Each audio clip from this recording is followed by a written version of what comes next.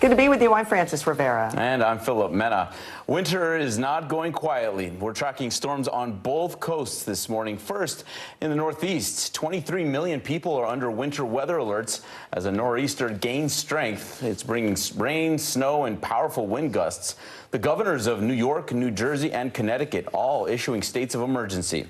Let's get the latest now from NBC meteorologist Angie Lassman. Angie, good morning. Good morning, guys. Can you believe it took till March for us to have a nor'easter? Well, we are seeing this continuing to impact folks up and down the Northeast here over the next day or so. You see rain stretch from basically New York to Boston right now, snow for the interior areas here.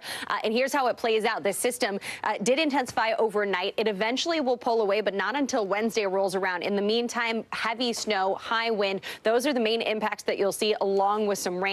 Again, for the coastal areas, we'll also see some coastal flooding and some erosion. As far as the winds are concerned, we're talking 40, 50 miles per hour. This, accompanied by that wet, heavy snow, means that power outages could be likely across the area today, so watch for that. As far as snow totals are concerned, Boston ends up 2 to 5 inches once they transition over to some snow. Albany, 8 to 16 inches. Higher amounts for places like Syracuse as well. New York ends up with just under an inch, guys. Wow, New York dodging it, New York City at least dodging it like we have all winter long. Okay, thank you. Turning now to the severe weather about to hit California. Communities are bracing for more heavy rain and possible flooding today after already being hit by round after round of storms. NBC's Miguel Almaguer has a closer look at the preparations underway.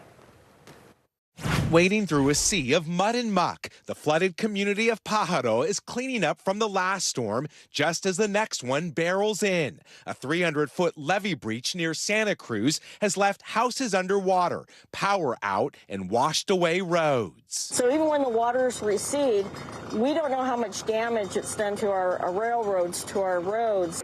After more than 200 rescues, this is what authorities feared: a second atmospheric river closing in days after this damage from the first one. The sound of the river is just so loud that it's just frightening. The same central and northern California cities inundated with a foot of rain and in the middle of severe flooding today face another 8 inches Tuesday. We've got a lot of shoveling to do. We are too old for this. We just cleaned it up from the last flood. As another foot of snow blankets the Sierra, bi-coastal storms have 24 million under winter weather alerts. With up to 18 inches of snow forecasted in parts of New England, a March nor'easter is bringing a mix of rain, sleet, and snow to the Northeast. Salt trucks ready in Boston, 8,000 utility workers on standby in New York. This could be deadly. For millions, a winter of misery, and now the threat of another dangerous blow. Miguel Almaguer, NBC News, Monterey County, California. Well, this morning, markets are jittery despite the federal government taking action to stave off a banking crisis. The U.S. financial markets ended Monday's trading day with mixed results following the panic over the weekend collapses of Silicon Valley Bank and Signature Bank. At the White House, President Biden sought to reassure Americans that their money was safe and that a crisis was not imminent. For more on this evolving situation, we go now to NBC's Bree Jackson in Washington, D.C. Bree, good morning. So what further action is the federal government going to take to keep all of this from escalating? Good morning, Philip. Well, over the last few days, the federal government has taken swift measures to prevent the fallout from the collapse of Silicon Valley Bank from affecting the broader U.S. financial system, including telling depositors of the failed bank that they would have access to all of their money Monday morning. Meanwhile, President Biden made good on his promise to address the American people on their concerns over the events of the weekend. Today, thanks to the quick action of my administration over the past few days, Americans can have confidence that the banking system is safe. Your deposits will be there when you need them. No losses will be borne by the taxpayers. Let me repeat that. No losses will be borne by the taxpayers. Instead, the money will come from the fees that banks pay into the Deposit Insurance Fund.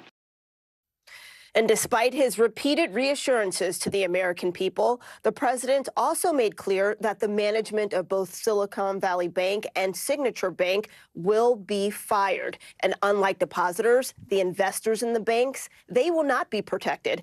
President Biden also cast blame on the Trump administration for rolling back some of the requirements imposed on banks by him and former President Obama after the 2008 financial crisis. And the president also called on Congress and regulators to strengthen the rules. Philip. A lot of finger pointing, but people just want to know that their money's there. All right, Bree, thank you.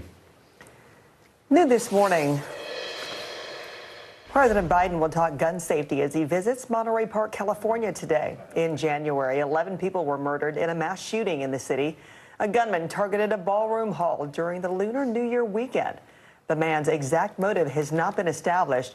Mr. Biden will also meet with Brandon Say, the man who bravely disarmed the shooter at a second location, likely preventing another deadly shooting.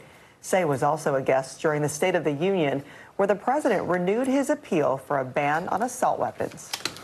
The Biden administration on Monday gave its stamp of approval for the controversial Alaska oil drilling project known as Willow. Originally proposed by energy giant ConocoPhillips, the project will be located inside the National Petroleum Reserve. The U.S. Interior Department says the project could produce over 600 million barrels of crude oil over the next 3 decades. The proposal has been met with resistance from environmental activists, but has been championed by the oil industry and local lawmakers who tout the amount of jobs this project would create. The FBI reports an increase in hate crimes in the United States. The Bureau just updated their statistics for 2021, which had initially shown a decrease. But that earlier report was plagued by low participation rates. It did not include New York City, for example. The new numbers show a nearly 12% spike in hate crimes.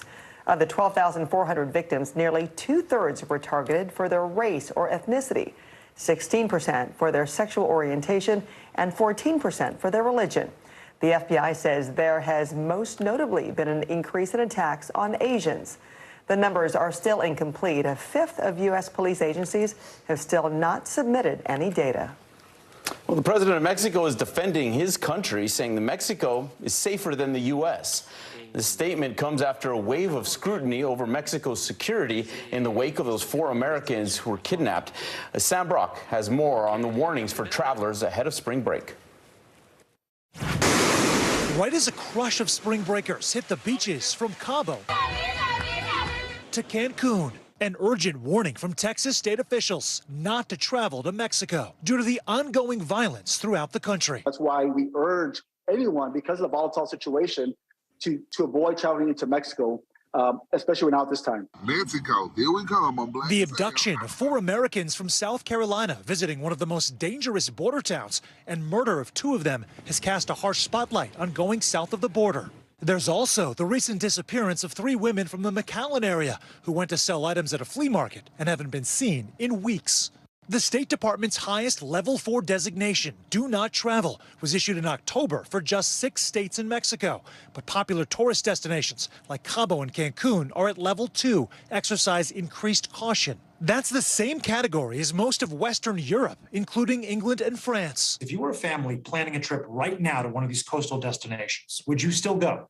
I think it depends on what the destination is. What's the security situation like? What are past incidents like there? On the shores of South Beach, Florida, mixed reactions. There's many other parts of the world where it's warm and nice. You don't necessarily have to go to Mexico.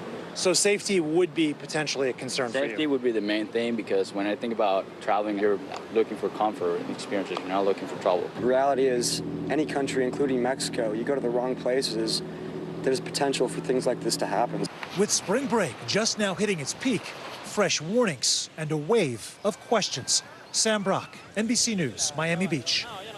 Okay, maybe there's a lot of spring break travel. Let's see how the weather's going to affect it and get back to NBC meteorologist Angie Lassman with a look at the wild weather lashing both coasts today. Yes, both coasts. We've got a nor'easter that's impacting, of course, the Northeast, and we've got an atmospheric river, another one. This has really been the tale of the winter for folks in California. They've got heavy rain expected again through the day today, stretching up and down the coast, including places like Los Angeles. With that last atmospheric river event, we didn't pick up too much rain there, but we could see upwards of 3 inches of rain through the day today for LA. So the flooding concern will be there once again with those already saturated grounds, the swollen waterways. This is going to be something that is concerning with washed out roads. Again, the flooding will be widespread. 4 to 7 inches for parts of the Sierra foothills, along the coast a little higher. And we've also got those strong winds that will impact folks there with gusts up to 40 miles per hour. That's a look at the weather across the country. Let's take a look at what's happening in your neighborhood. In the Northeast, heavy snow into the interior areas. Some locations could pick up more than a foot of snow. Along the coast, a little more rain. Meanwhile, in the south, waking up to chilly temperatures into the upper 40s for Nashville today, just making it into the low 50s for Atlanta. And of course, it's been a busy day already, guys. We've got much more to cover. We'll talk more about how those two systems will move out of the picture, and we'll be looking at better conditions eventually, but that's to come. We're looking forward to that. Yeah. All right, Angie, thank you. Happy Pi Day. It's 3/14. What better way to celebrate this magic number of pi than to cash in on some delicious deals? 7-Eleven is offering an entire pizza for $3.14 for rewards members, and CC's Pizza is giving customers $3.14 off an adult buffet. Also, a large one-topping pizza for online orders using the code PIDAY. Hey, we're back with a health update on Senator Mitch McConnell. And the Lone Star Showdown over the FDA-approved abortion drug. We begin tonight with breaking news just coming in. Whenever it happens, wherever you are, NBC News, streaming free now. We begin top story with that breaking news. This is just in, a lot of stories to get to. What do people need most right now? Did the state and/or law enforcement drop the ball anywhere? Are we headed for a recession or a recovery? Migrant families now stranded in Mexico. What's the World Cup experience been like? The civilian effort is not just about fighting, it's also about helping. Every night, it's your news playlist. Top Story with Tom Llamas. Streaming weeknights at 7 on NBC News Now. This is what it looks and feels. What's the latest, the bigger piece to the puzzle? We begin tonight with breaking news. How much water ultimately will be forced inland? Whenever it happens, wherever you are, NBC News, streaming free now. Watch NBC Nightly News with Lester Holt or listen wherever you get your podcasts. This is what it looks and feels. What's the latest, the bigger piece to the puzzle? We begin tonight with breaking news. How much water ultimately will be forced inland? Whenever it happens, wherever you are, NBC News, streaming free now. For Dateline Premium, subscribe now on Apple Podcasts. This is what it looks and feels. From the storm zone. The bigger piece to the puzzle comes. New numbers just out this morning. Good evening. We begin tonight with breaking news just coming in. We begin this hour with the latest developments. We're coming on the air with some shakeups big time on Capitol Hill. How much water ultimately will be forced inland? Whenever it happens, wherever you are, NBC News, streaming free now.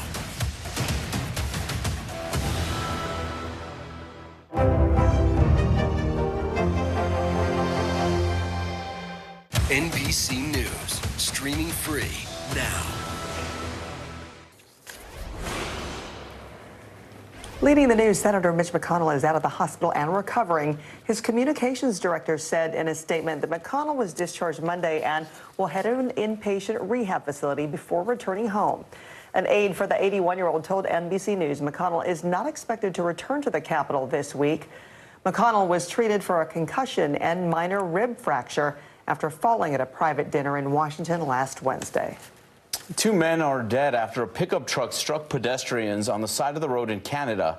Police in Quebec say the 38-year-old driver turned himself in and is now under arrest. Authorities did not mention a possible motive. One man in his 60s and another man in his 70s were killed, among 9 others who were injured. 2 suffered serious injuries. Investigators are working to establish what led up to this crash. In Texas, a hearing is expected tomorrow in a closely watched lawsuit over abortion pills. A federal judge publicly disclosed the scheduled hearing after criticism from media outlets, which included NBC Universal News Group, for attempting to keep the proceedings secret.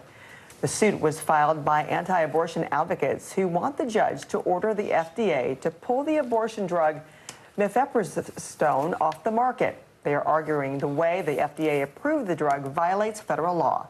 The FDA disputes the group's claims, warning that the pulling of the abortion pill off the market would harm women's health. Still to come, everything everywhere on TV screens all at once. The Oscars saw a viewership boost. And the AI voice cloning technology that's echoing through social media.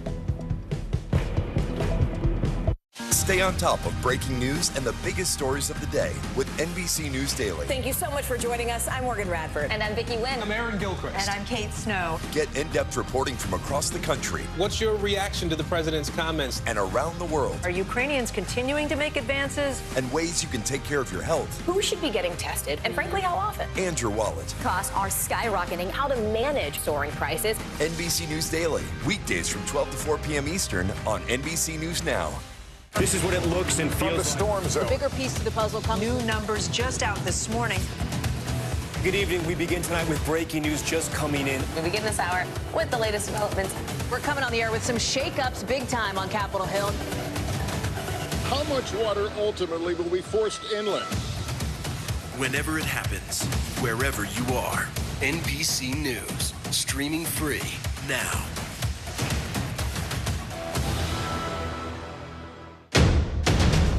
The day's biggest political stories with trusted insight and expert analysis. A daily look at the politics behind the headlines. Meet the Press Now, streaming weekdays at 4 p.m. on NBC News Now. NBC News, streaming free now. We begin top story with that breaking news. This is just in. A lot of stories to get to. What do people need most right now? Did the state and/or law enforcement drop the ball anywhere? Are we headed for a recession or a recovery? Migrant families now stranded in Mexico. What's the World Cup experience been like? The civilian effort is not just about fighting, it's also about helping. Every night, it's your news playlist. Top story with Tom Llamas, streaming weeknights at 7 on NBC News Now.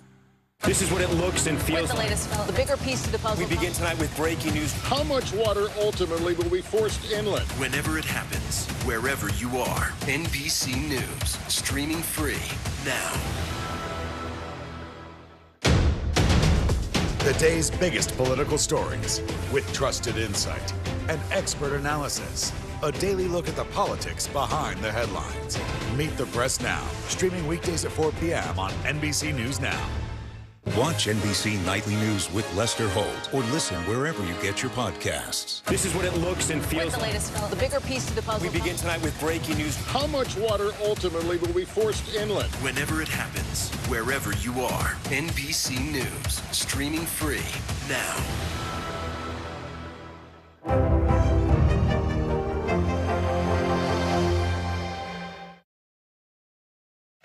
And the Oscar goes to Everything, Everywhere, All at Once.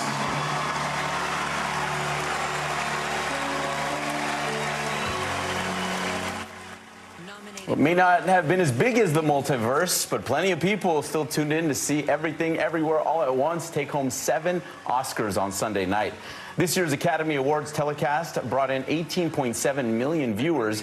That's a 12% increase over last year's ceremony. It is the highest total for the show since 2020. Now to a story you have to hear to believe. Our Gotti Schwartz takes a look at voice cloning technology that can sound like virtually anyone. I'll have you know I graduated top of my class in the Navy SEALs. For the record, that's not really Prince Harry. It's just one example of what's sweeping the internet today. The latest deepfakes aren't so much about looks, but sound. See this speech by Leonardo DiCaprio? I stand before you not as an expert. Well, a voice replication company used AI to generate the sound of podcaster Joe Rogan. One of the 400,000 people. Steve Jobs. And the billions of others around the world. Robert Downey Jr. As an actor, I pretend for a living. And others. The technology to quickly clone someone's voice is available to anyone with an internet connection, giving them the ability to make manufactured content like this. I'm hungry. Hey, boy, give me some chicken nuggets. To see how the tech works, we headed to Silicon Valley's Resemble AI, a company that recently teamed up with the filmmakers behind the Andy Warhol Diaries, recreating Warhol's voice for some of the narration. I went down to the office because they were making a robot of me. Resemble AI says, unlike other voice cloning platforms, they require a person's consent before uploading samples of their voice, which we gave.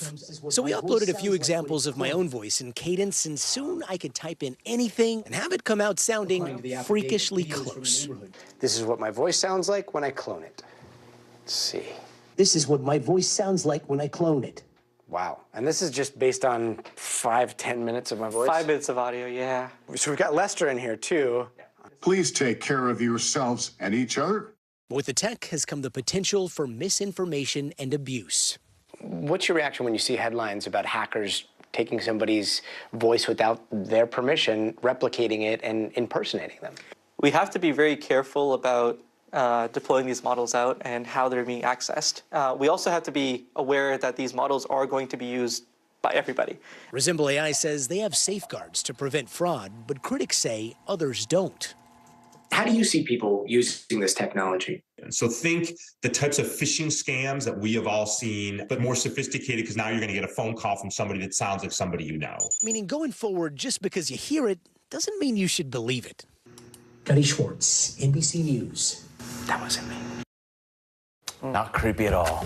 After the break, Angie takes a look at the wicked weather on the West Coast. And later, the sinister city mishap that had Newark spinning the globe in search for answers. This is what it looks and feels With the latest development, the bigger piece to the puzzle. We begin tonight with breaking news. How much water ultimately will be forced inland? Whenever it happens, wherever you are, NBC News, streaming free now.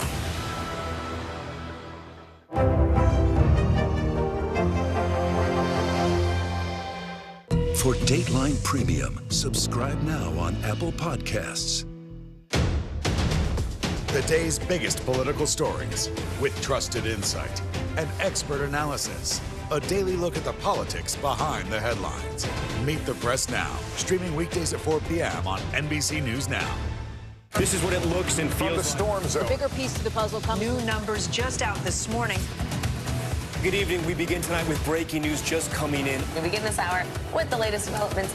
We're coming on the air with some shakeups big time on Capitol Hill. How much water ultimately will be forced inland? Whenever it happens, wherever you are, NBC News, streaming free now.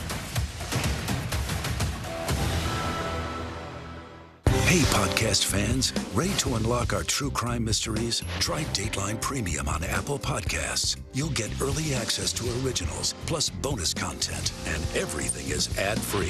So head to Apple Podcasts now to subscribe. We begin top story with that breaking news. This is just in, a lot of stories to get to. What do people need most right now? Did the state and or law enforcement drop the ball anywhere? Are we headed for a recession or a recovery? Migrant families now stranded in Mexico. What's the World Cup experience been like? The civilian effort is not just about fighting, it's also about helping. Every night, it's your news playlist. Top Story with Tom Llamas, streaming weeknights at 7 on NBC News Now. This is what it looks and feels. From the storm zone. The bigger piece to the puzzle comes. New numbers just out this morning. Good evening. We begin tonight with breaking news just coming in. We begin this hour with the latest developments. We're coming on the air with some shakeups big time on Capitol Hill. How much water ultimately will be forced inland? Whenever it happens, wherever you are, NBC News, streaming free now.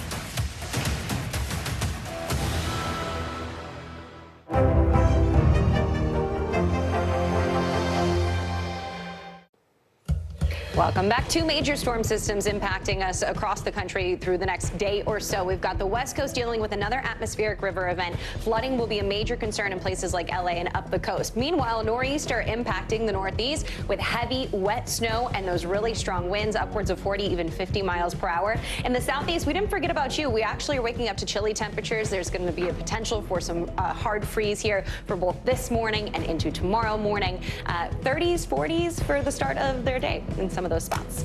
Wow, so they're getting the cold, we're getting the storms on either side. In the middle of the country, looks good though.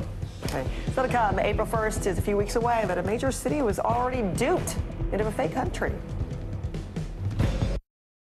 This is what it looks and feels From the storm like. zone. The bigger piece to the puzzle. New numbers just out this morning. We begin with breaking news just coming in. Russia has launched another round of attacks. What was it like when you came back and saw your neighborhood like this? They say that in modern war, there aren't any front lines anymore. Here, there certainly are. We begin with the breaking news. Hurricane Ian gaining in strength. We've had some of the strongest winds here. How many of you were up there? At least like 11. Now to the economy as Americans face the highest inflation rate in decades. How does this all impact your wallet? More fallout from Elon Musk's Twitter takeover. An urgent warning this hour about the flu. How does RSV specifically hit some kids so hard, and then it seems like it almost doesn't affect others? Can voters trust that you will be able to do this job? Why should voters believe you? This special election night. We love it. We live for this. We have a substantial team of NBC News correspondents fanned out. This is the first time we've not been able to call control of the House on election night. Tonight, we'll take an unflinching look at the resurgence of anti-Semitism in America. They're waiting until Title 42 is lifted before they decide whether to cross into the United States. What made you decide to go the medicinal healing route for what you're growing here? Who should be accountable? The city points the finger at the state, state at the city. Making news right now. We are live on the ground there. I want to show you an up-close look at what we're talking about here. The news continues right now. Hey, I'm Hallie. It's good to be with you tonight. There's another legal filing today, and I want to cut through some of the weedsy stuff.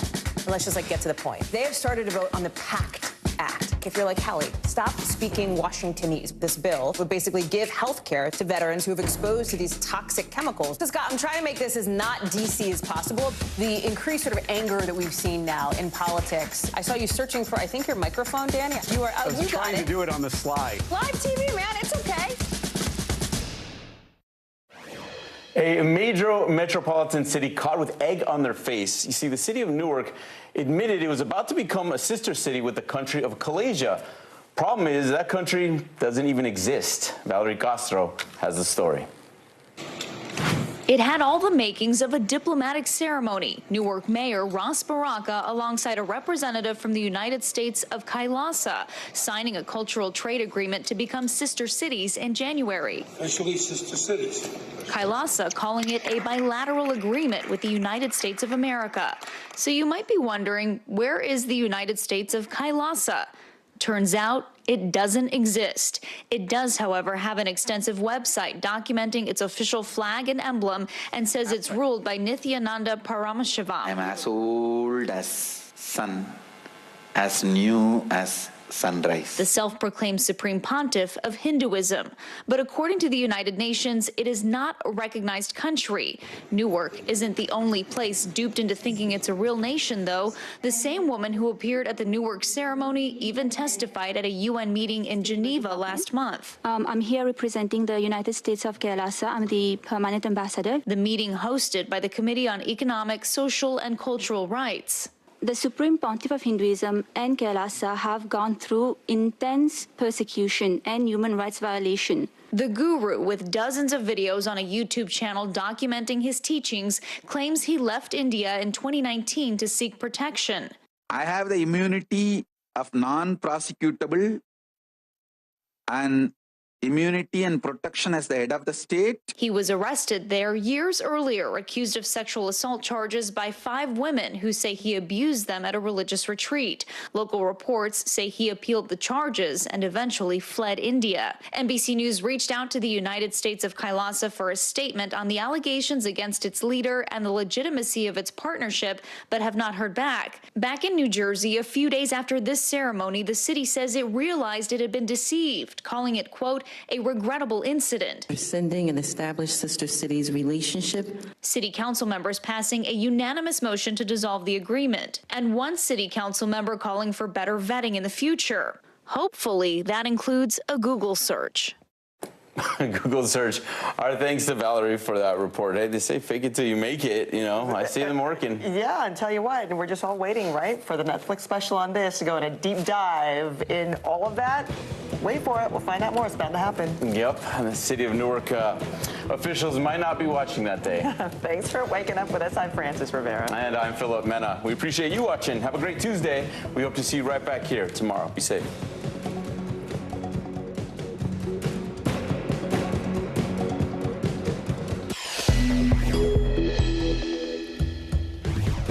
Dual storms this morning. 23 million Americans are under winter weather alerts. A nor'easter slamming the East Coast with more rain and snow expected to wallop an already soaked West Coast. People there are bracing for another round after losing everything. I want to cry, but what's crying going to do, you know? It's just sad. So sad. Just wait for the water to go down and start rebuilding. You know, that's all we can do. Then, watching the markets, the ripple effects are still being felt after those two historic bank failures. As President Biden tries to reassure Americans that the banking system is secure and your money is safe. Gun reform. President Biden heading to Monterey Park, California today, the site of that deadly mass shooting earlier this year, to discuss his plans for reducing gun violence. New artificial intelligence concerns. How close can the technology get to actually cloning your voice? And the power of food. A new study suggests the Mediterranean diet may lower the risk of dementia. Early Today starts right now. Good morning. I'm Philip Mena. Glad you could be with us. I'm Francis Rivera. Spring may be right around the corner, but we are tracking some wicked winter weather right now. A nor'easter brewing overnight into what could be one of the strongest storms of the season for the Northeast, bringing snow and powerful wind gusts. 23 million people are under weather alerts. New York, New Jersey, and Connecticut have issued states of emergency. NBC meteorologist Angie Lassman joins us now with the very latest on both coasts we're watching here. Angie? Both coasts. We've got an atmospheric river event unfolding on the west coast, and we have that nor'easter you just mentioned that's bringing heavy, wet snow to parts of the Northeast. We also have the rain draped from New York to Boston. Boston eventually going to transition over to snow, and you'll pick up anywhere from 2 to 5 inches here by the time this is all said and done. There's those alerts up and down the Northeast. This is something that we'll see through the day today and even into tomorrow. And it's not just the heavy, wet snow. It's that accompanied by those really strong winds. We're talking 36-mile-per-hour wind gusts for Scranton. New York ends up at low 40s for the wind gusts, 47 in Montauk. That means coastal erosion. It means flooding concerns along the coast. And this is something that could likely lead to some power outages through the day today, guys. Okay, we got to pick up with you again later. So much to still cover. Thank you, Angie. Yeah, let's turn now to the severe weather about to hit California. Communities there bracing for more heavy rain and possible flooding today after already being hit by round after round of storms. NBC's Miguel Almaguer has a closer look at the preparations underway. Wading through a sea of mud and muck, the flooded community of Pájaro is cleaning up from the last storm just as the next one barrels in. A 300-foot levee breach near Santa Cruz has left houses underwater, power out, and washed away roads. So even when the waters recede, we don't know how much damage it's done to our railroads, to our roads. After more than 200 rescues, this is what authorities feared: a second atmospheric river closing in days after this damage from the first one. The sound of the river is just so loud that it's just frightening. The same central and northern California cities inundated with a foot of rain and in the middle of severe flooding today face another 8 inches Tuesday. We've got a lot of shoveling to do. We are too old for this. We just 70. cleaned it up from the last flood. As another foot of snow blankets the Sierra, bi-coastal storms have 24 million under winter weather alerts. With up to 18 inches of snow forecasted in parts of New England, a March nor'easter is bringing a mix of rain, sleet, and snow to the Northeast. Salt trucks ready in Boston, 8,000 utility workers on standby in New York. This could be deadly. For millions, a winter of misery, and now the threat of another dangerous blow. Miguel Almaguer, NBC News, Monterey County, California. This morning, markets are jittery despite the federal government taking action to stave off a banking crisis. The U.S. financial markets ended Monday's trading day with mixed results following the panic over the weekend collapses of Silicon Valley Bank and Signature Bank. At the White House, President Biden sought to reassure Americans that their money was safe and that a crisis was not imminent. For more on the evolving situation, we go to NBC's Bree Jackson in Washington. And Bree, good morning. What further action is the federal government trying to keep this from escalating? Good morning, Francis. Well, over the past few days, the federal government took swift measures to prevent the fallout from the collapse of Silicon Valley Bank from affecting the broader U.S. financial system, including telling depositors of the failed bank that they would have access to all their money on Monday morning. Meanwhile, President Biden, he made good on his promise to address the American people on their concerns over the events of the weekend. Today, thanks to the quick action of my administration over the past few days, Americans can have confidence that the banking system is safe. Your deposits will be there when you need them. No losses will be borne by the taxpayers. Let me repeat that. No losses will be borne by the taxpayers. Instead, the money will come from the fees that banks pay into the Deposit Insurance Fund. And despite his repeated reassurances to the American people, the president also made clear that the management of both Silicon Valley Bank and Signature Bank will be fired. And unlike depositors, the investors in the banks, they will not be protected. President Biden also cast blame on the Trump administration for rolling back some of the requirements imposed on banks by him and former President Obama after the 2008 financial crisis. And the president called on Congress and regulators to strengthen these rules. Francis. So many people waiting for any and all hints that they can exhale. Thank you, Bree. New this morning, President Biden will visit Monterey Park, California today. It is the small city east of L.A. where 11 people were murdered in a mass shooting in January. The president is expected to speak about his administration's efforts to curb gun violence. Mr. Biden will also meet with Brandon Say. That's the man who bravely disarmed the shooter at a second location, likely preventing another deadly shooting. Say was also a guest during the State of the Union, where the president renewed his appeal for a ban on assault weapons. Former President Trump's ex-personal lawyer, Michael Cohen, is gearing up to take the stand again tomorrow before a Manhattan grand jury. Cohen will resume testimony in the investigation involving alleged hush money payments Cohen says that he made on Trump's behalf to porn star Stormy Daniels. Cohen testified for 3 hours yesterday. Trump's lawyer says he will not appear before the grand jury. Trump also denies any wrongdoing and denies an affair with Daniels. The Manhattan DA's office declined to comment. Our Ken Delanian takes a look at his mounting legal troubles. With a criminal indictment potentially looming and a campaign battle beginning, Donald Trump drawing from his well-known playbook, sounding off with a barrage of social media rants. Can't let it happen. It's illegal as can be. We're going to stop it. On the bank failures, he gave a doomsday warning, posting, "We will have a Great Depression far bigger and more powerful than that of 1929, as proof the banks are already starting to collapse." He lashed out at the campaign finance investigation regarding alleged hush money payments to Stormy Daniels, describing it as an extortion plot. His lawyer, Joe Tacopina, telling NBC News his client is not going to testify, then laying out their strategy in an interview with ABC News. He had to pay money because there was going to be an allegation that was going to be publicly embarrassing to him, regardless of the campaign. His former attorney, Michael Cohen, who has turned on his one-time client, testifying to the grand jury. Well, I'm just here to answer the questions. This is all about accountability. He needs to be held accountable for his dirty deeds. While Trump is the only candidate to declare for 2024, his potential rivals are sharpening their attacks. His vice president, Mike Pence, speaking in his strongest words yet about Trump's role in the January 6th riots, in a closed dinner for elected officials and journalists on Saturday, saying, "I had no right to overturn the election, and his reckless words endangered my family and everyone at the Capitol that day. And I know history will hold Donald Trump accountable." In the past, Trump has attacked Pence, questioning his loyalty. Mike Pence had a chance to be great. He had a chance to be, frankly, historic. But just like Bill Barr and the rest of these weak people, Mike did not have the courage to act. Trump visiting the key state of Iowa just 3 days after Florida Governor Ron DeSantis was there, leveling this apparent attack on the former president without saying his name. There's no drama in our administration. There's no palace intrigue. They basically just sit back and say, okay, what's the governor going to do next? And we roll out and we execute and we do things and we get things done. Ahead of his speech, Trump posting a more pointed attack at DeSantis, saying, "No other president was as pro-farmer as me. Tell that to Ron DeSanctimonious when he shows up to your door, hat in hand. Tell him to go home." Thanks to Ken for that report.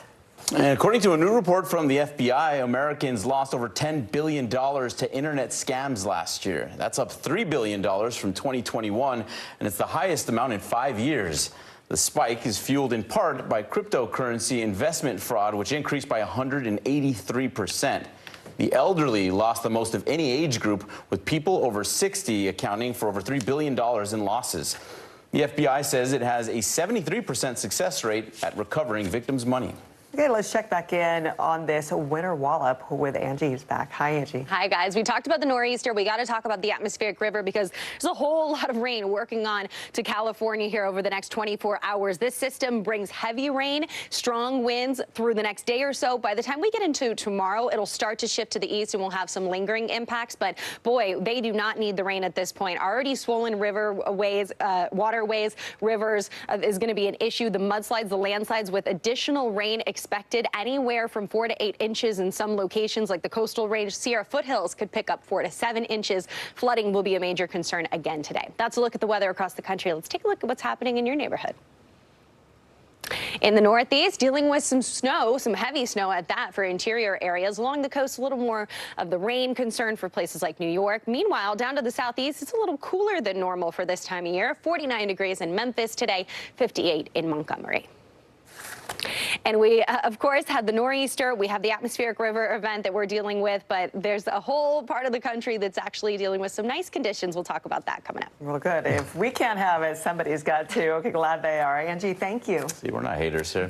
Let the madness begin. The NCAA basketball tournament tips off today. On the men's side, Southeast Missouri battles Texas A&M Corpus Christi in the first game tonight. The winner there will get top-seeded Alabama.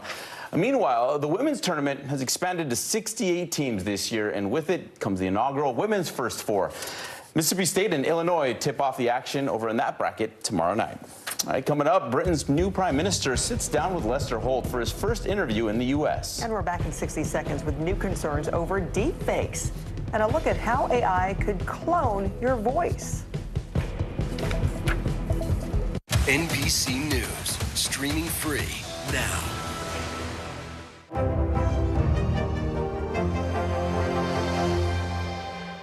This is what it looks and feels like. From the storm zone. The bigger piece to the puzzle. New numbers just out this morning.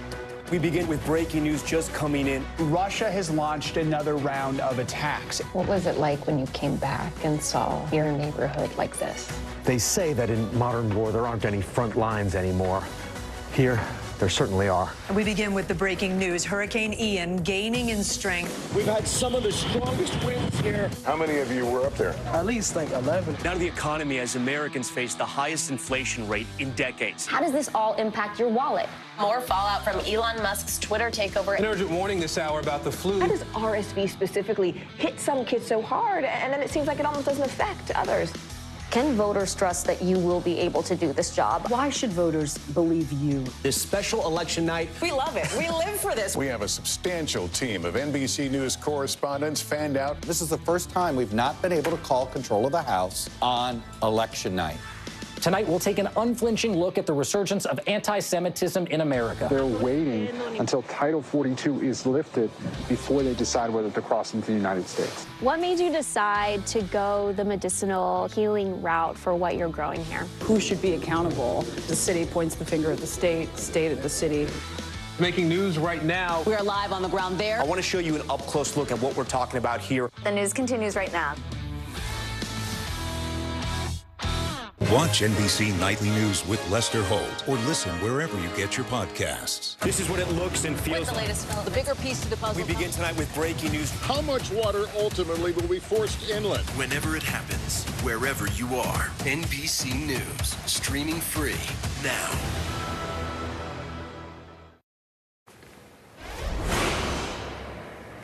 Leading the news, it's a story you have to hear to believe. Our Gotti Schwartz takes a look at voice cloning technology that can sound like virtually anyone. I'll have you know I graduated top of my class in the Navy SEALs. For the record, that's not really Prince Harry. It's just one example of what's sweeping the internet today. The latest deepfakes aren't so much about looks, but sound. See this speech by Leonardo DiCaprio? I stand before you not as an expert, Well, a voice replication company used AI to generate the sound of podcaster Joe Rogan, one of the 400,000 people, Steve Jobs, and the billions of others around the world. Robert Downey Jr. As an actor, I pretend for a living. And others. The technology to quickly clone someone's voice is available to anyone with an internet connection, giving them the ability to make manufactured content like this. I'm hungry. Hey, boy, give me some chicken nuggets. To see how the tech works, we headed to Silicon Valley's Resemble AI, a company that recently teamed up with the filmmakers behind the Andy Warhol Diaries, recreating Warhol's voice for some of the narration. I went down to the office because they were making a robot of me. Resemble AI says, unlike other voice cloning platforms, they require a person's consent before uploading samples of their voice, which we gave. So we uploaded a few examples of my own voice in cadence, and soon I could type in anything and have it come out sounding freakishly close. This is what my voice sounds like when I clone it. Let's see. This is what my voice sounds like when I clone it. Wow. And this is just based on 5-10 minutes of my voice? 5 minutes of audio, yeah. So we've got Lester in here, too. Please take care of yourselves and each other. With the tech has come the potential for misinformation and abuse. What's your reaction when you see headlines about hackers taking somebody's voice without their permission, replicating it, and impersonating them? We have to be very careful about deploying these models out and how they're being accessed. We also have to be aware that these models are going to be used by everybody. Resemble AI says they have safeguards to prevent fraud, but critics say others don't. How do you see people using this technology? So think the types of phishing scams that we have all seen, but more sophisticated because now you're going to get a phone call from somebody that sounds like somebody you know. Meaning going forward, just because you hear it doesn't mean you should believe it. Gary Schwartz, NBC News. That wasn't me. It's a matter of time. Your voice, my voice, your face, my voice, all replaced by AI. Yeah, that part's frightening, but what he said at the very end here, it's not about the celebrity thing. It's about the family thing. A little earlier in the show, we talked about all the people getting scammed and how much money that costs. Yeah. You get a phone call from a mom, a dad, a son, a daughter asking for something, asking for help. That can get dangerous. Going way dark. I was ready to get unemployed by AI, but that's really, really scary. We have a lot more to worry about than that. We do. All right, still to come, an unprecedented deal. The U.S., UK, and Australia reveal a plan for nuclear-powered submarines. And an NBC News exclusive, our Lester Holt sits down with Britain's new Prime Minister, asking him how far the UK will go to defend Ukraine. Hey, I'm Hallie. It's good to be with you tonight. There's another legal filing today, and I want to cut through some of the weedsy stuff. And let's just get to the point. They have started to vote on the PACT Act. If you're like, Hallie, stop speaking Washingtonese. This bill would basically give health care to veterans who have exposed to these toxic chemicals. So, Scott, I'm trying to make this as not DC as possible. The increased sort of anger that we've seen now in politics. I saw you searching for, I think, your microphone, Dan. You are. I was trying to do it on the slide. Live TV, man. It's okay. Watch NBC Nightly News with Lester Holt or listen wherever you get your podcasts. This is what it looks and feels What's the latest film? The bigger piece to the puzzle. We begin tonight with breaking news. How much water ultimately will be forced inland? Whenever it happens, wherever you are, NBC News, streaming free now. Watch NBC Nightly News with Lester Holt or listen wherever you get your podcasts. NBC News, streaming free now. The day's biggest political stories with trusted insight and expert analysis. A daily look at the politics behind the headlines. Meet the Press Now, streaming weekdays at 4 p.m. on NBC News Now. Watch NBC Nightly News with Lester Holt or listen wherever you get your podcasts. This is what it looks and feels What's the latest film? The bigger piece to the puzzle. We begin tonight with breaking news. How much water ultimately will be forced inland? Whenever it happens, wherever you are, NBC News, streaming free now. We begin top story with that breaking news. This is just in. A lot of stories to get to. What do people need most right now? Did the state and or law enforcement drop the ball anywhere? Are we headed for a recession or a recovery? Migrant families now stranded in Mexico. What's the World Cup experience been like? The civilian effort is not just about fighting, it's also about helping. Every night, it's your news playlist. Top Story with Tom Llamas, streaming weeknights at 7 on NBC News Now.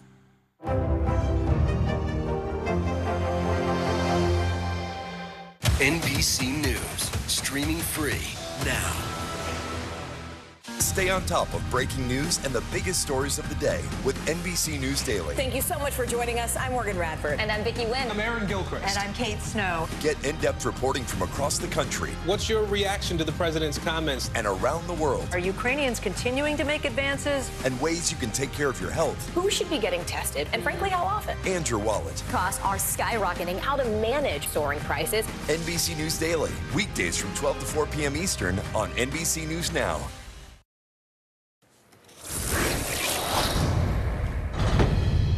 Now to an NBC News exclusive. The U.S., the U.K., and Australia are partnering up on a next-generation submarine. The SSN AUKUS has been jointly developed by the three countries and will be deployed to Australia and the Indo-Pacific. President Biden, British Prime Minister Rishi Sunak, and Australian Prime Minister Anthony Albanese made that announcement together in San Diego. The AUKUS alliance is widely seen as an attempt to counter China's military buildup in Asia. Our Lester Holt sat down with UK's Prime Minister and discussed a wide range of issues, including what if China provides weapons to Russia in the war with Ukraine? What would he do about that? If that were to happen, what should the response be? You know, that would be a very worrying and dangerous development. Would you support sanctions against China? You know, I think as with sanctions, it's always something that is best done coordinated with allies, because for sanctions to be effective, we have to do them together. You have suggested that everything is on the table when it comes to defending Ukraine. UK stepped forward with tanks, longer-range missiles. Do you draw the line at fighter jets, or is that still in the cards as far as you're concerned? I think it's important right now that we accelerate and intensify our support to Ukraine. And the reason I say that is because they have an opportunity to have a decisive advantage on the battlefield if they're given the right support. And that's why we've led an effort to provide extra capabilities, heavy tanks, longer range fires, more air defense. And what we want to do is to ensure that Ukraine can win. And you can see more of Lester's interview with Prime Minister Sunak coming up on Today. Still to come, Angie's got your Tuesday forecast coming up next. And still ahead, new research studying a possible link between diet and dementia. What do people need most right now? Did the state and/or law enforcement drop the ball?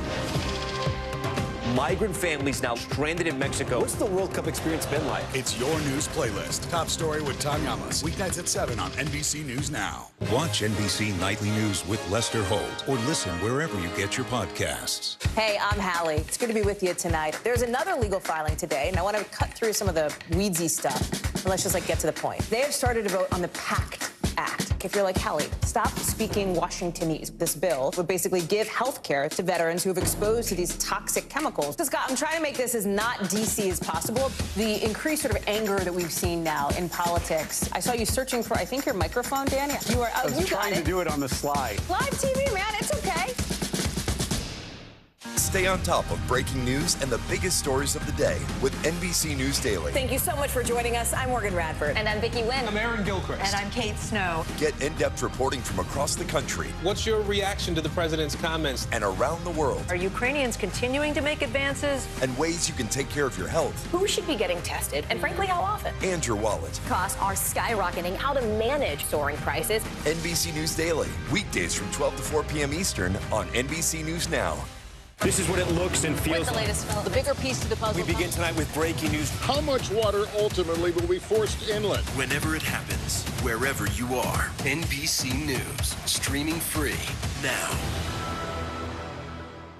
Stay on top of breaking news and the biggest stories of the day with NBC News Daily. Thank you so much for joining us. I'm Morgan Radford. And I'm Vicki Wynn. I'm Aaron Gilchrist. And I'm Kate Snow. Get in-depth reporting from across the country. What's your reaction to the president's comments? And around the world. Are Ukrainians continuing to make advances? And ways you can take care of your health. Who should be getting tested? And frankly, how often? And your wallet. Costs are skyrocketing. How to manage soaring prices. NBC News Daily. Weekdays from 12 to 4 p.m. Eastern on NBC News Now.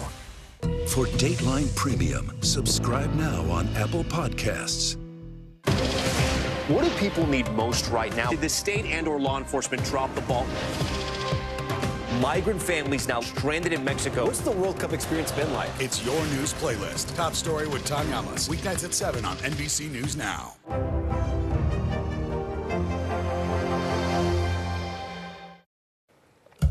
Welcome back. Two major storm systems impacting each coast this morning and through the day today. Out on the west coast, an atmospheric river going to bring another amount of heavy rain. The flooding concern will be there through the day today. Meanwhile, a nor'easter impacting the northeast with heavy wet snow and strong winds. We'll be right back. This is what it looks and feels. From the storm zone. The bigger piece to the puzzle comes. New numbers just out this morning. Good evening. We begin tonight with breaking news just coming in. We begin this hour with the latest developments. We're coming on the air with some shakeups big time on Capitol Hill. How much water ultimately will be forced inland? Whenever it happens, wherever you are, NBC News, streaming free now. Watch NBC Nightly News with Lester Holt or listen wherever you get your podcasts. The day's biggest political stories with trusted insight and expert analysis. A daily look at the politics behind the headlines. Meet the Press Now, streaming weekdays at 4 p.m. on NBC News Now. This is what it looks and feels. From the storm zone. The bigger piece to the puzzle comes. New numbers just out this morning. Good evening. We begin tonight with breaking news just coming in. We begin this hour with the latest developments. We're coming on the air with some shakeups big time on Capitol Hill.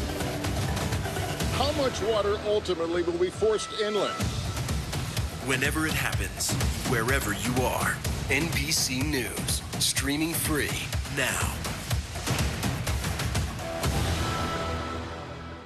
Stay on top of breaking news and the biggest stories of the day with NBC News Daily. Thank you so much for joining us. I'm Morgan Radford. And I'm Vicki Wynn. I'm Aaron Gilchrist. And I'm Kate Snow. Get in-depth reporting from across the country What's your reaction to the president's comments? and around the world, Are Ukrainians continuing to make advances? and ways you can take care of your health Who should be getting tested and frankly how often? and your wallet. Costs are skyrocketing. How to manage soaring prices. NBC News Daily, weekdays from 12 to 4 p.m. Eastern on NBC News Now.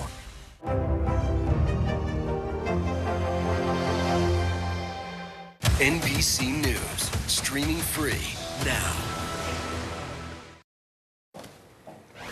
So there's new research showing that your memory could be impacted by what's on your menu. A report published by the journal NBC Medicine found that a Mediterranean diet may reduce the likelihood of developing dementia. Well, that's a diet rich in seafood, fruit, vegetables, and nuts.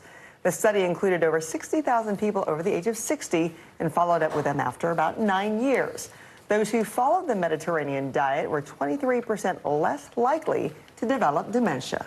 Worth noting there. All right, not a bus driver who went well above and beyond. He saved a 9-year-old boy with autism who wandered off in the middle of a snowstorm.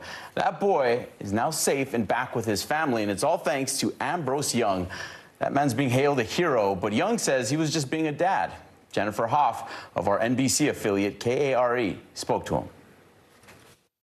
Across the entire company, Metro Transit has some 1,100 bus drivers. Standing out in the crowd is Ambrose Young. I like the fact that I get to help people.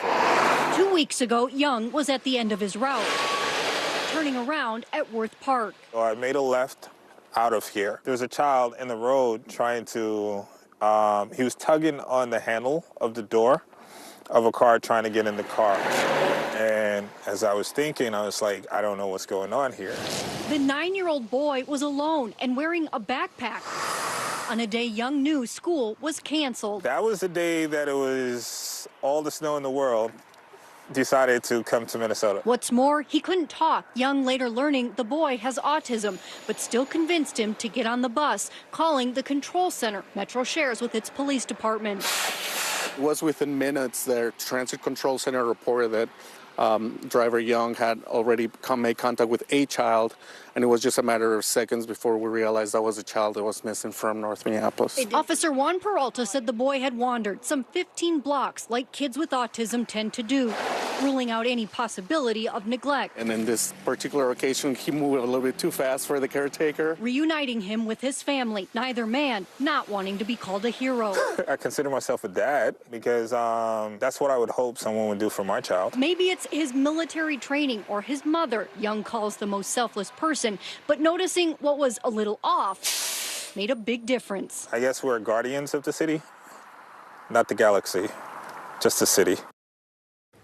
I don't know, thanks to Jennifer for that. But yeah, hey, Guardians, everybody's got to look out for each other. And it wasn't like somebody came looking for help. He noticed there's right something there. up with that. And there's so many things that could have gone wrong. You think about the storm, the traffic, he walked that far, but because of him, all good. Happy ending there. Glad to bring that to you. Thanks for ending your morning with us, or starting it. I'm Francis Rivera. I'm Philip Meta. Have a good one. See you tomorrow.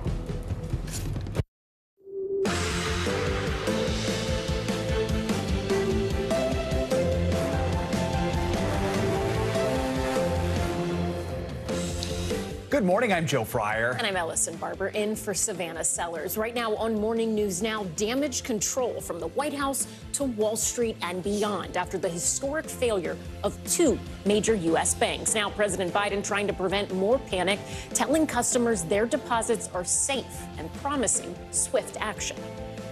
There are important questions of how these banks got into the circumstance in the first place. We must get the full accounting of what happened and why those responsible can be held accountable. We have team coverage this morning with more on the fallout, the fears, and what it means for your money. Also this morning, a wintry mess taking shape on both coasts. In California, tens of millions of people waking up to a new round of flood alerts, some in areas already underwater after an historic storm. And back east, a powerful late-season storm is battering several states with heavy snow, rain, and wind. We're tracking the conditions and what to expect in your neighborhood. Off and running. This morning, the 2024 presidential race heating up as former President Donald Trump hits the campaign trail and takes aim at potential rival Florida Governor Ron DeSantis. This as Trump's legal troubles loom over his campaign. We'll tell you about the testimony from Trump's former attorney in front of a grand jury. And all the single ladies, put your hands up. New numbers shining a light on a growing trend. More women than ever are foregoing marriage, and it's having a major impact on the economy. We'll talk to the author of a new report about how single women are shaking up the financial world. All the single ladies, I love it. I got to say that so have that early. Song in your head this morning. Great song, great artist, interesting story. I'm excited. Exactly. Good to be with you. Good to have you with us.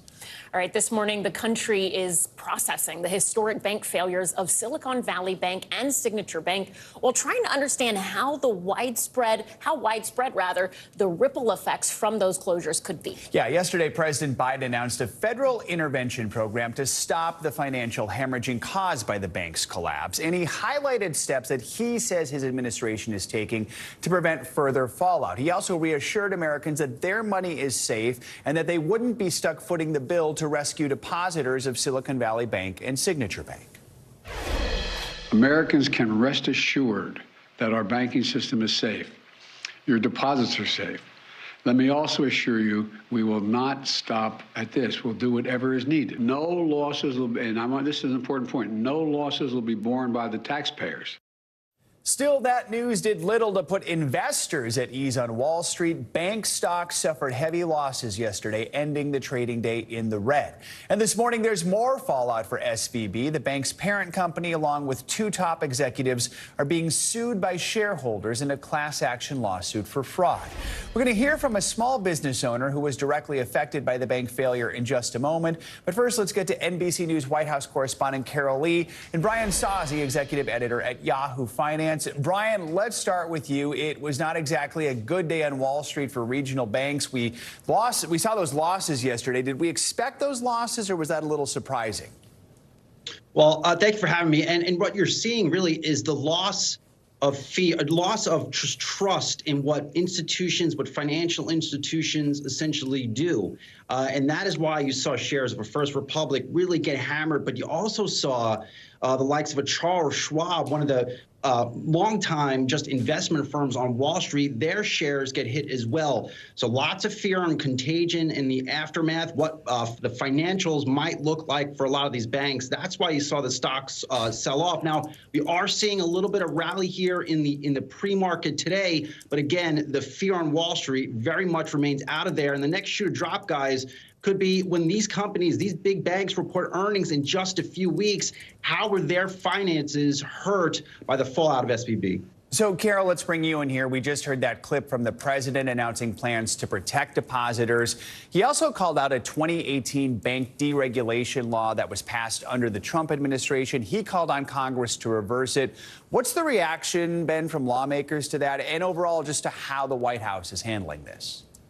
Well, it's mixed, as you would expect. There are falls along party lines in many ways. But what you've heard from Democrats, Joe, is that they're supportive of this. They think the president made the right decision. However, they really want to get to the bottom of what happened here with the collapse of these banks. You heard from Senator Elizabeth Warren in writing this sort of "I told you so" op-ed in the New York Times, saying that that 2018 law you just mentioned needs to be reversed. You had some Republicans who are saying that this is the administration playing politics, that if it was a different type of company, if it wasn't a tech-focused company, that they wouldn't have come in and rescued this bank. And so they're calling this a bailout, which is something the White House rejects and does not want the president's actions to be labeled as. And then you've heard from senators like Mitt Romney, who said that the president made the right decision. So the president and his team have been briefing lawmakers. The president's calling for Congress to take action, whether it's that 2018 law, reversing that, or passing new other regulations that tighten up rules on how these banks operate. That's going to be a fight going forward. And look, it's a fight, politically speaking, that the president probably wants to have as he heads into potentially a re-election campaign. Brian, you mentioned fear. There is a concern that other banks could be vulnerable. Is that a legitimate fear? I mean, what is next for the banking industry? Well, the banking industry, like I just mentioned, is going through will likely go through a week or two of really heightened volatility. If you are a bank, what does this fallout mean for the treasury securities that you're trading? What does it mean for the stocks you are trading for clients? Now, I am surprised you did not see the market completely fall out of bed yesterday in the wake of this. And that is, I think, in large part the reflection of what the government did, essentially come in here and backstop depositors. But it doesn't mean all is fine on Wall Street. Volatility is back in these markets. And, oh, yeah, it comes at the same time where markets are still trying to figure out where in the world is inflation going and how might the Federal Reserve respond in next week when it has its next meeting. If they raise rates even 25 basis points, you could see tremors come back to this market. And Carol, I mean, President Biden said yesterday there will be consequences for banks that collapse. Quickly here, what are some of the steps the White House is considering? Well, one of the things we've seen, and this is not related to the president, Joe, is the Federal Reserve saying it's going to review its oversight of SVB, for instance. Other things that the president is looking at, look, he suggested that there's going to be big consequences here. He said nobody is above the law. There's that lawsuit that you mentioned, but that's different than what the president is suggesting, which is that they will look at whether there were any criminal potential activities by executives at this bank, things that they could be looking at, like what were stock sales looking like in the month before the bank failed. So things like that. But the president's setting the bar pretty high here. All right, Carol Lee and Brian Sozzi, thank you both for kicking us off this hour. We appreciate it. And joining us now is Vanessa Pham, a business owner who banked with SVB. She's the co-founder of the food business AmSam. Thank you so much for being with us this morning, Vanessa. I imagine you are still trying to process the last few days, but can you tell us what it's been like for you mentally and from a business perspective? Yeah, absolutely. Thanks for having me. It's truly been an unprecedented experience, probably some of the hardest days in the business and, candidly in my life, just moving through this really challenging time with a lot of uncertainty for a business that, my sister and I started a few years ago.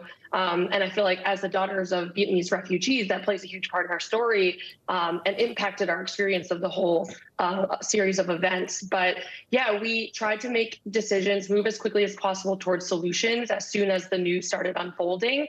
But it felt like, circumstances were changing every hour. That being said, we ultimately decided to lean into our values as much as we can and communicate openly and transparently with everybody around the table for our company, including our community, our partners, and our investors.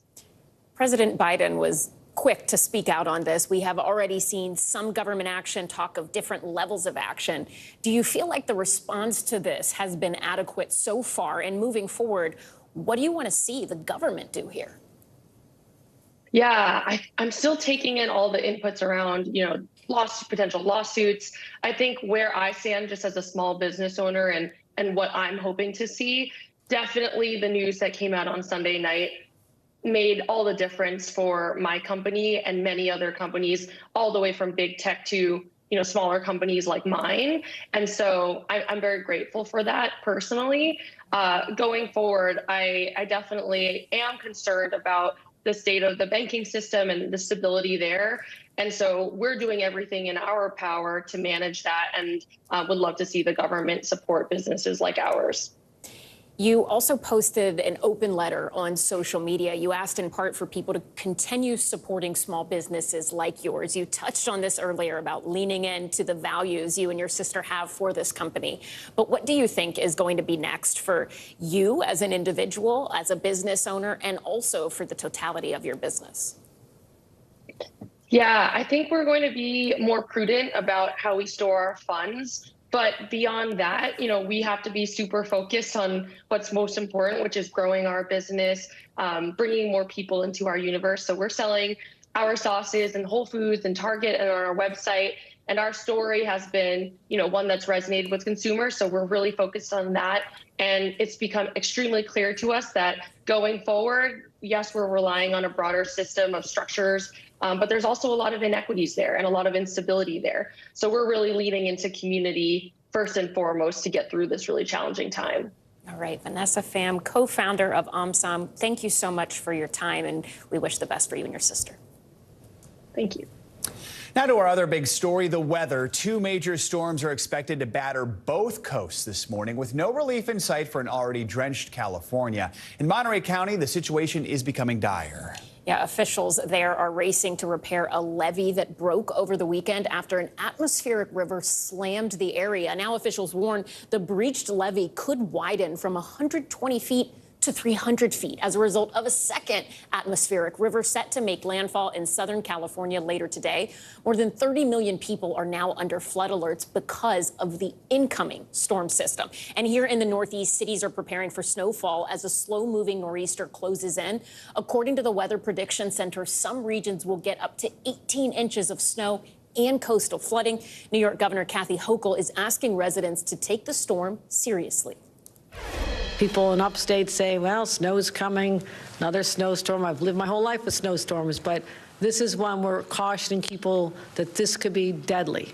It is very, very hard to plow the roads when there are people in front of you or cars that insisted on venturing out and end up in a ditch and have to be rescued.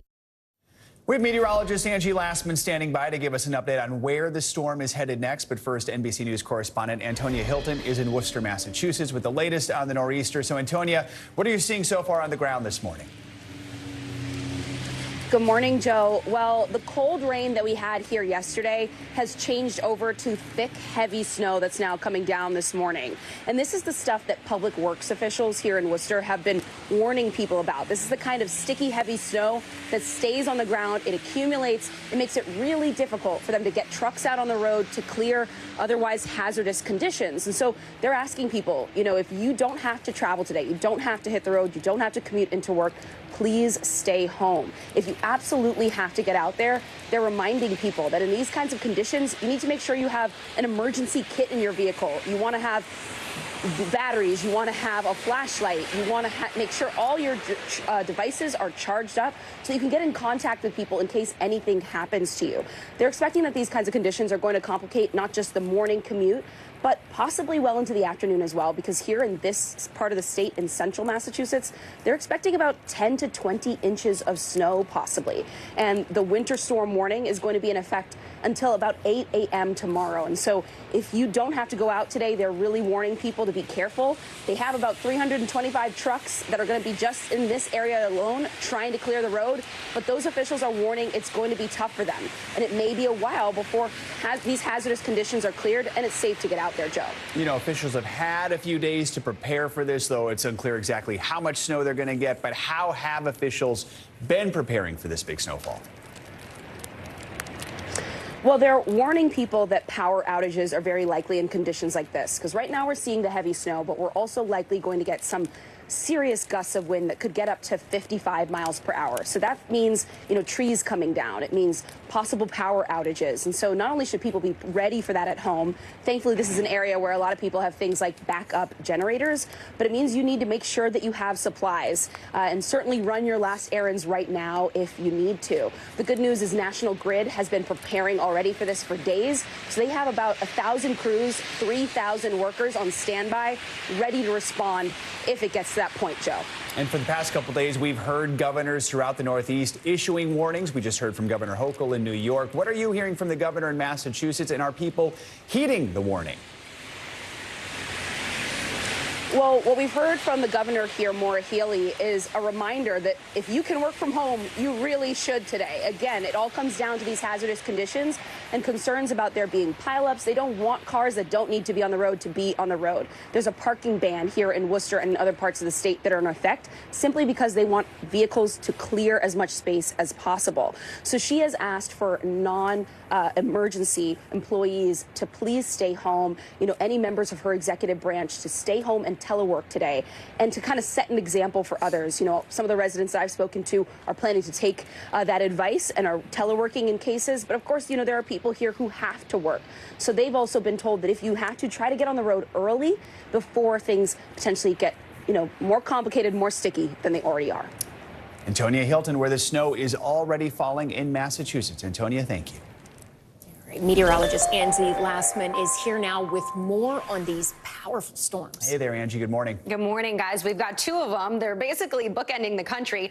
And of course, we have that atmospheric river that has been relentless all winter long. This is the next atmospheric river event that we're going to watch: flooding, damaging winds, power outages likely for parts of California. But we've got to start with the nor'easter. You just heard Antonio talking about it. We have the heavy rain. We have the heavy snow working into parts of the Northeast. And this is a long haul kind of event. This isn't just an early morning kind of thing that we'll deal with today. This will last into parts of tomorrow. The rain right now stretched from Boston down into portions of New York. We're going to see some of that transition over into snow, though. But if you look a little farther to the inland areas, there is heavy snow already falling. The winter alerts have been up, and they are up for 23 million people right now up and down the Northeast. Here's what we're expecting as far as impacts are concerned. We're going to talk about the snow, but let's talk about the strong winds first. We'll see gusts anywhere from 30 to 40 miles per hour. As you get a little closer to the coast, they'll be even higher. Atlantic City expecting to approach a gust of 50 miles per hour. Parts of Montauk as well, close to 50 miles per hour. That means coastal erosion, coastal flooding. Those will be some minor concerns for us, but it also means the possibility of power outages when you have that heavy, wet snow landing on tree branches. Down trees, down branches are all possible, which means down power lines as well. How about the snow? Really impressive rates that we'll get. Anywhere from 2 to 3 inches per hour is likely in a lot of places. The Catskills could total up to 3 feet. And you'll notice those higher elevations are where we're going to see the higher totals as we go through the day today and into tomorrow. Elsewhere, places like Scranton, 6 to 10 inches you can expect there. Albany, 8 to 16 inches. A little closer to the coast, Boston will eventually transition over from the rain to the snow and end up with anywhere from 3 to 7 inches. And again, this is really heavy snow, so it'll be troublesome when it comes to even shoveling or clearing those roadways. Something to watch for. As we move to the West Coast, there's that next atmospheric river event. This one is going to bring more rain, more flooding, and it's up and down the coast. It's not just focused to northern and central California. Los Angeles could pick up anywhere around 3 inches over the next day or so. They, of course, are going to be dealing with some flooding concerns, as well as up the coast into places like San Francisco. We see the high risk of flash flooding for numerous locations today. We have the swollen waterways. We have the really saturated grounds. It's not going to be very hard to get some of this additional flooding through the state of California. Some of those amounts come in anywhere from 6 to 8 inches in the LA Mountains coastal range. Same kind of range there with 6 to 8 inches in the Sierra foothills, anywhere from 6 to 8 as well. On top of that, the strong winds. This isn't just the Northeast dealing with the winds. This is also a system on the West Coast that's going to impact folks, 14 million people with these wind alerts. And you can see why. Anywhere from 30 to 40 mile per hour winds, up to 50 as we look towards Monterey. So this is, again, a situation where the down trees, down power lines will be something to watch for over the next day or so. Eventually, the system does move to the east, and we'll see some snow for parts of the Rockies. But we'll get an additional 4 to 6 feet of snow in parts of the Sierra. And they've already got plenty there right now. They sure do. All right, thanks, Angie. Appreciate it. Former President Donald Trump made his first appearance in Iowa since announcing he was running for the White House again. Speaking before a packed crowd in Davenport yesterday, Trump discussed several issues while frequently unloading on Florida Governor Ron DeSantis in a series of attacks. Yeah, this rally came just hours after Trump's former attorney, Michael Cohen, testified before a New York grand jury in an investigation into hush money payments made to adult film star Stormy Daniels during the 2016 presidential campaign. Here to discuss all of this is NBC News senior political editor Mark Murray and NBC News legal analyst Danny Savalos. Thank you both for joining us. Mark, let's start with you. Walk us through what we heard from Trump yesterday. How did the crowd react to those attacks on DeSantis? Yeah, Ellison, last night we ended up hearing former President Donald Trump's probably harshest critiques and remarks aimed at Florida Governor Ron DeSantis. Donald Trump ended up hitting Ron DeSantis on DeSantis' past support for restructuring entitlement programs like Medicare and Social Security. And Donald Trump also took aim at Ron DeSantis' past opposition to subsidies for ethanol, which you know is a key industry in Iowa. Take a listen to his remarks.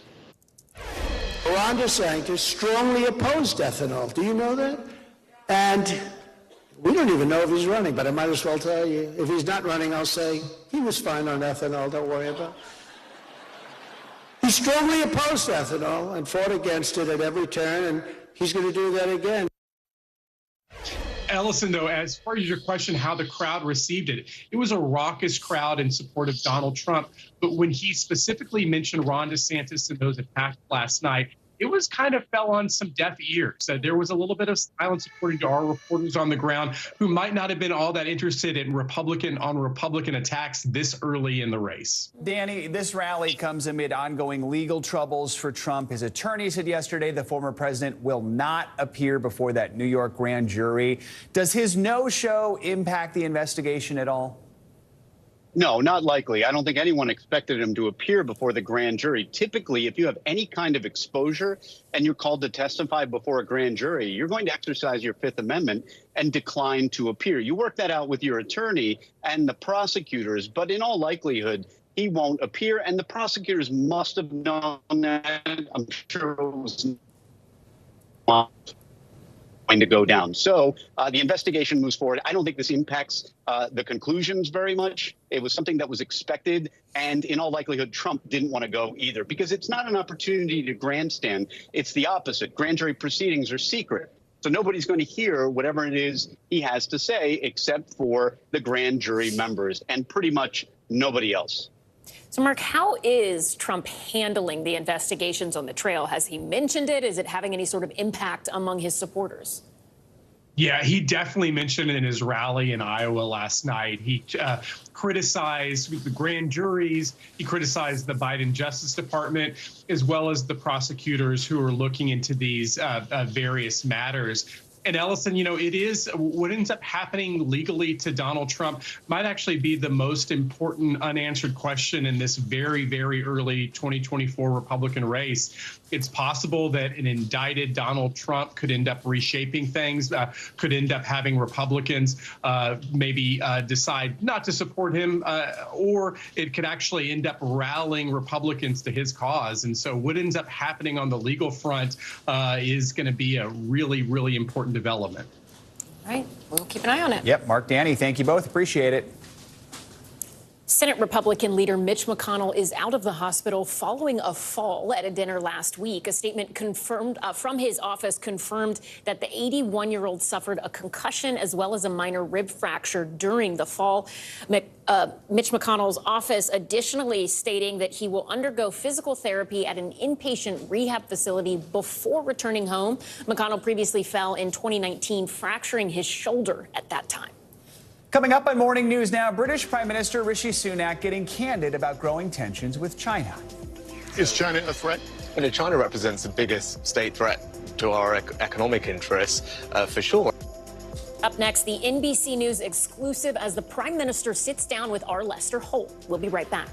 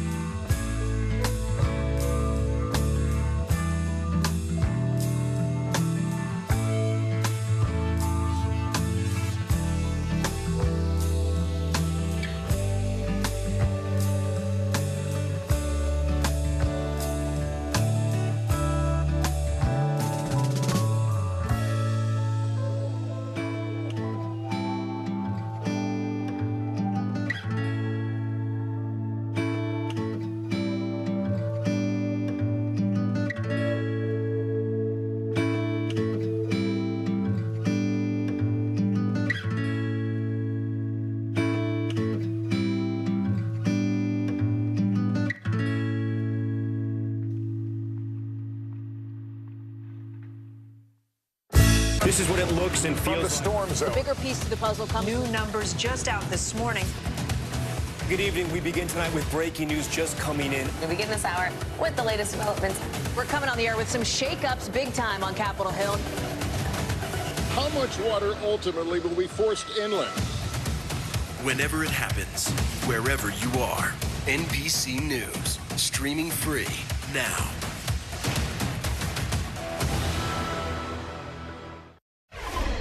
Welcome back. On Monday, President Biden, along with the leaders of Australia and the United Kingdom, announced a new phase of a defense agreement. It's meant to counter China's expanding influence in the Asia-Pacific region. And ahead of that meeting, NBC's nightly news anchor, Lester Holt, sat down with UK Prime Minister Rishi Sunak for his first US TV interview to talk about China as his own country bounces back from political turmoil.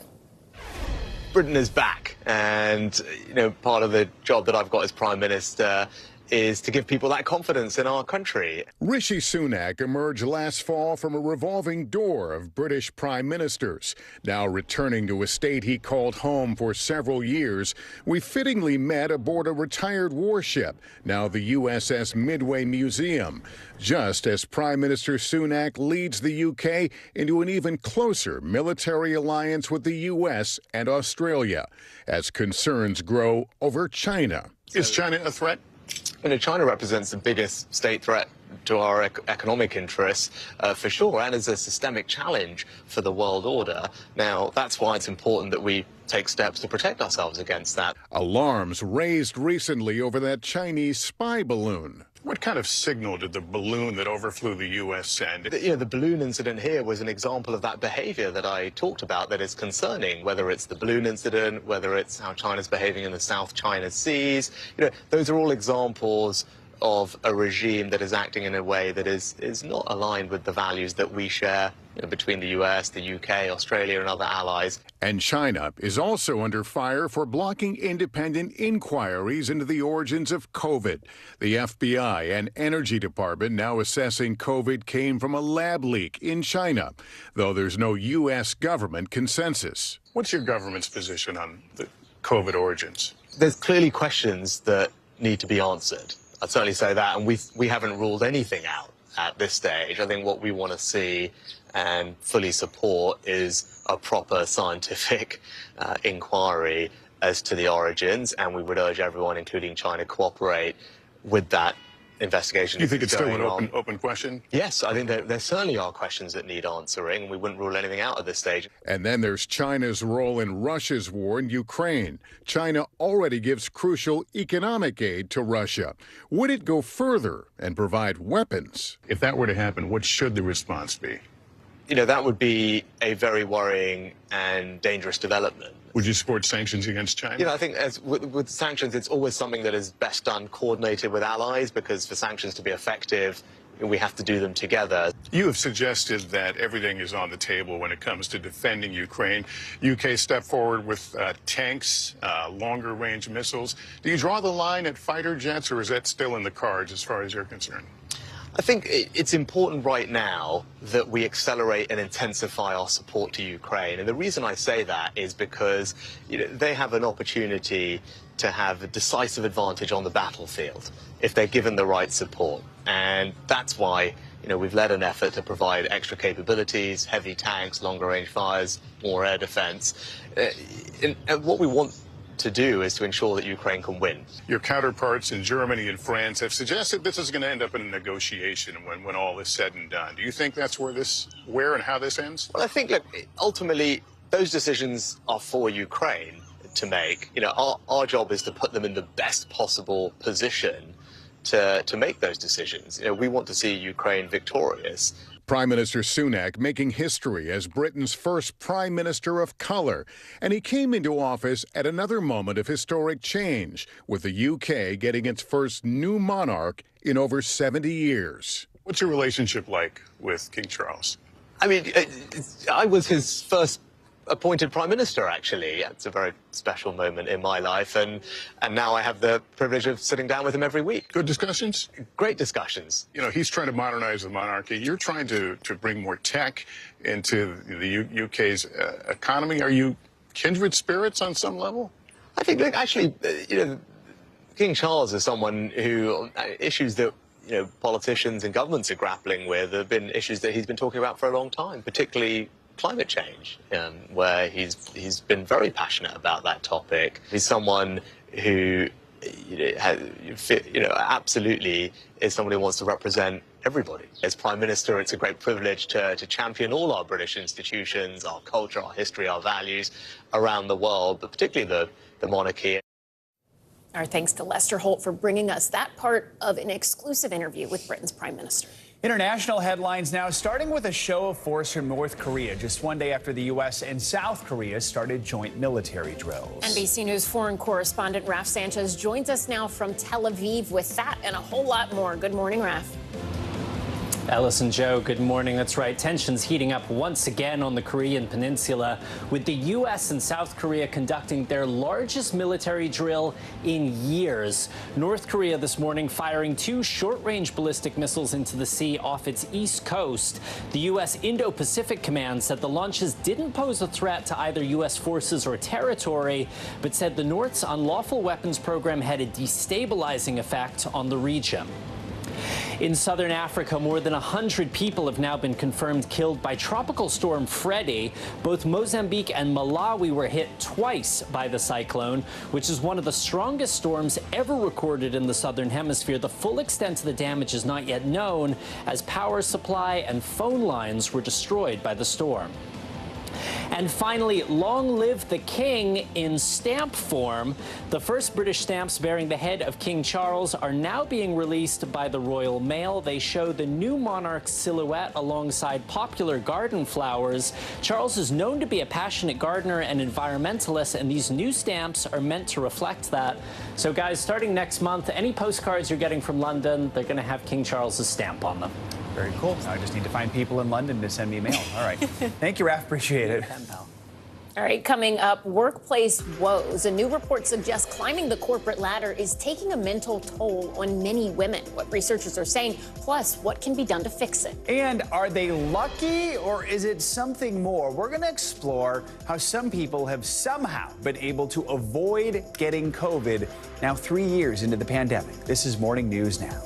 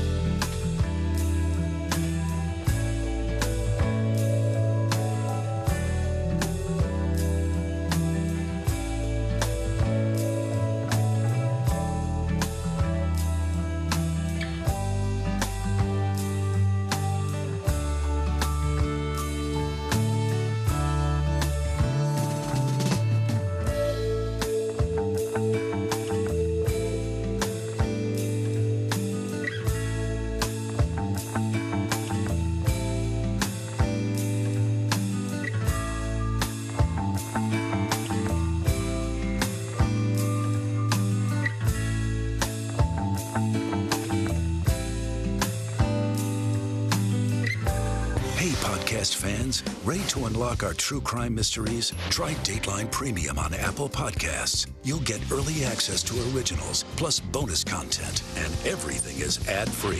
So head to Apple Podcasts now to subscribe. The day's biggest political stories, with trusted insight and expert analysis. A daily look at the politics behind the headlines. Meet the Press Now, streaming weekdays at 4 p.m. on NBC News Now.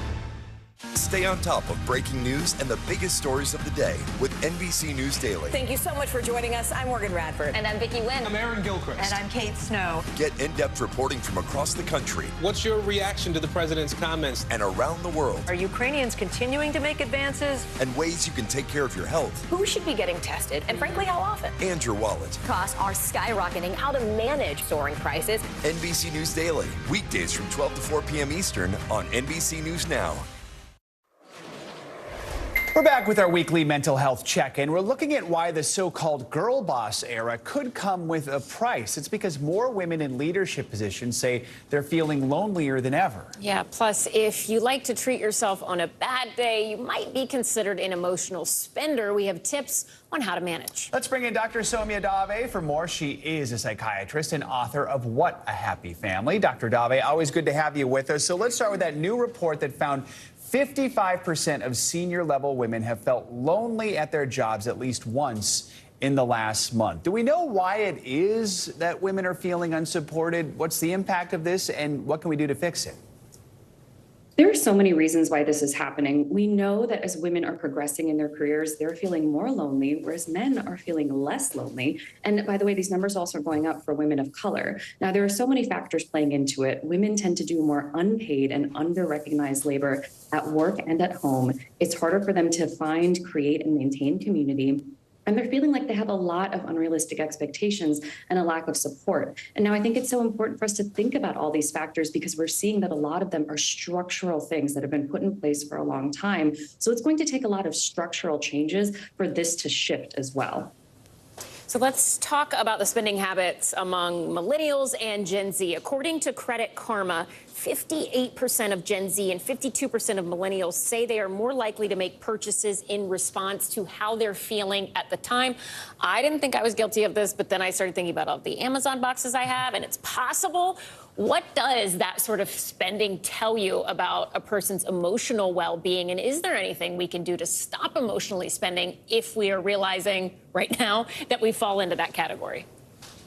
So what's so interesting about emotional spending is that it can be a response to coping with a variety of emotions. So that can mean happiness, it can mean boredom, it can mean anxiety, really the entire spectrum of emotions. And now since we are seeing that so many people are feeling like they're going through this, there are a lot of things we can do, okay? I always go back to the power of pause. If there's something that you see and you like it, can it hang out in your shopping cart for at least one day, maybe 2 days, maybe longer, and then you can see if you really still want it after that period of time.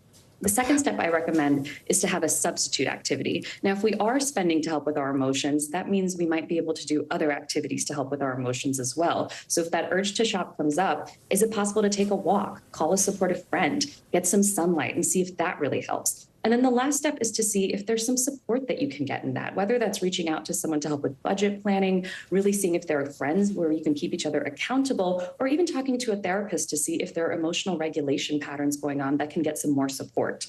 Some good advice there. The power of pause. I like that. Finally, let's talk about the pause we had 3 years ago. I mean, it's been 3 years since the COVID pandemic was first declared a global health emergency. And it does seem like now people are forgetting what it was like to live in lockdown. Maybe that's a good thing. But why is that? And is there a risk when we forget an event like this? I mean, how does that impact just the way we live our lives? We have to remember, right, that people have been through so much since the beginning of the pandemic, whether we're talking about grief, loss, uncertainty around new variants, shifting guidelines, and the brain can only retain so much, right, over time. We think of our memories as sticking there forever, but they really actually shift and they're quite dynamic over time. On top of that, a lot of people found that their days blended together, so it can be hard for the brain to really distinguish from one day to the next. Now, we also know that the brain doesn't like holding on to stress. So as we all hopefully fill our brains with more positive and more hopeful memories, it's very likely that the ones associated with negativity and stress will change. I think we're going to continue to learn more and more about this as time goes on. Right. Dr. Soumya Dave, as always, we appreciate you joining us. Thank you so much. As we mentioned earlier, we're now 3 years into the COVID pandemic, and despite hundreds of millions of diagnoses, some people have actually beaten the odds and never tested positive. So is it luck, or were they born with some form of super immunity? For more, we're joined by NBC News medical reporter Erica Edwards. Erica, thank you so much for being here. You wrote an article for NBCnews.com. According to CDC, nearly 60% of people in the U.S. have had COVID. Some people have had it multiple times. So what is the secret here? Is it possible to actually avoid it entirely? Is it habits? Is it immunity? What are we looking at? Are we feeling lucky here? Yeah. I don't know. I feel like 99% of the people I know have had COVID, yes. so I don't know. Yeah, maybe not like that. So I've been flooded with emails from people who say, listen, I've been exposed so many times to COVID, I've never tested positive. They want to know what the secret is. So, there are several possible reasons. Number one, maybe there is some kind of super immunity hidden somewhere in our DNA. Maybe they were vaccinated. They took other measures to avoid getting infected. Or maybe they were infected, but they never knew it. They never felt sick. They had an asymptomatic infection. Maybe it was all three. That's what scientists are really trying to figure out right now. So I guess the question is it possible to be immune from COVID without having gotten it before, without having to get the shots? Are some people just immune to it? It's not unheard of. Actually, there are some people, rarely, who have genes that protect them from HIV, that protect them from that nasty stomach bug norovirus. So again, it's not unheard of, and that's really why researchers are enthusiastic about trying to find some kind of genetic variant that would protect people from COVID. So if they were to find a genetic variant like that, is that something that could be replicated and then reproduced for others? What would that mean for people who weren't born with it? Right, that's the ultimate prize there, right? I mean, now reality check, that's probably years away. However, what they want to do with this information is to make medications or treatments to use this to stop COVID for good. Whatever scientists can learn with COVID is only going to be helpful when the next virus comes along. But for now, those people are just enjoying their lives without ever having COVID. I know a few. I can think of a handful of people I know of who've never had it, and they test regularly, and if they don't feel well, they check it out, and nope, it's never COVID. And there are varying levels of immunity, right? Consistently, sure, and just regardless. Exactly. You're exactly right. I mean, some people get, mild symptoms. Some people, end up in the hospital, and that's why it's really important to get this under control. Something that we are still, no matter how many years pass, constantly learning things about. Exactly. So, all right. Thank you. We appreciate it.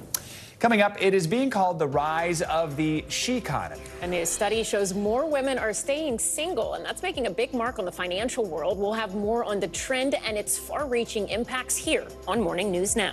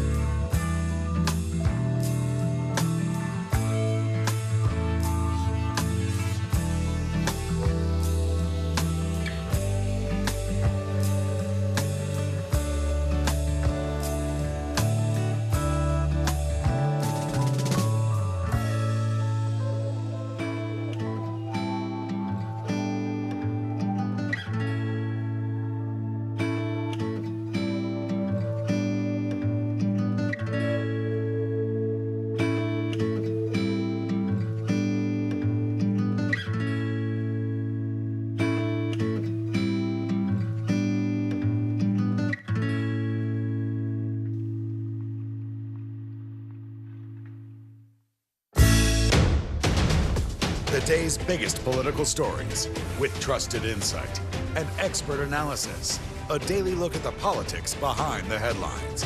Meet the Press Now, streaming weekdays at 4 p.m. on NBC News Now. What do people need most right now? Did the state and/or law enforcement drop the ball? Migrant families now stranded in Mexico. What's the World Cup experience been like? It's your news playlist. Top story with Tanya Amos. Weeknights at 7 on NBC News Now. This is what it looks and feels. From the storm zone. The bigger piece to the puzzle comes. New numbers just out this morning. Good evening. We begin tonight with breaking news just coming in. We begin this hour with the latest developments. We're coming on the air with some shakeups big time on Capitol Hill. How much water ultimately will be forced inland? Whenever it happens, wherever you are, NBC News, streaming free now.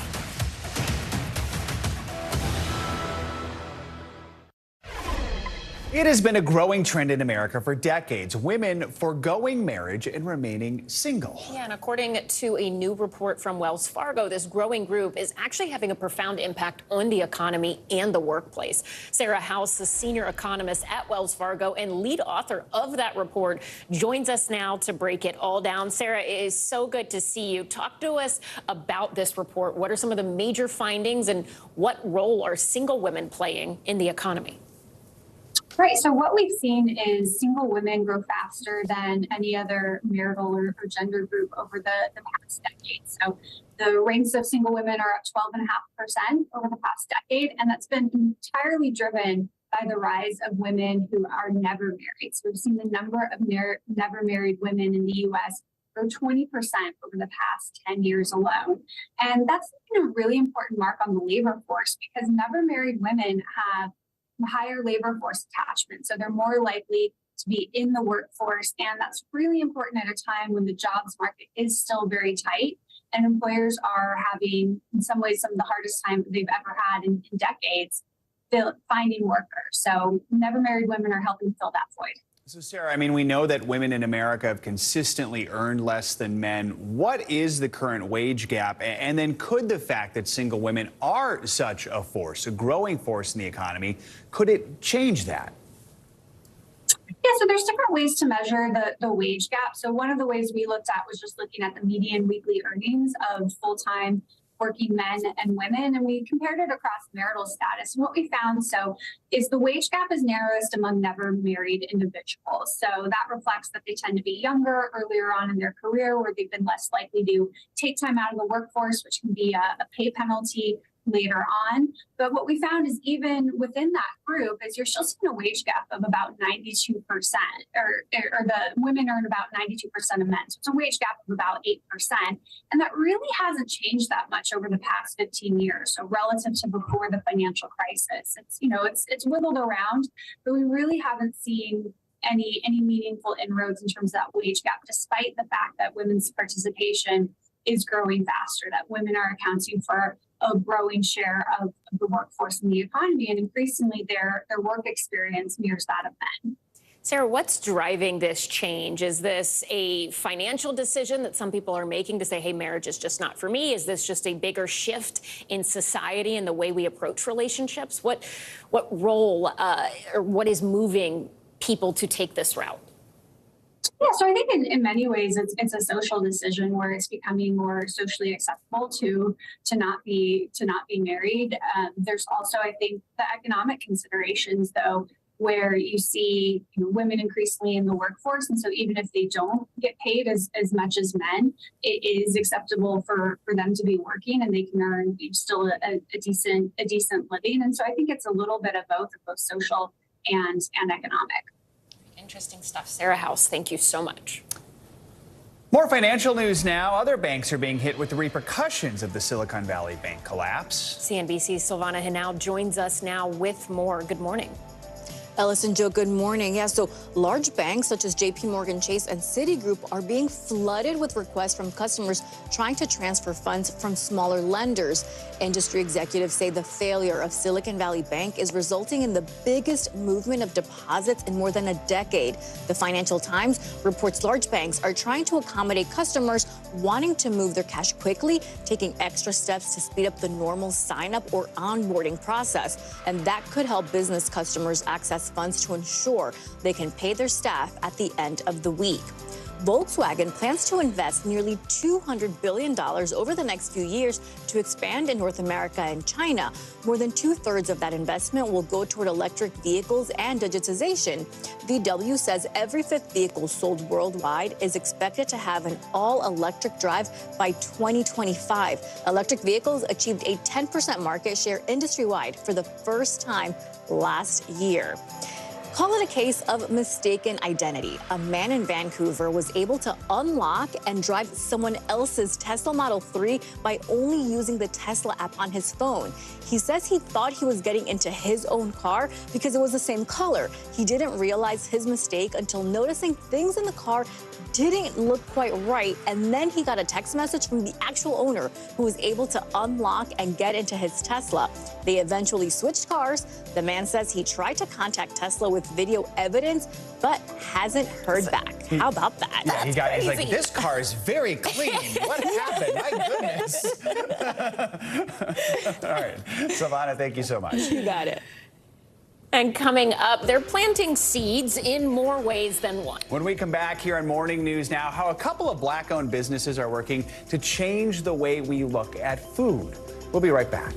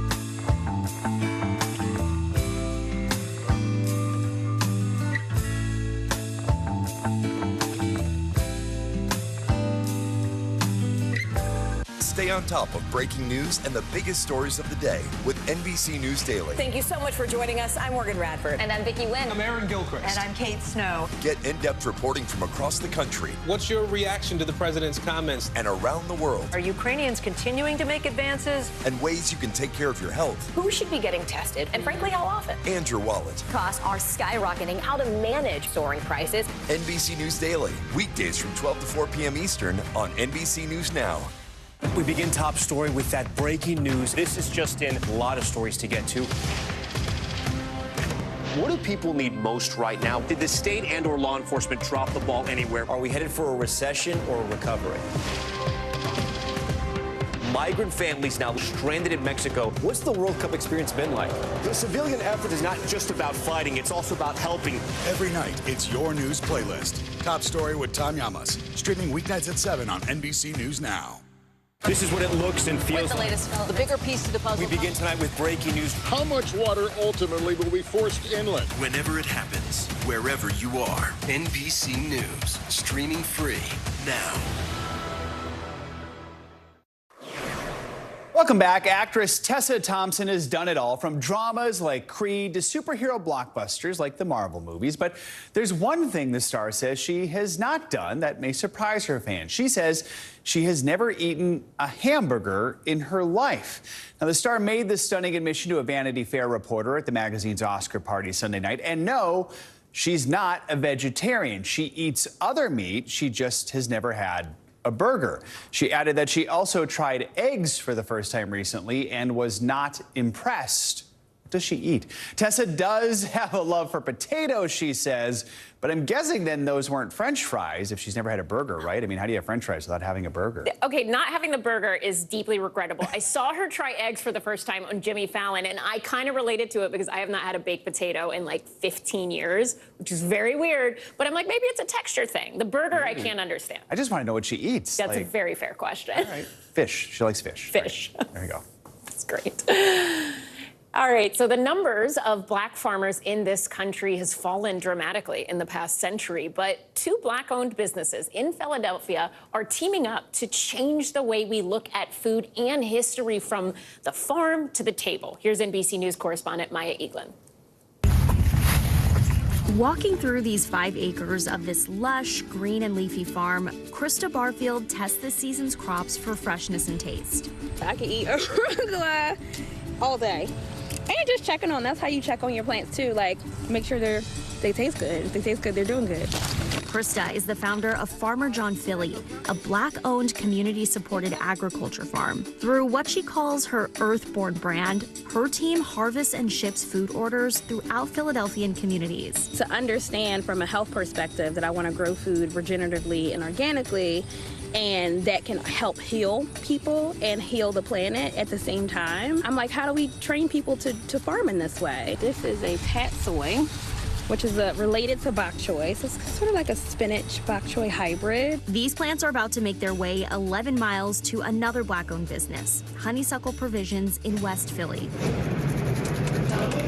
Here, skilled chefs and artists Omar Tate, a Philly native, and Sybil St. Aud Tate, a first-generation Haitian American, prep for lunch. Farmer John and Honeysuckle Provisions partnership has been a long time in the making. Omar's route to his own store started with a dining pop-up, leading to a traveling dining series supporting black farmers, all under the umbrella of Honeysuckle Projects. After Omar and Sybil got together, they collaborated and Honeysuckle Provisions was born. Part of the idea of nourishment isn't just about, filling a hole or filling a void or stopping the bleeding. Sometimes it's about joy, because although the store is black, what we find is that everyone can celebrate the space. In the market portion of the cafe, you'll find shelves lined with crisp, dewy vegetables. Across from these are custom t-shirts, influential cookbooks by black authors, and even art.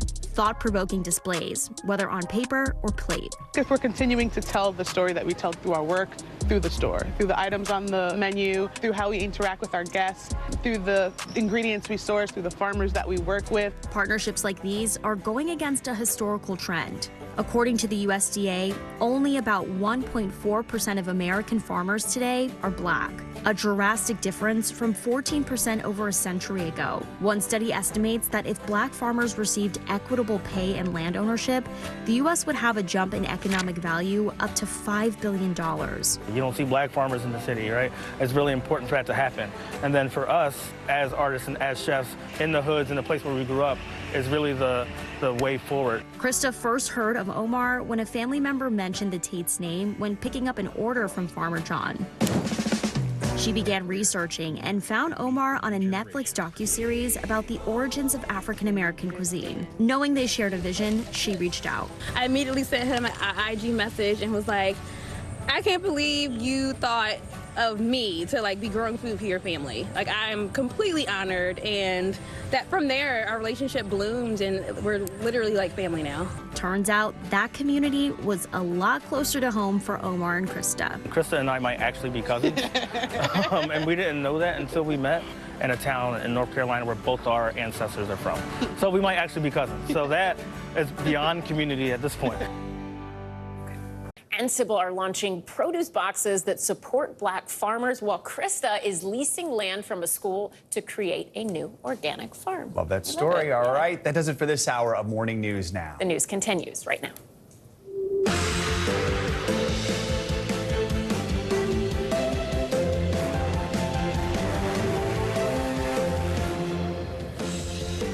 Good morning. I'm Ellison Barber in for Savannah Sellers. And I'm Joe Fryer. Right now on Morning News Now, coastal crunch. We're watching some wicked weather this morning, hammering both the eastern and western seaboards. Out west, another severe system caused by an atmospheric river bringing driving rains, dangerous flooding, and multiple feet of snow to many parts of California. Well, here in the east, our first nor'easter of the season, also dumping inches upon inches of snow across multiple states. Our meteorologist Angie Lastman is covering it all for you as you head out the door. Fear and fallout on Wall Street. This morning, anxiety looms over America's financial system. The aftershocks from the collapse of Silicon Valley Bank slamming smaller, more regional banks. Their stocks sent tumbling yesterday. But as concern mounts over a wider economic crisis, President Biden offered this message yesterday. Americans can have confidence that the banking system is safe. So after these latest failures, should you be concerned about your money? We have expert analysis coming up. Also this morning, discharge. Senate Minority Leader Mitch McConnell is out of the hospital after suffering a concussion from a fall in Washington last week. We've got the latest on his condition and when he's expected to return to Capitol Hill. And everything and more. The incomparable Michelle Yeoh made history Sunday night, becoming the first Asian woman to win an Oscar for Best Actress. Later this morning, we'll show you how she's inspiring America. Everything, everywhere, all at once. Still everything, everywhere. And we can't get enough of talking about that movie and the actors who made history. More on that in a little bit. Let's begin this hour with severe weather threatening both coasts. Hard-hit California facing another round of heavy rain, making recovery efforts there even harder. Yeah, it was actually just days ago that an atmospheric river slammed the state. Now a second storm system is making landfall this morning, forcing hundreds to evacuate their homes. Officials say cities like Salinas could be cut off from rescue crews once the storm is over. And to the east, snowfall has already begun in states like Ohio. You see it on your screen here. The slow-moving nor'easter brought lake-effect snow showers to the area last night, but the worst of the storm has yet to come. States in the Northeast are bracing for severe weather, with some areas expecting up to 18 inches. NBC News correspondent Emily Ikeda is in Albany, New York, with the latest. Overnight, a major March nor'easter roaring across the Northeast, with heavy snow creating dangerous conditions on roads and causing this semi-truck to jackknife onto the side of the highway. The slow-moving storm bringing wet snow, rain, and blizzard-like winds. It's expected to impact more than a dozen states through Wednesday and already canceling hundreds of flights. Governors declaring states of emergency in parts of New Jersey and New York. We're cautioning people that this could be deadly. Governor Hochul deploying the National Guard and some 8,000 power crews to areas upstate expecting snowfall in the double digits. Heavy, dense snow means one thing. It's going to take down the wires. In neighboring Connecticut, a rush to stock up on forgotten winter necessities ahead of the storm. I think people thought that winter was going to be done and over with, and all of a sudden now we're getting hit. This is New England. You know, it's about time. In Massachusetts, waves churning on the coast, driven by wind gusts that could reach up to 60 miles an hour. Salt trucks loading up farther inland, preparing for difficult driving up and down the I-95 corridor. The storm prompting a rare snow day today for dozens of school districts statewide. It comes as California braces for more extreme weather and catastrophic flooding as the state still recovers from a deadly storm. Thousands under evacuation orders and warnings in communities along rivers due to rising floodwaters. Overnight, one person still missing after firefighters saved 6 people in the San Gabriel Valley. The individuals were stuck on an island surrounded by rivers swollen from recent storms. There have also been more than 200 rescues in Monterey County following a levee breach on the Pajaro River that caused major flooding.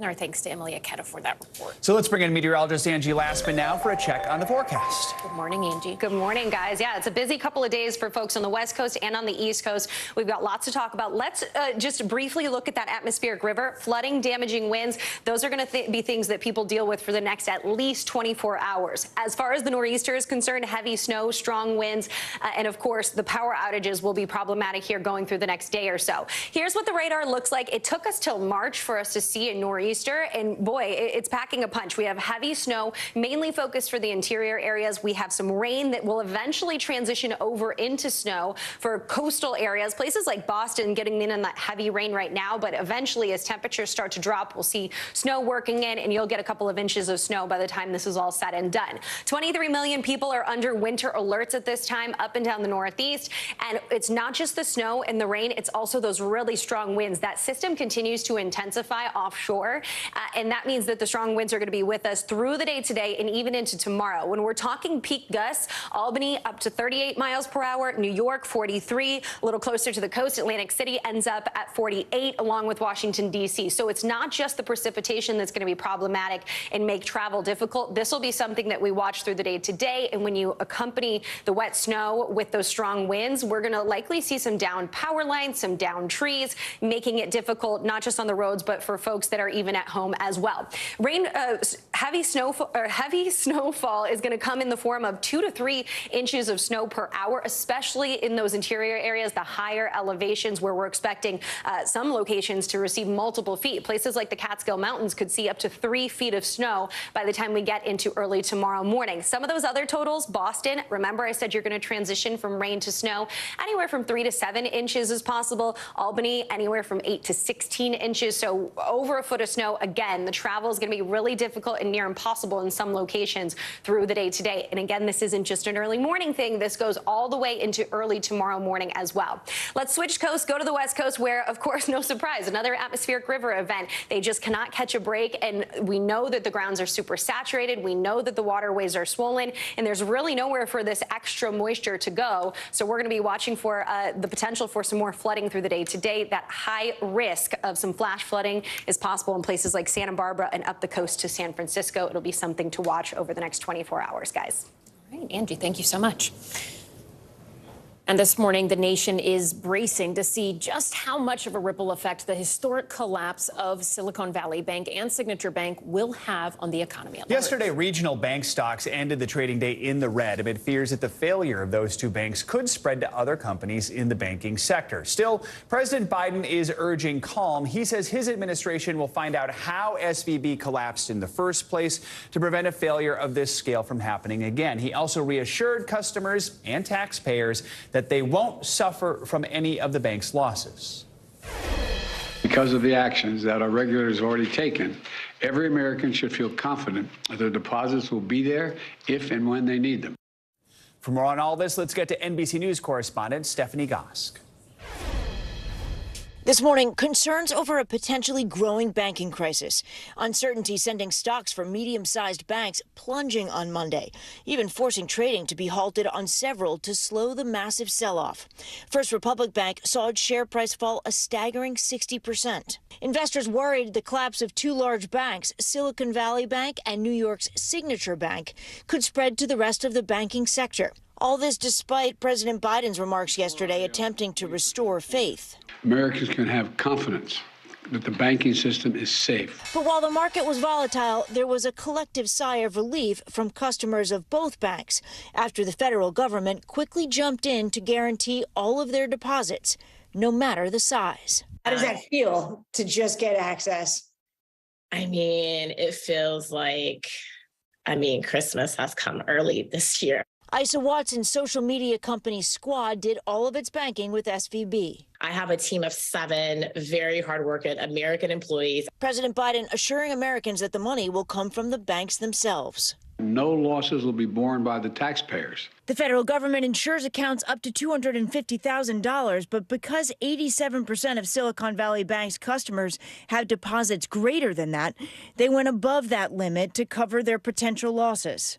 The government is doing so by dipping into the Deposit Insurance Fund, which is money contributed by banks and has over $100 billion. What would have happened if the government didn't guarantee deposits for everybody? I think it truly would have been an economic near-term disaster. One of the factors was a classic run on the bank. And I think we need to take a look at what happened in the lead up. The collapse is also putting the spotlight on a 2018 law easing some bank regulations enacted during the Trump administration.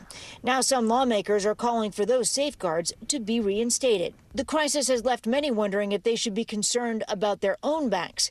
The average American has less than $50,000 in checking and savings accounts, and that remains safe as long as the money is kept in an FDIC-insured bank. Our thanks to Stephanie Gosk for that report this morning. There is more fallout for SVB. The bank's parent company, along with 2 top executives, are being sued by shareholders in a class action lawsuit for fraud. Now let's bring in Investopedia editor-in-chief Caleb Silver for more on this. Caleb, good morning to you. If I can we go back for a minute? Because I feel like I hear so many people saying this isn't like 2008. Don't panic, don't panic. A lot of late 20s, early 30s, you were in high school in 2008. So explain to me the difference between 2008 and now and why people shouldn't be panicking. Yeah, well, in 2008, we had a real liquidity crisis. We had banks investing deeply in mortgage-backed securities. The housing market took a very steep downturn back then, if you remember, and those banks were kind of left with very, very depleted balance sheets. A lot of them couldn't survive. A lot of them went under, including Washington Mutual, including Lehman Brothers. So we had massive banks with trillions of dollars that just did not have solid assets on their balance sheet. Today, we have a few banks, regional banks, that don't look like they're in very good health. We've seen a few seized already. We might see a couple of more. Why? Because rising interest rates have hurt their balance sheets. We always say the Fed raises interest rates until something breaks. Something broke in the banking system. That's what happened to Silicon Valley Bank. That's what happened to Signature Bank. It could happen to a couple others. You know, the vast majority of Americans don't do any business with these 2 banks. So for the average American who has their money in another bank, should they be worried about this? And remind us what the FDIC's insurance limits are here to protect us. The FDIC insures up to $250,000 of your deposit. So if you have that much or less in the bank and the bank gets seized, you're going to get your money back from the government. Now, the government's also created this special fund, as the reporter just described. That's $100 billion in liquidity for banks to access if their balance sheets get depleted and their customers come to get their deposits out. So there is a backstop there. Call it a bailout. Don't call it a bailout. I don't know what LL Cool J would say here, but you can get your money out of your bank, even if it's above that limit, as long as this fund is still whole. So bank runs are when people panic and run to their financial institution and try and take their money out. It seems like, historically speaking, any financial crisis in the United States has had elements of a bank run. Are we seeing anything like that happen here? Not to that degree, but folks were getting concerned. Customers of Silicon Valley Bank were very concerned about the health of the bank. The bank tried to raise some money in a secondary offering. Their balance sheet was in trouble, so customers came to get their money, and some of them needed their money. A lot of these small businesses or tech companies in Silicon Valley to pay employees, when they took their money out, when the tide goes out, you see who's swimming naked. In this case, Silicon Valley's bank balance sheet was not healthy. They did not have enough assets to cover those depositors. But if you see this in other banks, you start to see that run on the bank, then you start to see the bank close and not let people get their money out until they can rectify what's happening within their balance sheet. I wouldn't think that this is going to spread across the country. Most people are safe as long as our banking institution is in good health. That tide metaphor, too, quite the image there. So let's talk about the fact. Yesterday on this show, we had on someone, a small business owner who banked with SVB, had 15 employees, obviously was worried about losing everything, relieved that she didn't. And I asked her, I go, what are the lessons you've learned from this? And she sort of paused and said, I think I need to take a moment to kind of think about that, maybe in the next day or two. But in your mind, what are the lessons we can learn from the collapses of these 2 banks? Yeah, well, you have to make sure that your financial institution is in good health. Now, could she do that? She's running a business. She assumes that a bank that's been around for 40 years will be okay. In this case, it wasn't. It was mismanaged in terms of the assets on their books. But for general small business owners who are banking with their local community bank or credit union, they're probably in good shape, and they got to make sure those safeguards are there. Read the fine print, read the FDIC's notices. Most people are going to be very safe here, and the government's added a level of protection. This is going to be okay. All right, interesting stuff. All right, Caleb Silver, appreciate your analysis as always. Thanks for joining us this morning. In addition to the federal intervention in the SVB and Signature Bank failures, President Biden is also taking action on gun control. He's set to sign an executive order today to increase the number of background checks to buy guns. The president will sign the order in Monterey Park, California. You'll remember that is the site of the deadly mass shooting that happened in January during Lunar New Year celebrations, where 11 people were killed. The order is part of a bipartisan gun legislation that Biden signed into law last year. Senate Republican leader Mitch McConnell is out of the hospital following a fall at a Washington, D.C. dinner last week. Yeah, the statement from his office confirmed that the 81-year-old suffered a minor rib fracture along with a concussion during the incident. McConnell's office additionally stated that he will undergo physical therapy at an inpatient rehab facility before he can head home. NBC News Capitol Hill correspondent Ryan Nobles joins us now from Capitol Hill. Ryan, so what else are we hearing this morning in terms of the Senate leader's condition? Well, Allison, this was a new development that we found out yesterday, that in addition to the concussion that he suffered after that fall last week, that they also discovered that he had fractured a rib. They described it as a minor fracture, but that's at least part of the reason that instead of just going home after being discharged from the hospital, that he is now heading to an inpatient rehab facility so that they can monitor his recovery.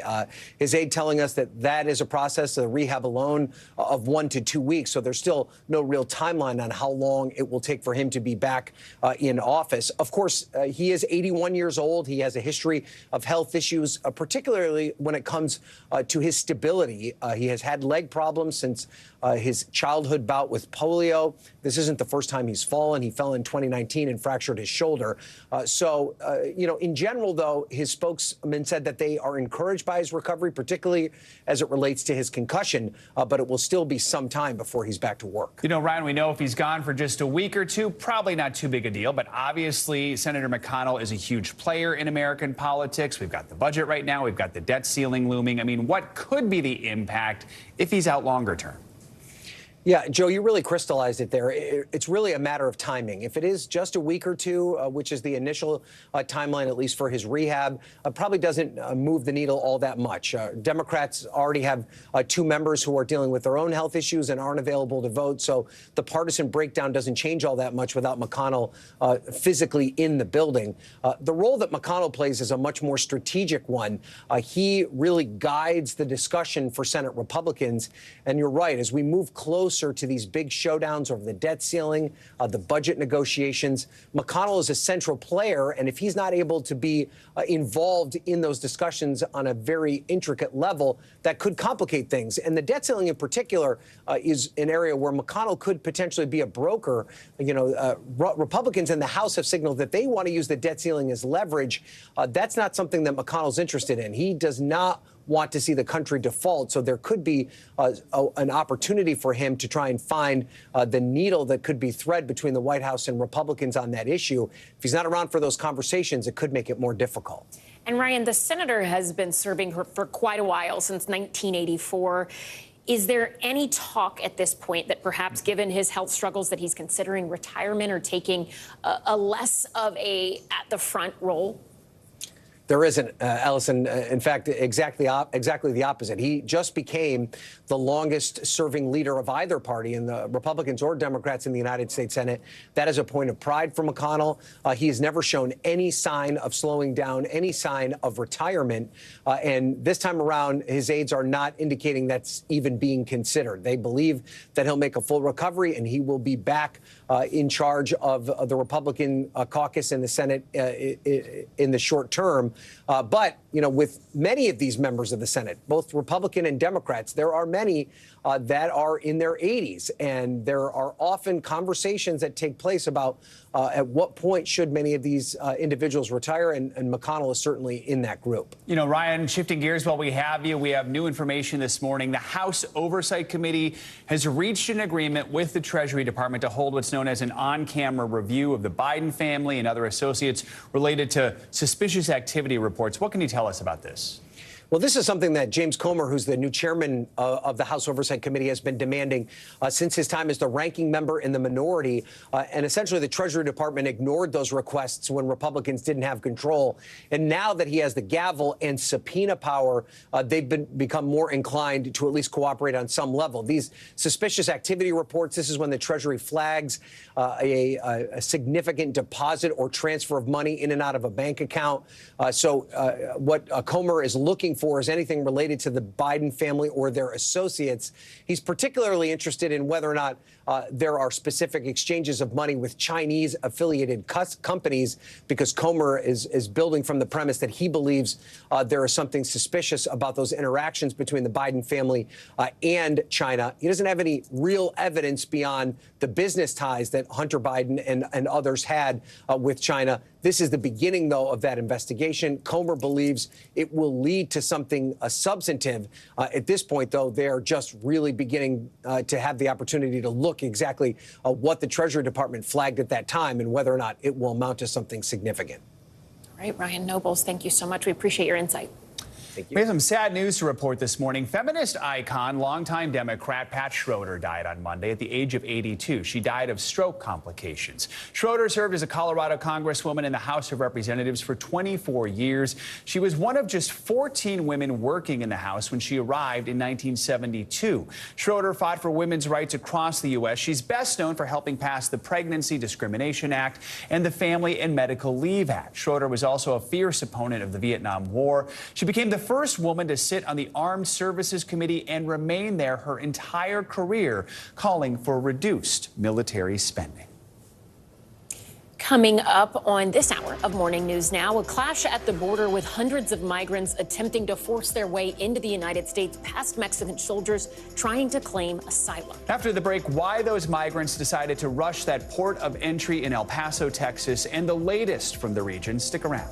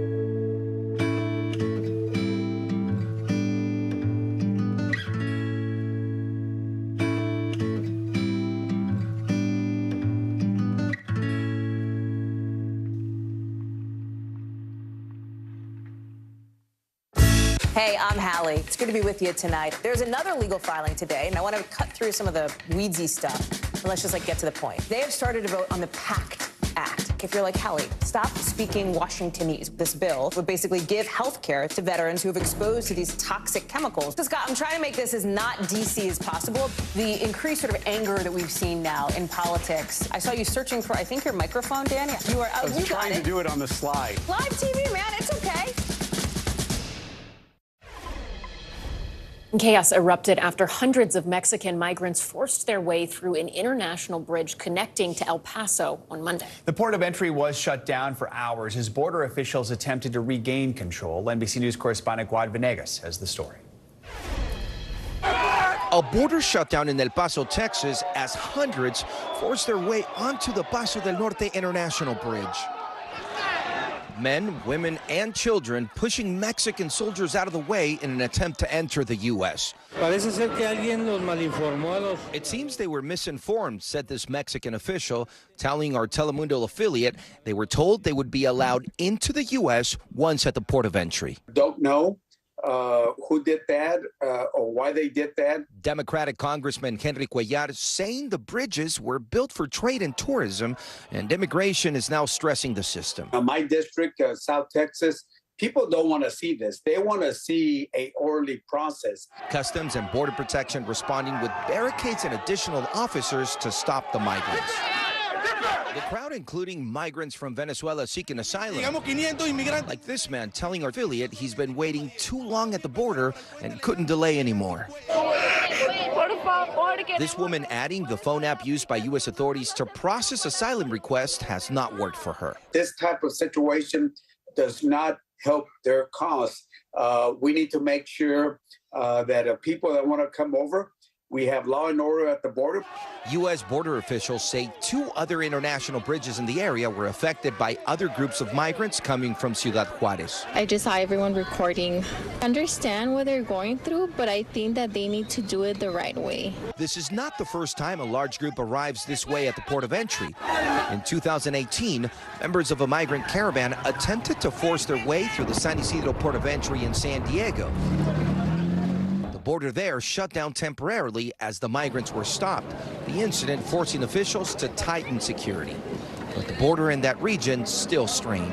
Just this weekend, 8 people died after 2 suspected smuggling boats crashed north of the city, according to the Coast Guard and CBP. Back in Texas, the border bridge has reopened, but thousands still waiting in Mexico as the migrant crisis continues. Our thanks to Guad Venegas for that report. Congressman Cuellar says more resources could be heading to the Mexican side of the border to help deal with the size of the groups. We have more international news for you now, starting with the latest on the war in Ukraine and a new grain deal, potentially, with Russia. NBC News foreign correspondent Raf Sanchez joins us from Tel Aviv with this and other world news. Raf, good morning. Hey, Joe. Hey, Ellison. Yeah, Russia is saying it wants to cut in half the length of a UN-brokered deal to get grain out of Ukraine. The rare agreement between the warring sides was struck last July and designed to allow badly needed grain out of 3 Ukrainian ports. The deal is up for renewal this weekend, but Russian officials say they are prepared to extend it by only 60 days instead of the 120 the UN is hoping for. In Canada, 2 people have been killed and 9 others injured after pedestrians were hit by a pickup truck in Quebec. The driver, a 38-year-old local man, has been arrested after turning himself in. Police say it isn't yet clear if this was a deliberate attack or an accident. Several children are reported to be among the injured. And finally, archaeologists in Britain have found the remains of a Roman aristocrat believed to have been buried more than 1,000 years ago. The skeleton of the unidentified woman was found in a lead coffin in a hidden cemetery in the city of Leeds. More than 62 skeletons were found in total, including 23 children. And guys, archaeologists say they hope to find out a lot more about these people, including exactly when they died. And apparently they can figure out exactly what they ate also. Wow, that's great technology there. I'm terrified to think what they're going to find out what I ate hundreds of years from now. This was not a good diet. All right. Thank you, Raf. Appreciate it. Raph. Coming up in Morning News Now, it's complicated. Yeah, Tiger Woods' legal woes involving his one-time girlfriend just got a little more dramatic. Why he now wants to handle this latest case out of court. That's next.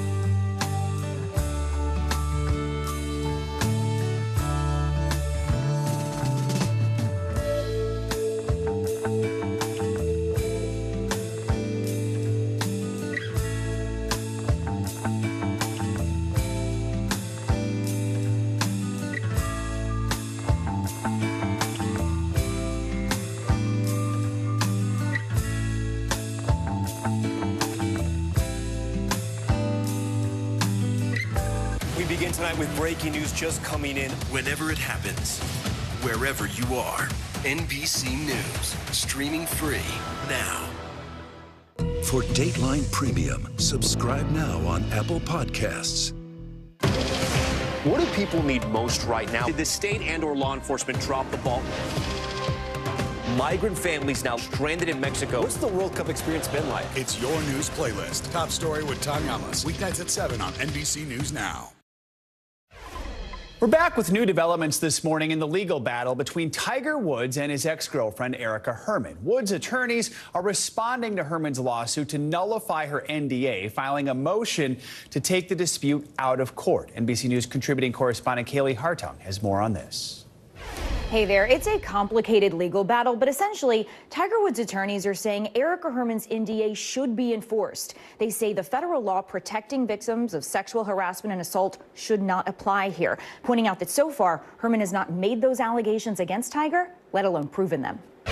In a motion to enforce Erica Herman's non-disclosure agreement and resolve the dispute in arbitration, Woods' attorneys called Herman a jilted ex-girlfriend who wants to publicly litigate specious claims in court. It's pretty strong and inflammatory language, but they need to be careful depending on what exactly she has by way of evidence. Woods and Herman dated for nearly 6 years. I just want to say thank you to my mom, Sam, Erica, Charlie. But they're now on opposite sides of a $30 million civil suit filed by Herman in October. Following their breakup, Herman says Woods violated an oral tenancy agreement that should have allowed her to continue living at his Florida mansion. And under the federal Speak Out law, Herman wants to invalidate the non-disclosure agreement she signed in 2017 in order to share her own experiences, photographs, and recordings related to various legal claims she believes she has. But Woods' attorneys argue she has no right, their response saying she has never asserted any claims for sexual assault or sexual harassment against Mr. Woods, does not do so in this case, and cannot assert such claims truthfully. These are really uncharted waters. These laws are pretty recent. They were only passed last year, and we certainly haven't seen them tested in a case as high profile as this. The return to glory. Woods is considered by many to be the greatest golfer of all time, but his reputation off the course hasn't always been up to par, with personal scandals and a drunk driving arrest on his record. This morning, just 2 years after this near-fatal crash, Woods' legal battle with his most recent ex-girlfriend is now spilling into public view. According to legal experts, this motion from Tiger's attorneys will put the pressure on Herman's team to be more specific about possible sexual assault or harassment, or else they will face a greater risk of the case being dismissed to arbitration. The original NDA was tightly worded, so the court would look at the context behind Herman originally signing the contract. It's likely a lot of this will play out behind closed doors. And we should also note that NBC News reached out to representatives of both Woods and Herman and did not receive a response. All right, Kaylee, thank you so much. Cloning your voice used to be unheard of, but not anymore. Now, a new groundbreaking AI technology is giving users the ability to replicate anyone's voice. NBC News Now anchor Gotti Schwartz has more on the technology you have to hear to believe and the concerns that also come with it. I'll have you know I graduated top of my class in the Navy SEALs. For the record, that's not really Prince Harry. It's just one example of what's sweeping the internet today. The latest deepfakes aren't so much about looks, but sound. See this speech by Leonardo DiCaprio? I stand before you not as an expert. Well, a voice replication company used AI to generate the sound of podcaster Joe Rogan. One of the 400,000 people. Steve Jobs. And the billions of others around the world. Robert Downey Jr. As an actor, I pretend for a living. And others. The technology to quickly clone someone's voice is available to anyone with an internet connection, giving them the ability to make manufactured content like this. I'm hungry. Hey, boy, give me some chicken nuggets. To see how the tech works, we headed to Silicon Valley's Resemble AI, a company that recently teamed up with the filmmakers behind the Andy Warhol Diaries, recreating Warhol's voice for some of the narration. I went down to the office because they were making a robot of me. Resemble AI says, unlike other voice cloning platforms, they require a person's consent before uploading samples of their voice, which we gave.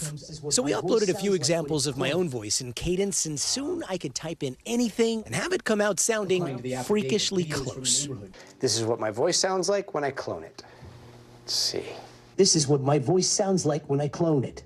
Wow. And this is just based on 5-10 minutes of my voice? 5 minutes of audio, yeah. So we've got Lester in here, too.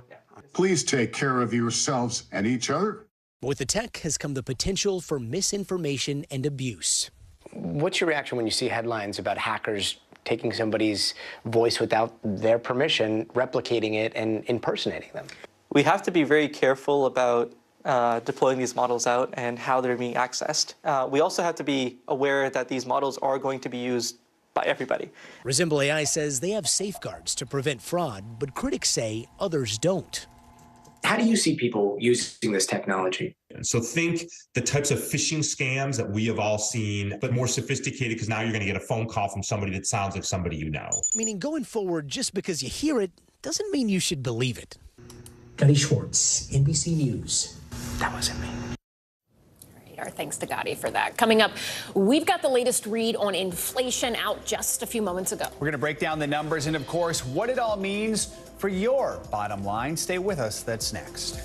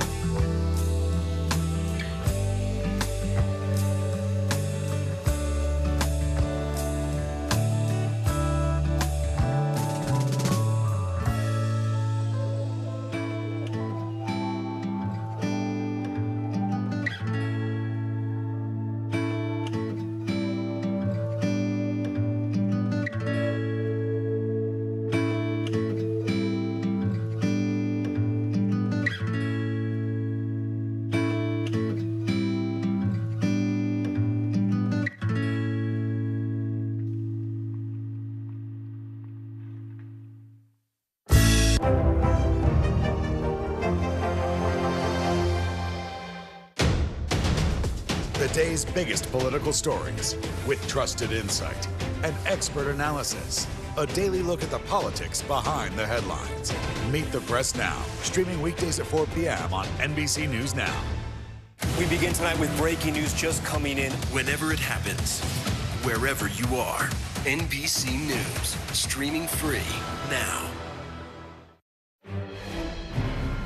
We're back with some breaking economic data. Yeah, inflation rose by 6% year over year in February. That is down from 6.4% in January. Let's break it down. Investopedia's editor-in-chief Caleb Silver is back with us. We're also joined by NBC News business and data reporter Brian Chung. Good morning to both of you. Brian, let's look at these numbers, break them down. Where are we seeing the biggest increases, and how does this compare with the previous month? Yeah, Joe, as you mentioned, it seems to be good that the pace of price increases is slowing, although just a bit, 6%, which is a slowdown down from the prior month of 6.4%, but also much slower than the 9.1% we saw in the summer of last year. What contributed to the still high inflation, though, remains shelter, the cost of just putting a roof over your head. That cost went up by 0.8% between January and February, and there is some kind of positive indications that we're seeing from more high-frequency data compared to what the government puts out there, that maybe that number will go down soon. But by and large, it seems like prices are still high, although we're seeing some silver linings in the form of food prices actually going up at a slower pace. Eggs and lettuce prices actually were down between January and February. I'm sure welcome news to a lot of them. And eggs were the headline of a few months ago. They were. There we go. Yeah, really. Caleb, what's your takeaway from this report? Yeah, slowly coming down, but not fast enough. But this would have been the biggest story of the month had it not been for the bank failures. But there is a nice decline here. Food prices have been sticky high. Shelter prices have been sticky high. They remain pretty high. But meat, poultry, fish, eggs, all coming down slightly in price. That's a good sign. And energy prices and utilities also coming down. Those were sticky high a few months ago. So some of these key things that we pay for on the daily, they're coming down a little bit. We're just not feeling it yet. All right, so Caleb mentions the bank failures. So my question to you, Brian, is some wonder if these bank failures could hasten a recession.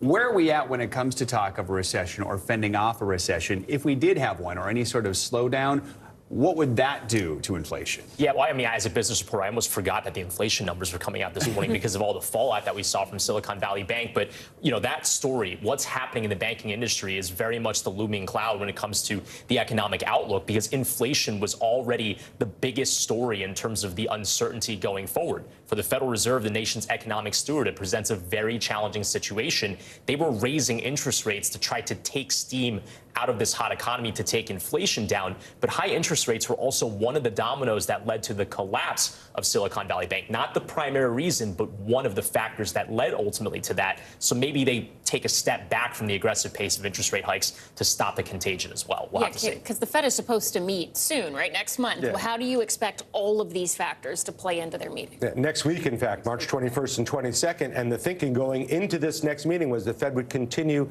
these small raises of 1/4 of a point, but maybe they would do 1/2 point to really sort of knock the wind out of inflation. But the collapse of these banks, plus a softer number here, may cause the Fed to pause. There are some banks out there saying the Fed may not raise rates at all. In fact, they may start to lower rates. That would be a big shock. I say they still probably go ahead with 1/4 point just to be consistent and really stamp out inflation for good. So, Brian, if we see a smaller, like 1/4 point or no increase at all, what does that mean for the average consumer? Yeah, well, I mean, look, at the end of the day, interest rates are still high, and they've, been high for a while. So if you're looking to buy a house, if the Federal Reserve slows the pace of interest rate hikes by maybe not moving at all, they're not cutting interest rates. So that means that mortgage rates, credit card rates, auto loan rates are still going to remain high. So they don't expect any sort of massive change in the story on the housing market, where it's still very expensive to borrow. All right, Brian and Caleb breaking it all down for us. Thank you. Appreciate having you both here.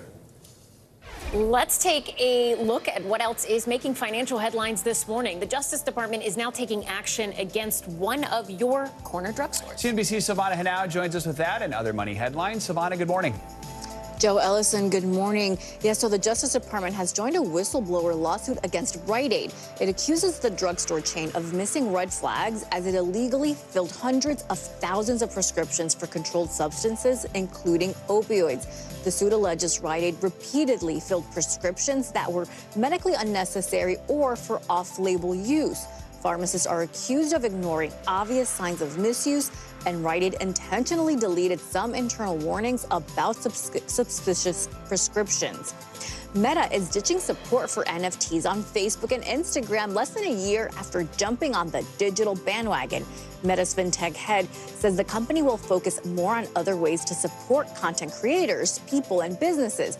Meta rolled out support for users to share NFTs last year when the crypto asset was booming. But Bitcoin and other digital tokens spiraled in value late last year following the collapse of FTX.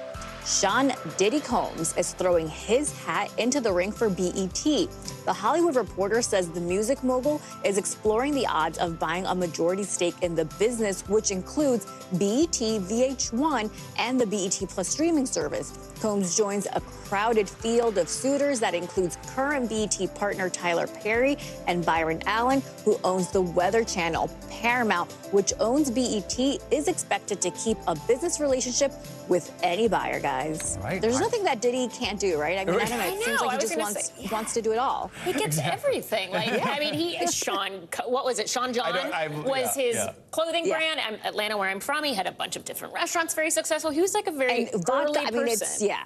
He's got a lot going on. He was like one of the early music artists to really branch out into other industries. He's a really interesting guy. All right, add one more thing to his portfolio. Yes. Silvana, thank you so much. You got it.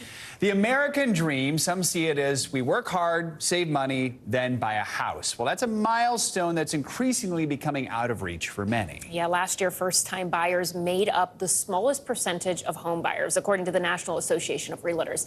NBC News correspondent Sam Brox takes a closer look at why this is happening. In housing markets all over the country, big and small, coastal and inland, there's a riddle that first-time homebuyers like Kevin Lederer of Orlando are trying to solve. When did your reality come crashing down on trying to buy a house?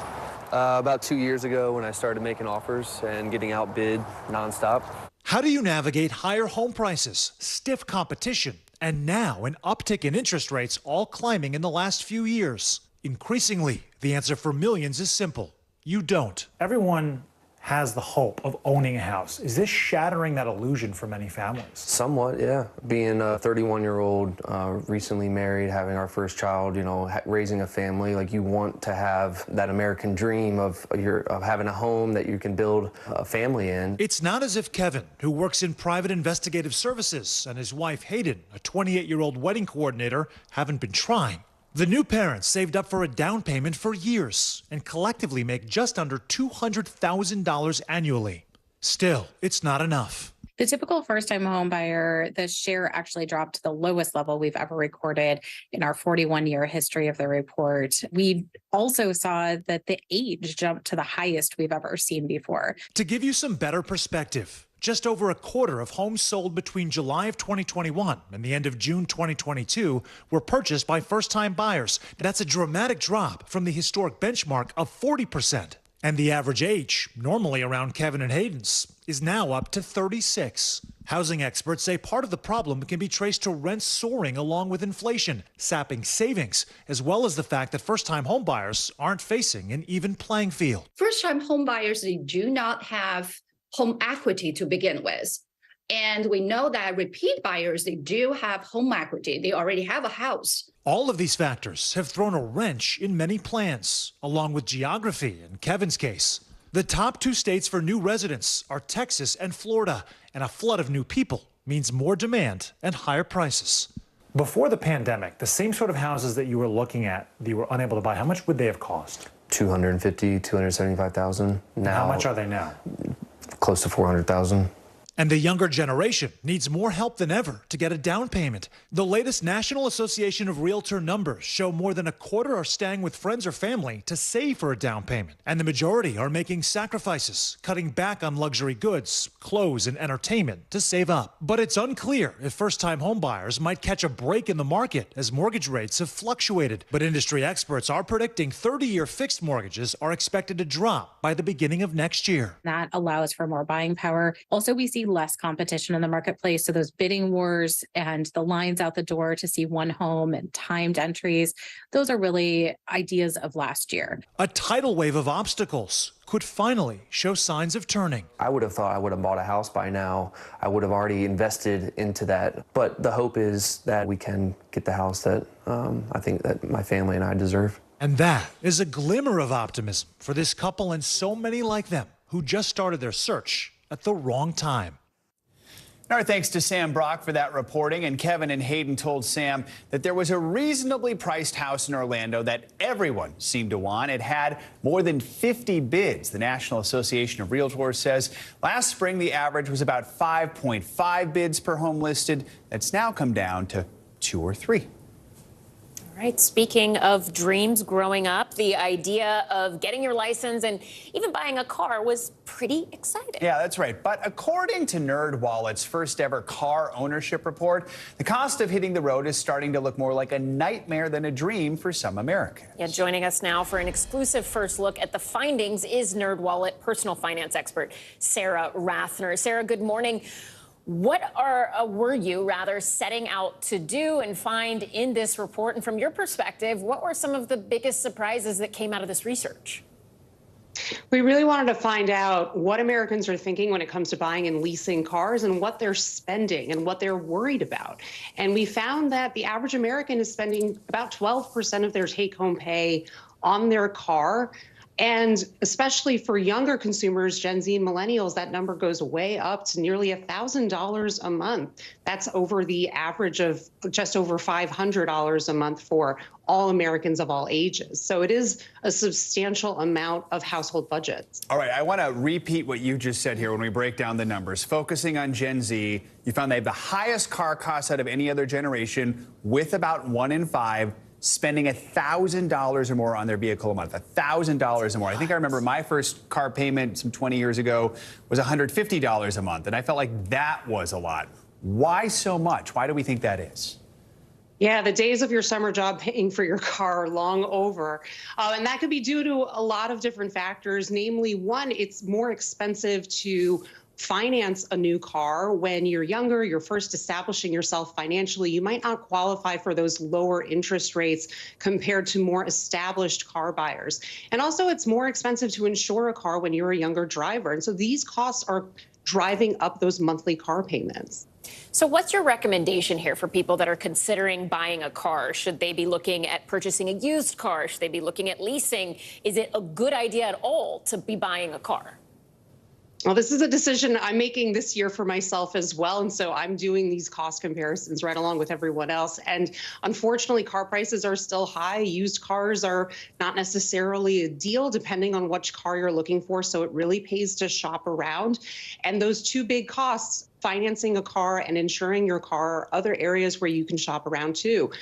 Only 25% of consumers look once a year to see if they could do better on their auto insurance rates. That's a great way to potentially save.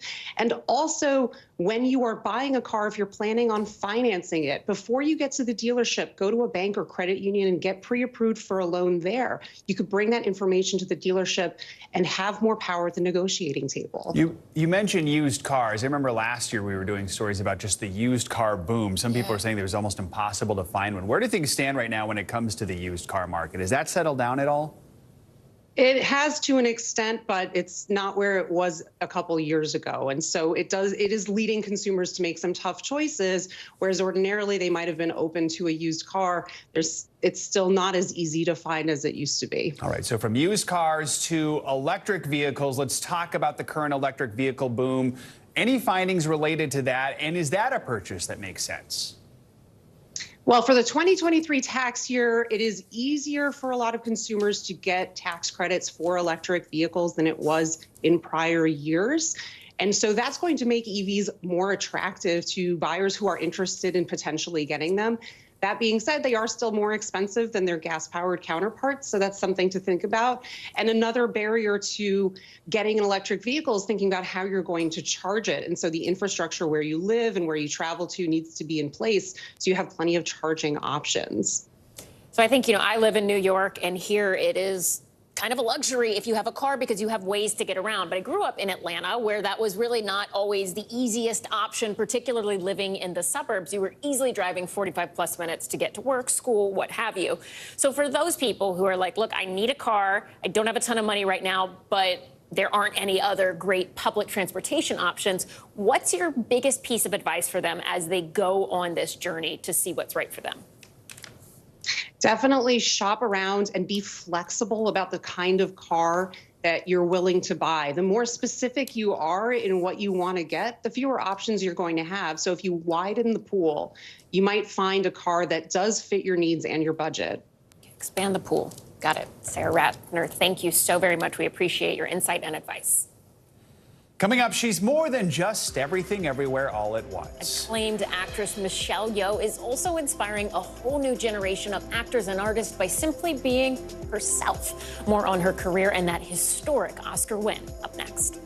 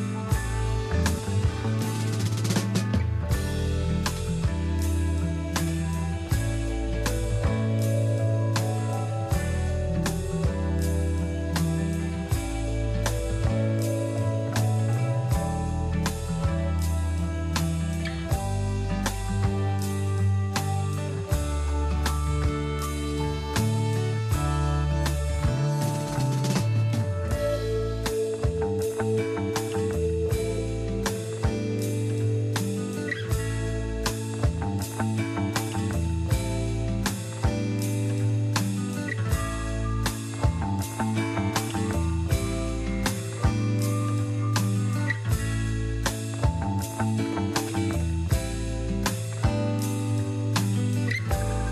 podcast fans, ready to unlock our true crime mysteries? Try Dateline Premium on Apple Podcasts. You'll get early access to originals, plus bonus content, and everything is ad-free. So head to Apple Podcasts now to subscribe. The day's biggest political stories with trusted insight and expert analysis. A daily look at the politics behind the headlines. Meet the Press Now, streaming weekdays at 4 p.m. on NBC News Now. This is what it looks and feels. From the storm zone. The bigger piece of the puzzle comes. New numbers just out this morning. Good evening. We begin tonight with breaking news just coming in. We begin this hour with the latest developments. We're coming on the air with some shakeups big time on Capitol Hill. How much water ultimately will be forced inland? Whenever it happens, wherever you are, NBC News, streaming free now.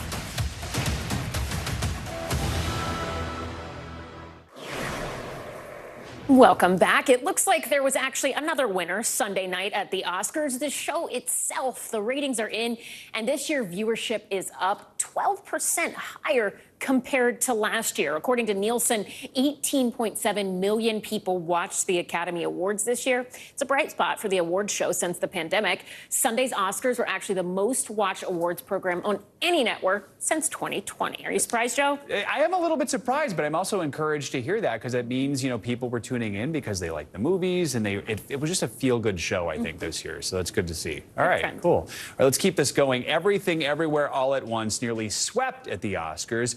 But there's one win in particular that was making history. NBC News correspondent Emily Ikeda has that story. And the Oscar goes to Everything, Everywhere, All at Once. Like the name of the critically acclaimed film, Michelle Yeoh is everything and more. Michelle Yeoh. Now the first Asian woman to win an Oscar for Best Actress after her stunning performance as a laundromat owner sucked into the multiverse. Yeoh dedicating the historic moment to her 84-year-old mom and sharing these words of encouragement for the next generation. For all the little boys and girls who look like me watching tonight, this is a beacon of hope and possibilities. A message resonating around the world. The Malaysian-born actress catapulted into the international spotlight with films like Crouching Tiger, Hidden Dragon, and Crazy Rich Asians. But she never scored an Oscar nomination until now, at 60 years old. And ladies, don't let anybody tell you you are ever past your prime. Everything, Everywhere, taking home almost every major award. This is the American dream. Just 23 of 1,800 acting nominees in Academy history could be identified as Asian, according to the New York Times. So this unabashedly Asian American film sweeping award season represents a watershed moment. Tonight, we frigging broke that glass ceiling. Emily Ikeda, NBC News. Oh, that's so great. Now so many people are watching the movie who haven't seen it yet, which is great. Yeah, it just keeps it's a ripple effect. It makes me just excited about every project that all of those actors are in. Exactly. Just hearing their speeches, it gives you warm, fuzzy feelings, even as someone who's not as into movies. Exactly. All right, that does it for this hour of Morning News Now. Stay with us. The news continues right now.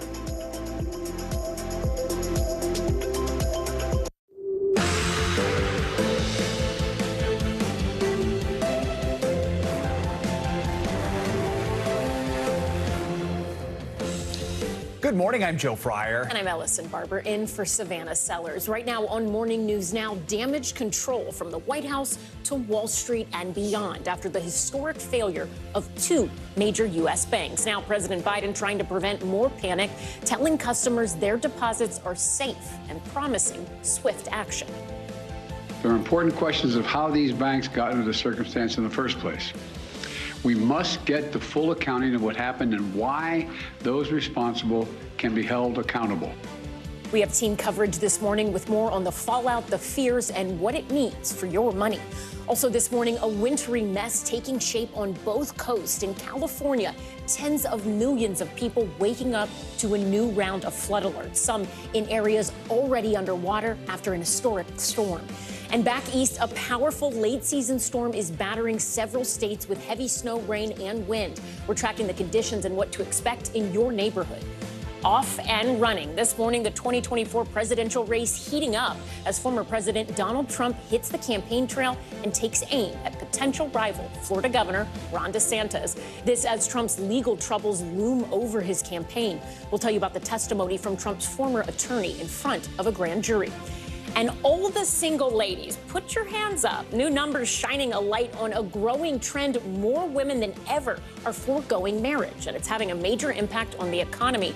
We'll talk to the author of a new report about how single women are shaking up the financial world. All the single ladies, I love it. I got to say that so early. You have that song in your head this morning. Great song, great artist, interesting story. I'm excited. Exactly. Good to be with you. Good to have you with us. All right, this morning, the country is processing the historic bank failures of Silicon Valley Bank and Signature Bank while trying to understand how widespread the ripple effects from those closures could be. Yeah, yesterday, President Biden announced a federal intervention program to stop the financial hemorrhaging caused by the bank's collapse. And he highlighted steps that he says his administration is taking to prevent further fallout. He also reassured Americans that their money is safe and that they wouldn't be stuck footing the bill to rescue depositors of Silicon Valley Bank and Signature Bank. Americans can rest assured that our banking system is safe. Your deposits are safe. Let me also assure you, we will not stop at this. We'll do whatever is needed. No losses will be, and this is an important point, no losses will be borne by the taxpayers. Still, that news did little to put investors at ease on Wall Street. Bank stocks suffered heavy losses yesterday, ending the trading day in the red. And this morning, there's more fallout for SVB. The bank's parent company, along with two top executives, are being sued by shareholders in a class action lawsuit for fraud. We're going to hear from a small business owner who was directly affected by the bank failure in just a moment. But first, let's get to NBC News White House correspondent Carol Lee and Brian Sozzi, executive editor at Yahoo Finance. Brian, let's start with you. It was not exactly a good day on Wall Street for regional banks. We saw those losses yesterday. Did we expect those losses, or was that a little surprising? Well, thank you for having me. And what you're seeing really is the loss of trust in what financial institutions essentially do. And that is why you saw shares of a First Republic really get hammered. But you also saw the likes of a Charles Schwab, one of the longtime just investment firms on Wall Street, their shares get hit as well. So lots of fear on contagion in the aftermath, what the financials might look like for a lot of these banks. That's why you saw the stocks sell off. Now, we are seeing a little bit of rally here in the pre-market today. But again, the fear on Wall Street very much remains out of there. And the next shoe to drop, guys, could be when these companies, these big banks, report earnings in just a few weeks. How were their finances hurt by the fallout of SVB? So, Carol, let's bring you in here. We just heard that clip from the president announcing plans to protect depositors. He also called out a 2018 bank deregulation law that was passed under the Trump administration. He called on Congress to reverse it. What's the reaction been from lawmakers to that, and overall just to how the White House is handling this?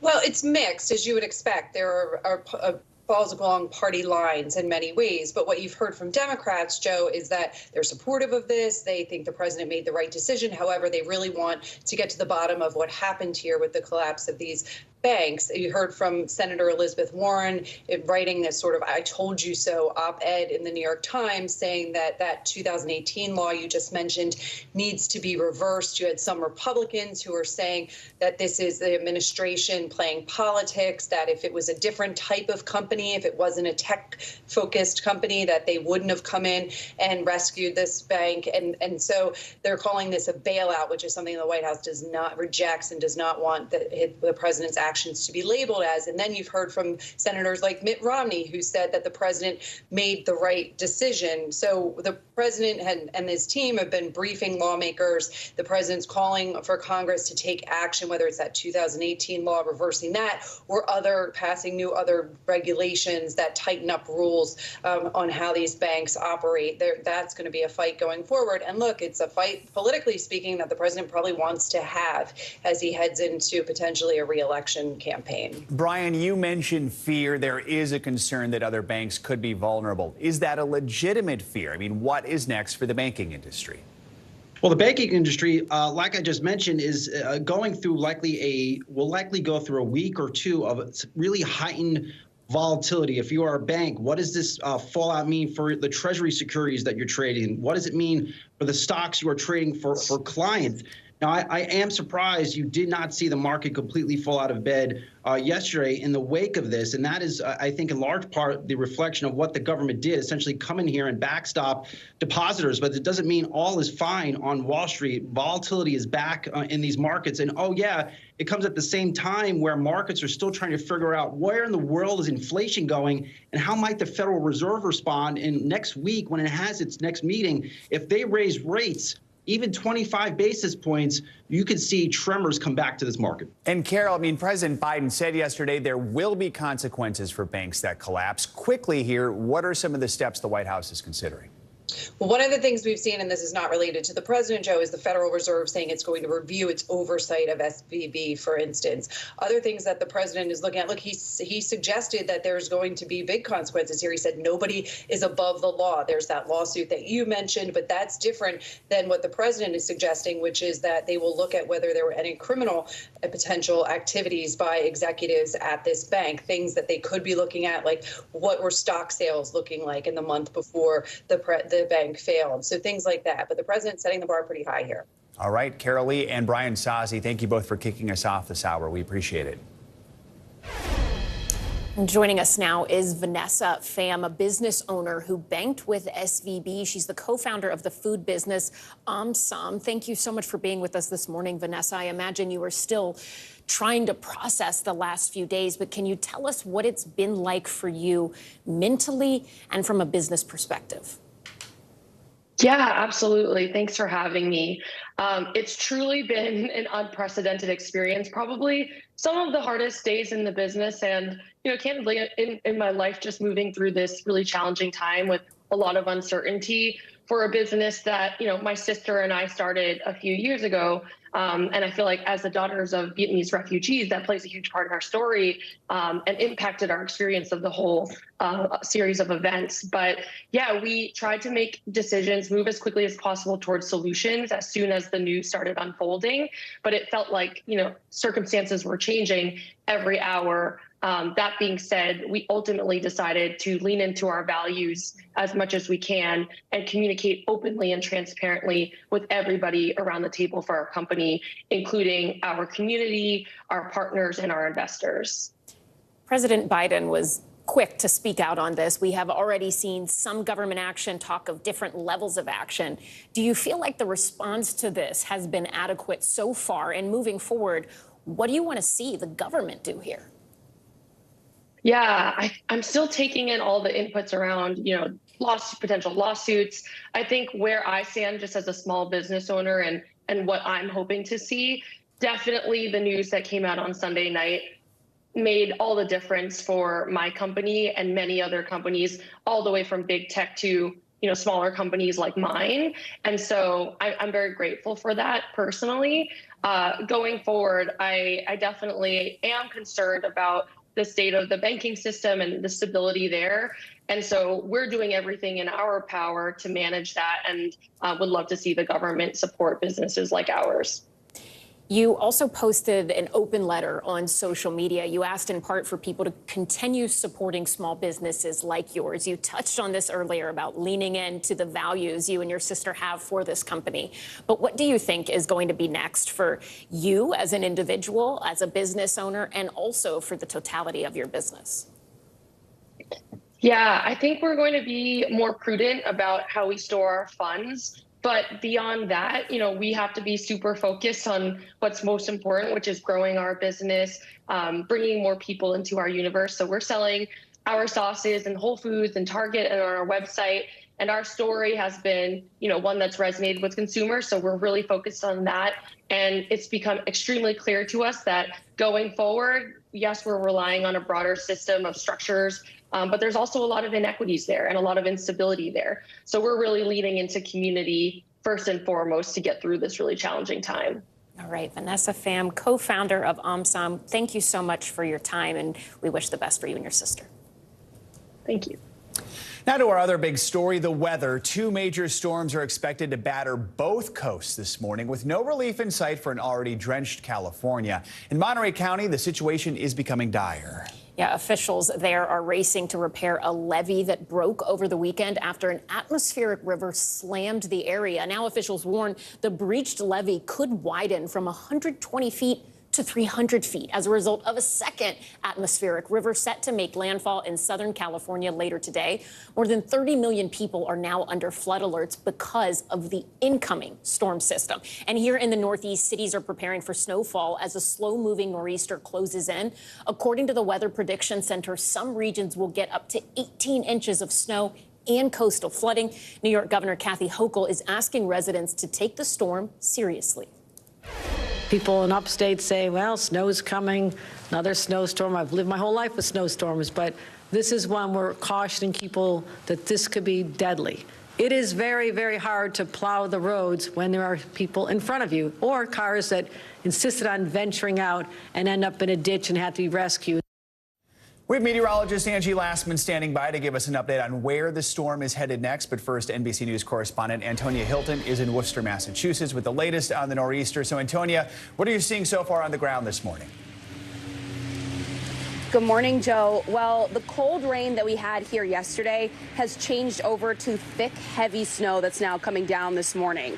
And this is the stuff that public works officials here in Worcester have been warning people about. This is the kind of sticky, heavy snow that stays on the ground. It accumulates. It makes it really difficult for them to get trucks out on the road to clear otherwise hazardous conditions. And so they're asking people, you know, if you don't have to travel today, you don't have to hit the road, you don't have to commute into work, please stay home. If you absolutely have to get out there, they're reminding people that in these kinds of conditions, you need to make sure you have an emergency kit in your vehicle. You want to have batteries, you want to have a flashlight, you want to make sure all your devices are charged up so you can get in contact with people in case anything happens to you.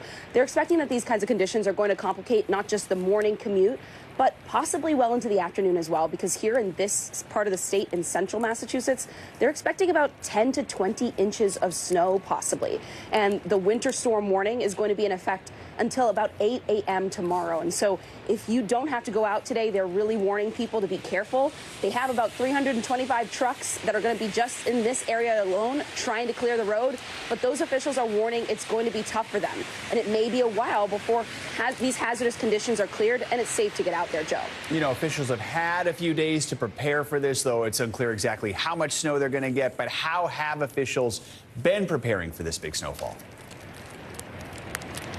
Well, they're warning people that power outages are very likely in conditions like this, because right now we're seeing the heavy snow, but we're also likely going to get some serious gusts of wind that could get up to 55 miles per hour. So that means, you know, trees coming down. It means possible power outages. And so not only should people be ready for that at home, thankfully this is an area where a lot of people have things like backup generators, but it means you need to make sure that you have supplies and certainly run your last errands right now if you need to. The good news is National Grid has been preparing already for this for days. So they have about 1,000 crews, 3,000 workers on standby, ready to respond if it gets to that point, Joe. And for the past couple days, we've heard governors throughout the Northeast issuing warnings. We just heard from Governor Hochul in New York. What are you hearing from the governor in Massachusetts, and are people heeding the warning? Well, what we've heard from the governor here, Maura Healey, is a reminder that if you can work from home, you really should today. Again, it all comes down to these hazardous conditions and concerns about there being pileups. They don't want cars that don't need to be on the road to be on the road. There's a parking ban here in Worcester and other parts of the state that are in effect simply because they want vehicles to clear as much space as possible. So she has asked for non-emergency employees to please stay home. You know, any members of her executive branch to stay home and telework today, and to kind of set an example for others. You know, some of the residents that I've spoken to are planning to take that advice and are teleworking in cases. But of course, you know, there are people here who have to work. So they've also been told that if you have to, try to get on the road early before things potentially get, you know, more complicated, more sticky than they already are. Antonia Hilton, where the snow is already falling in Massachusetts. Antonia, thank you. Meteorologist Angie Lassman is here now with more on these powerful storms. Hey there, Angie. Good morning. Good morning, guys. We've got two of them. They're basically bookending the country. And of course, we have that atmospheric river that has been relentless all winter long. This is the next atmospheric river event that we're going to watch: flooding, damaging winds, power outages likely for parts of California. But we've got to start with the nor'easter. You just heard Antonio talking about it. We have the heavy rain. We have the heavy snow working into parts of the Northeast. And this is a long haul kind of event. This isn't just an early morning kind of thing that we'll deal with today. This will last into parts of tomorrow. The rain right now stretched from Boston down into portions of New York. We're going to see some of that transition over into snow, though. But if you look a little farther to the inland areas, there is heavy snow already falling. The winter alerts have been up, and they are up for 23 million people right now up and down the Northeast. Here's what we're expecting as far as impacts are concerned. We're going to talk about the snow, but let's talk about the strong winds first. We'll see gusts anywhere from 30 to 40 miles per hour. As you get a little closer to the coast, they'll be even higher. Atlantic City expecting to approach a gust of 50 miles per hour. Parts of Montauk as well, close to 50 miles per hour. That means coastal erosion, coastal flooding. Those will be some minor concerns for us, but it also means the possibility of power outages when you have that heavy, wet snow landing on tree branches. Down trees, down branches are all possible, which means down power lines as well. How about the snow? Really impressive rates that we'll get. Anywhere from 2 to 3 inches per hour is likely in a lot of places. The Catskills could total up to 3 feet. And you'll notice those higher elevations are where we're going to see the higher totals as we go through the day today and into tomorrow. Elsewhere, places like Scranton, 6 to 10 inches you can expect there. Albany, 8 to 16 inches. A little closer to the coast, Boston will eventually transition over from the rain to the snow and end up with anywhere from 3 to 7 inches. And again, this is really heavy snow, so it'll be troublesome when it comes to even shoveling or clearing those roadways. Something to watch for. As we move to the West Coast, there's that next atmospheric river event. This one is going to bring more rain, more flooding, and it's up and down the coast. It's not just focused to northern and central California. Los Angeles could pick up anywhere around 3 inches over the next day or so. They, of course, are going to be dealing with some flooding concerns, as well as up the coast into places like San Francisco. We see the high risk of flash flooding for numerous locations today. We have the swollen waterways. We have the really saturated grounds. It's not going to be very hard to get some of this additional flooding through the state of California. Some of those amounts come in anywhere from 6 to 8 inches in the LA Mountains coastal range. Same kind of range there with 6 to 8 inches in the Sierra foothills, anywhere from 6 to 8 as well. On top of that, the strong winds. This isn't just the Northeast dealing with the winds. This is also a system on the West Coast that's going to impact folks. 14 million people with these wind alerts, and you can see why. Anywhere from 30 to 40 mile per hour winds, up to 50 as we look towards Monterey. So this is again a situation where the down trees, down power lines will be something to watch for over the next day or so. Eventually, the system does move to the east, and we'll see some snow for parts of the Rockies. But we'll get an additional 4 to 6 feet of snow in parts of the Sierra. And they've already got plenty there right now. They sure do. All right, thanks, Angie. Appreciate it. Former President Donald Trump made his first appearance in Iowa since announcing he was running for the White House again. Speaking before a packed crowd in Davenport yesterday, Trump discussed several issues while frequently unloading on Florida Governor Ron DeSantis in a series of attacks. Yeah, this rally came just hours after Trump's former attorney, Michael Cohen, testified before a New York grand jury in an investigation into hush money payments made to adult film star Stormy Daniels during the 2016 presidential campaign. Here to discuss all of this is NBC News senior political editor Mark Murray and NBC News legal analyst Danny Savalos. Thank you both for joining us. Mark, let's start with you. Walk us through what we heard from Trump yesterday. How did the crowd react to those attacks on DeSantis? Yeah, Ellison, last night we ended up hearing former President Donald Trump's probably harshest critiques and remarks aimed at Florida Governor Ron DeSantis. Donald Trump ended up hitting Ron DeSantis on DeSantis' past support for restructuring entitlement programs like Medicare and Social Security. And Donald Trump also took aim at Ron DeSantis' past opposition to subsidies for ethanol, which you know is a key industry in Iowa. Take a listen to his remarks. Ron DeSantis strongly opposed ethanol. Do you know that? And we don't even know if he's running, but I might as well tell you. If he's not running, I'll say he was fine on ethanol. Don't worry about it. He strongly opposed ethanol and fought against it at every turn, and he's going to do that again. Ellison, though, as far as your question, how the crowd received it, it was a raucous crowd in support of Donald Trump. But when he specifically mentioned Ron DeSantis and those attacks last night, it was kind of fell on some deaf ears. There was a little bit of silence, according to our reporters on the ground, who might not have been all that interested in Republican attacks this early in the race. Danny, this rally comes amid ongoing legal troubles for Trump. His attorney said yesterday the former president will not appear before that New York grand jury. Does his no-show impact the investigation at all? No, not likely. I don't think anyone expected him to appear before the grand jury. Typically, if you have any kind of exposure and you're called to testify before a grand jury, you're going to exercise your Fifth Amendment and decline to appear. You work that out with your attorney and the prosecutors, but in all likelihood, he won't appear. And the prosecutors must have known that. I'm sure it was not going to go down. So the investigation moves forward. I don't think this impacts the conclusions very much. It was something that was expected. And in all likelihood, Trump didn't want to go either, because it's not an opportunity to grandstand. It's the opposite. Grand jury proceedings are secret. So nobody's going to hear whatever it is he has to say except for the grand jury members and pretty much nobody else. So, Mark, how is Trump handling the investigations on the trail? Has he mentioned it? Is it having any sort of impact among his supporters?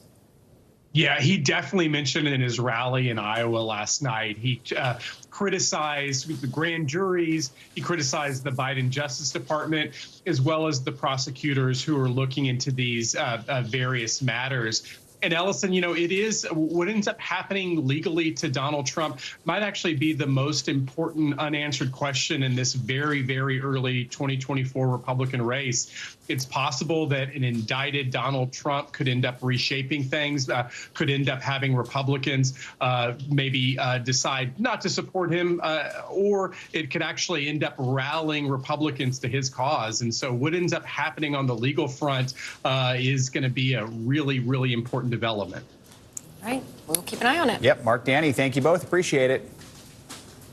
Senate Republican leader Mitch McConnell is out of the hospital following a fall at a dinner last week. A statement confirmed from his office confirmed that the 81-year-old suffered a concussion as well as a minor rib fracture during the fall.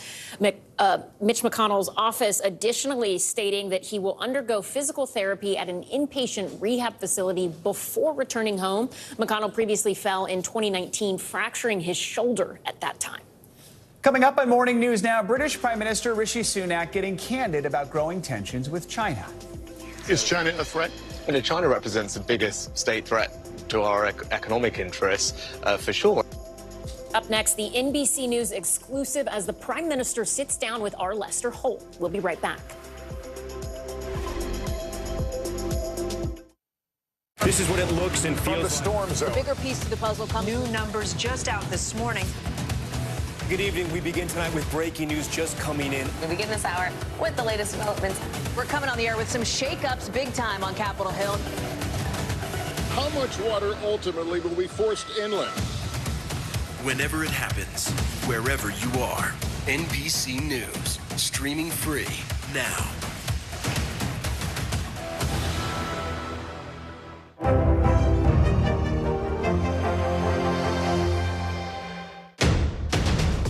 The day's biggest political stories with trusted insight and expert analysis. A daily look at the politics behind the headlines. Meet the Press Now, streaming weekdays at 4 p.m. on NBC News Now. For Dateline Premium, subscribe now on Apple Podcasts. This is what it looks and feels from the storm The zone. bigger piece to the puzzle. New numbers just out this morning. We begin with breaking news just coming in. Russia has launched another round of attacks. What was it like when you came back and saw your neighborhood like this? They say that in modern war, there aren't any front lines anymore.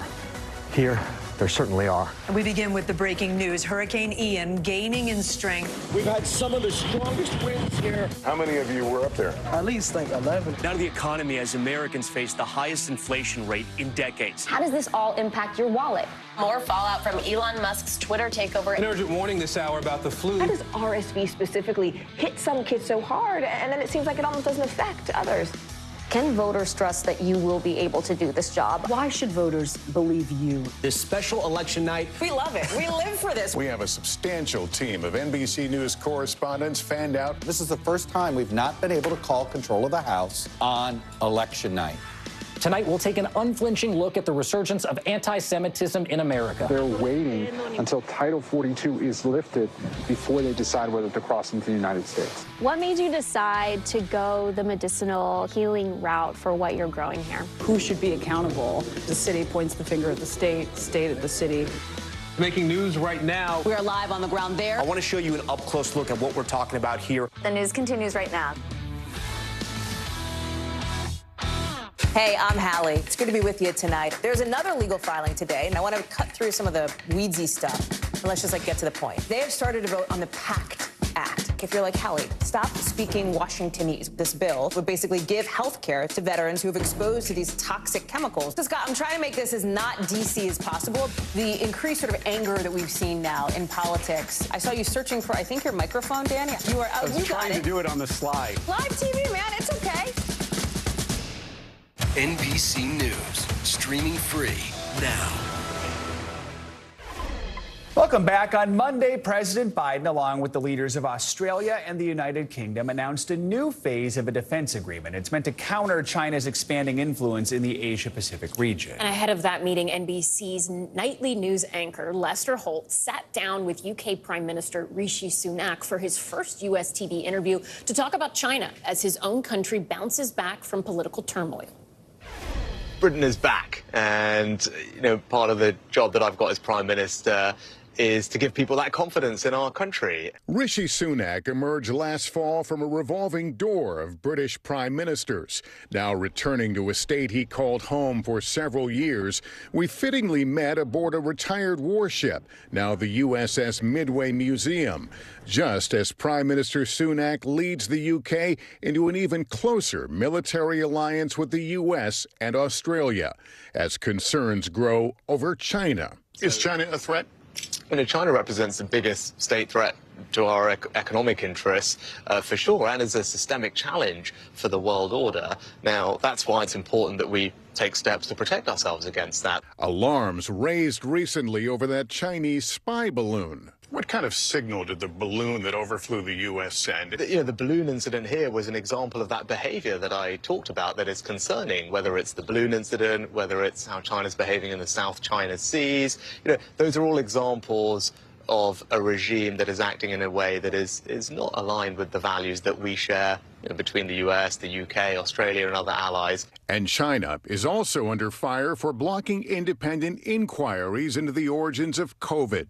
The FBI and Energy Department now assessing COVID came from a lab leak in China, though there's no US government consensus. What's your government's position on the COVID origins? There's clearly questions that need to be answered. I'd certainly say that, and we haven't ruled anything out at this stage. I think what we want to see and fully support is a proper scientific inquiry as to the origins, and we would urge everyone, including China, cooperate with that investigation. You think it's still an open question? Yes, I think there certainly are questions that need answering. We wouldn't rule anything out at this stage. And then there's China's role in Russia's war in Ukraine. China already gives crucial economic aid to Russia.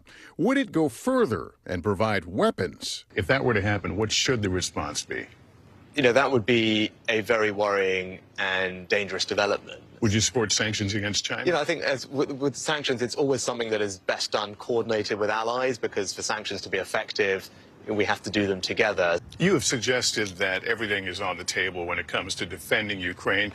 UK stepped forward with tanks, longer-range missiles. Do you draw the line at fighter jets, or is that still in the cards as far as you're concerned?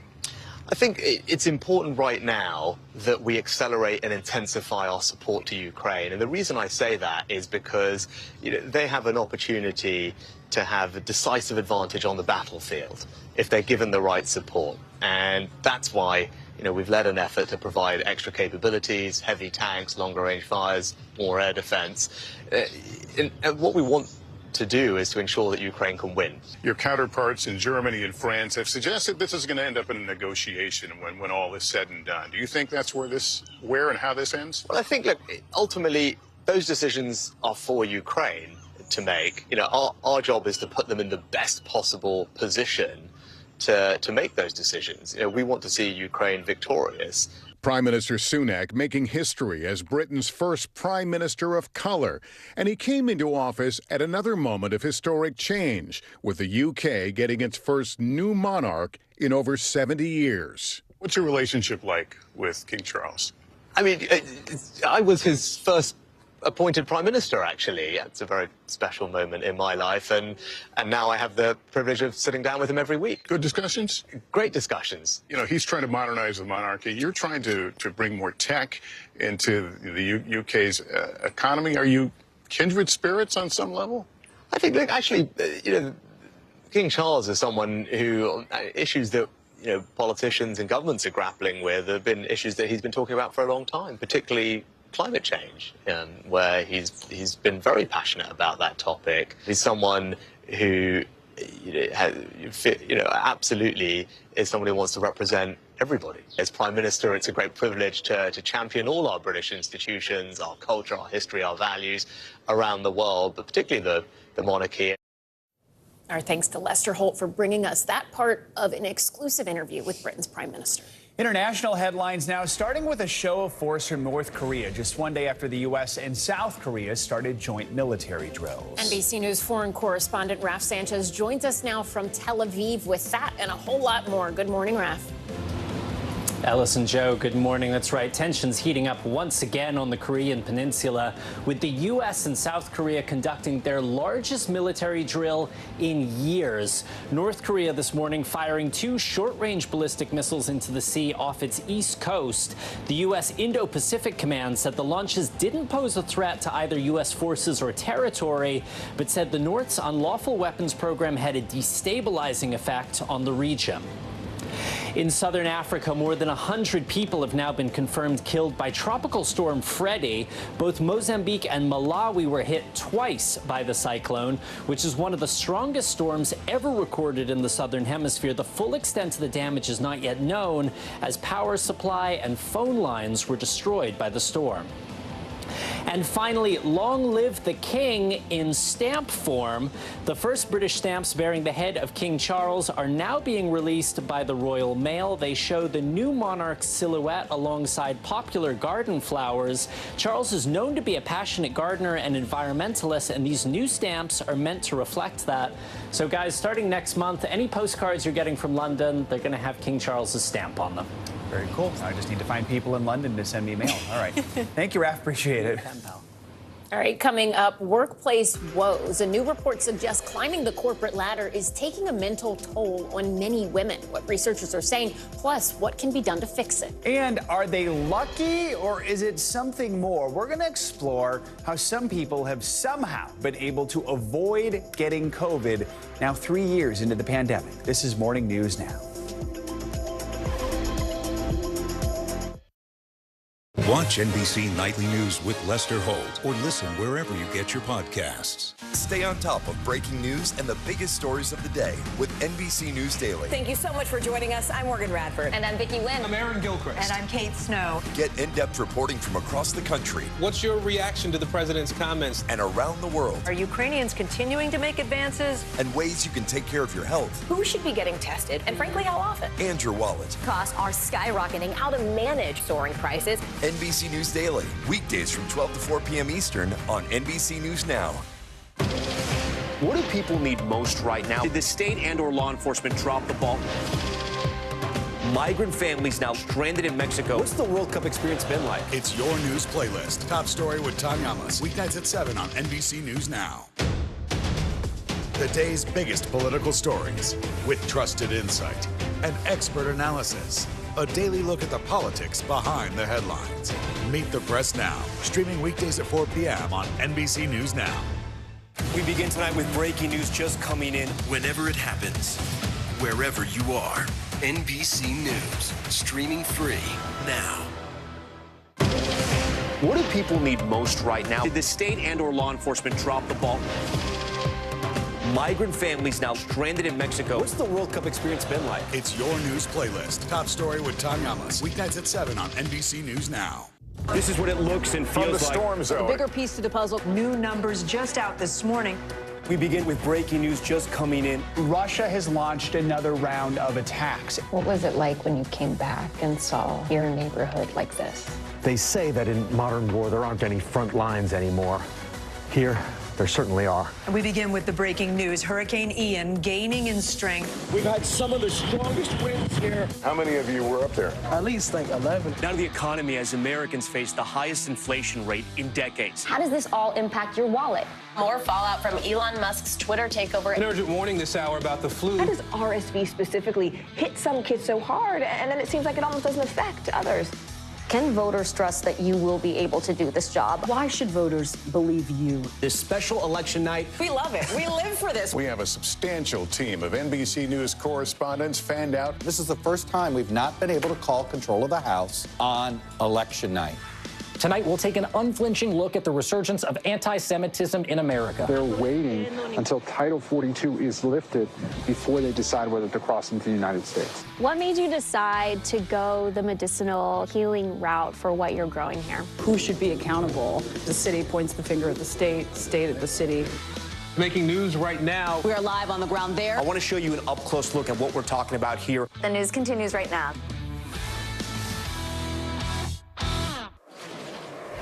We're back with our weekly mental health check-in. We're looking at why the so-called girl boss era could come with a price. It's because more women in leadership positions say they're feeling lonelier than ever. Yeah, plus, if you like to treat yourself on a bad day, you might be considered an emotional spender. We have tips on how to manage. Let's bring in Dr. Soumya Dave for more. She is a psychiatrist and author of What a Happy Family. Dr. Dave, always good to have you with us. So let's start with that new report that found 55% of senior-level women have felt lonely at their jobs at least once in the last month. Do we know why it is that women are feeling unsupported? What's the impact of this, and what can we do to fix it?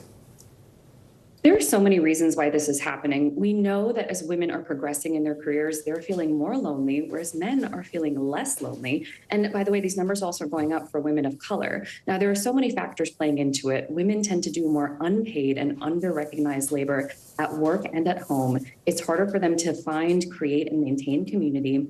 And they're feeling like they have a lot of unrealistic expectations and a lack of support. And now I think it's so important for us to think about all these factors because we're seeing that a lot of them are structural things that have been put in place for a long time. So it's going to take a lot of structural changes for this to shift as well. So let's talk about the spending habits among millennials and Gen Z. According to Credit Karma, 58% of Gen Z and 52% of millennials say they are more likely to make purchases in response to how they're feeling at the time. I didn't think I was guilty of this, but then I started thinking about all the Amazon boxes I have, and it's possible. What does that sort of spending tell you about a person's emotional well-being? And is there anything we can do to stop emotionally spending if we are realizing right now that we fall into that category? So what's so interesting about emotional spending is that it can be a response to coping with a variety of emotions. So that can mean happiness, it can mean boredom, it can mean anxiety, really the entire spectrum of emotions. And now since we're seeing that so many people are feeling like they're going through this, there are a lot of things we can do, okay? I always go back to the power of pause. If there's something that you see and you like it, can it hang out in your shopping cart for at least one day, maybe 2 days, maybe longer, and then you can see if you really still want it after that period of time.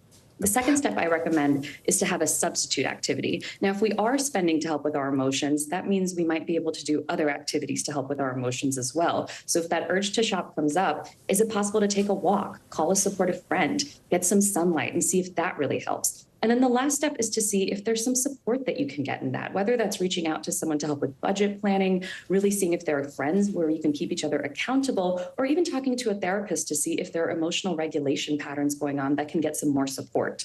Some good advice there. The power of pause. I like that. Finally, let's talk about the pause we had 3 years ago. I mean, it's been 3 years since the COVID pandemic was first declared a global health emergency. And it does seem like now people are forgetting what it was like to live in lockdown. Maybe that's a good thing. But why is that? And is there a risk when we forget an event like this? I mean, how does that impact just the way we live our lives?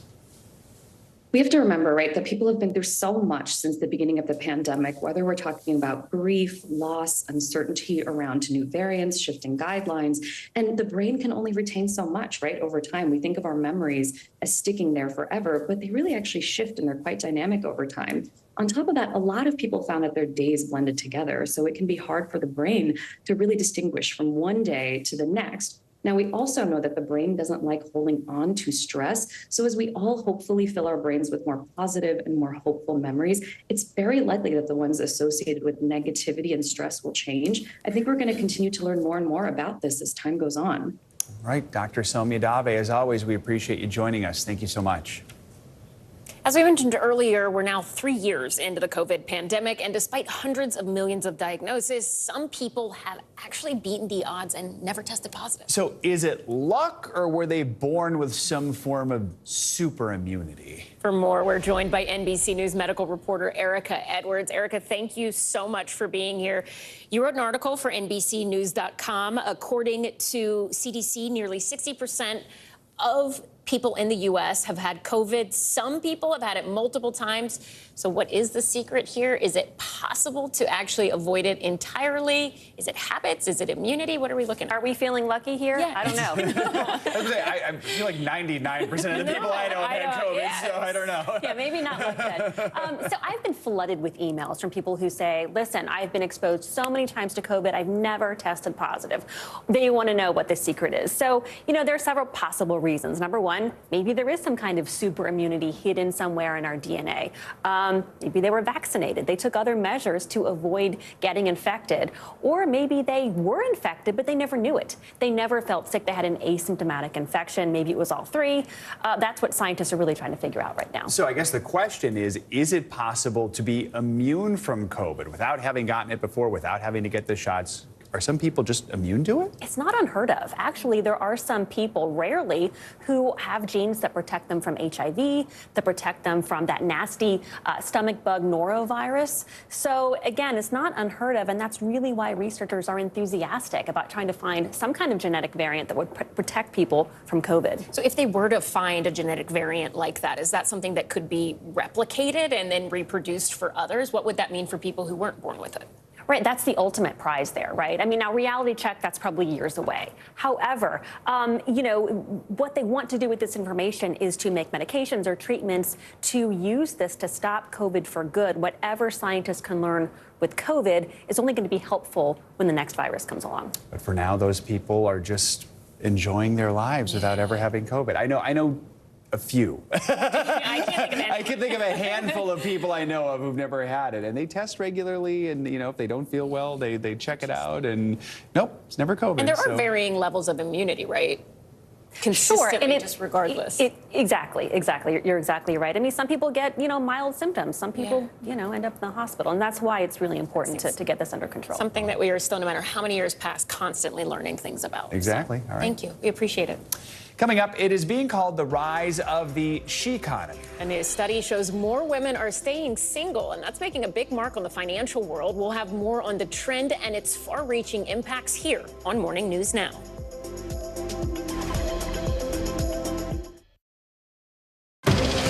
What do people need most right now? Did the state and/or law enforcement drop the ball? Migrant families now stranded in Mexico. What's the World Cup experience been like? It's your news playlist. Top story with Tanya Amos. Weeknights at 7 on NBC News Now. For Dateline Premium, subscribe now on Apple Podcasts. Stay on top of breaking news and the biggest stories of the day with NBC News Daily. Thank you so much for joining us. I'm Morgan Radford. And I'm Vicki Wynn. I'm Aaron Gilchrist. And I'm Kate Snow. Get in-depth reporting from across the country. What's your reaction to the president's comments? And around the world. Are Ukrainians continuing to make advances? And ways you can take care of your health. Who should be getting tested? And frankly, how often? And your wallet. Costs are skyrocketing. How to manage soaring prices. NBC News Daily. Weekdays from 12 to 4 p.m. Eastern on NBC News Now. The day's biggest political stories with trusted insight and expert analysis. A daily look at the politics behind the headlines. Meet the Press Now, streaming weekdays at 4 p.m. on NBC News Now. This is what it looks and feels like. From the storm zone. A bigger piece to the puzzle. New numbers just out this morning. We begin with breaking news just coming in. Russia has launched another round of attacks. What was it like when you came back and saw your neighborhood like this? They say that in modern war, there aren't any front lines anymore. Here, there certainly are. We begin with the breaking news. Hurricane Ian gaining in strength. We've had some of the strongest winds here. How many of you were up there? At least like 11. Now to the economy as Americans face the highest inflation rate in decades. How does this all impact your wallet? More fallout from Elon Musk's Twitter takeover. An urgent warning this hour about the flu. How does RSV specifically hit some kids so hard, and then it seems like it almost doesn't affect others? Can voters trust that you will be able to do this job? Why should voters believe you? This special election night. We love it. We live for this. We have a substantial team of NBC News correspondents fanned out. This is the first time we've not been able to call control of the House on election night. Tonight, we'll take an unflinching look at the resurgence of anti-Semitism in America. They're waiting until Title 42 is lifted before they decide whether to cross into the United States. What made you decide to go the medicinal healing route for what you're growing here? Who should be accountable? The city points the finger at the state, state at the city. Making news right now. We are live on the ground there. I want to show you an up-close look at what we're talking about here. The news continues right now.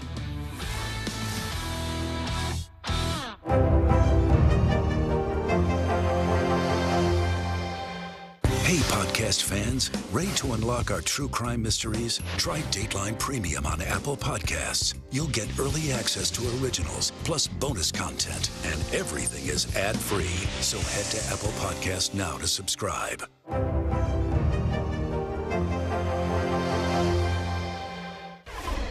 It has been a growing trend in America for decades. Women forgoing marriage and remaining single. Yeah, and according to a new report from Wells Fargo, this growing group is actually having a profound impact on the economy and the workplace. Sarah House, the senior economist at Wells Fargo and lead author of that report, joins us now to break it all down. Sarah, it is so good to see you. Talk to us about this report. What are some of the major findings and what role are single women playing in the economy? Right. So what we've seen is single women grow faster than any other marital or gender group over the past decade. So the ranks of single women are up 12.5% over the past decade, and that's been entirely driven by the rise of women who are never married. So we've seen the number of never married women in the U.S. grow 20% over the past 10 years alone. And that's a really important mark on the labor force because never married women have higher labor force attachment. So they're more likely to be in the workforce. And that's really important at a time when the jobs market is still very tight and employers are having, in some ways, some of the hardest time they've ever had in decades finding workers. So never married women are helping fill that void. So, Sarah, I mean, we know that women in America have consistently earned less than men. What is the current wage gap? And then could the fact that single women are such a force, a growing force in the economy, could it change that? Yeah, so there's different ways to measure the wage gap. So one of the ways we looked at was just looking at the median weekly earnings of full-time working men and women, and we compared it across marital status. And what we found is the wage gap is narrowest among never married individuals. So that reflects that they tend to be younger, earlier on in their career, where they've been less likely to take time out of the workforce, which can be a pay penalty later on. But what we found is even within that group is you're still seeing a wage gap of about 92%, or the women earn about 92% of men. So it's a wage gap of about 8%. And that really hasn't changed that much over the past 15 years. So relative to before the financial crisis, it's whittled around, but we really haven't seen any meaningful inroads in terms of that wage gap, despite the fact that women's participation is growing faster, that women are accounting for a growing share of the workforce in the economy, and increasingly their work experience mirrors that of men. Sarah, what's driving this change? Is this a financial decision that some people are making to say, hey, marriage is just not for me? Is this just a bigger shift in society and the way we approach relationships? What role or what is moving people to take this route? Yeah, so I think in many ways it's a social decision where it's becoming more socially acceptable to not be married. There's also, I think, the economic considerations, though. where you see women increasingly in the workforce. And so even if they don't get paid as much as men, it is acceptable for them to be working, and they can earn still a decent living. And so I think it's a little bit of both social and economic. Interesting stuff. Sarah House, thank you so much. More financial news now. Other banks are being hit with the repercussions of the Silicon Valley Bank collapse. CNBC's Silvana Henao joins us now with more. Good morning. Ellis and Joe, good morning. Yeah, so large banks such as JP Morgan Chase and Citigroup are being flooded with requests from customers trying to transfer funds from smaller lenders. Industry executives say the failure of Silicon Valley Bank is resulting in the biggest movement of deposits in more than a decade. The Financial Times reports large banks are trying to accommodate customers wanting to move their cash quickly, taking extra steps to speed up the normal sign-up or onboarding process. And that could help business customers access funds to ensure they can pay their staff at the end of the week. Volkswagen plans to invest nearly $200 billion over the next few years to expand in North America and China. More than 2/3 of that investment will go toward electric vehicles and digitization. VW says every fifth vehicle sold worldwide is expected to have an all-electric drive by 2025. Electric vehicles achieved a 10% market share industry-wide for the first time last year. Call it a case of mistaken identity. A man in Vancouver was able to unlock and drive someone else's Tesla Model 3 by only using the Tesla app on his phone. He says he thought he was getting into his own car because it was the same color. He didn't realize his mistake until noticing things in the car didn't look quite right, and then he got a text message from the actual owner who was able to unlock and get into his Tesla. They eventually switched cars. The man says he tried to contact Tesla with video evidence, but hasn't heard back. How about that? Yeah, he's like, this car is very clean. What happened? My goodness. All right. Silvana, thank you so much. You got it. And coming up, they're planting seeds in more ways than one. When we come back here on Morning News Now, how a couple of Black-owned businesses are working to change the way we look at food. We'll be right back.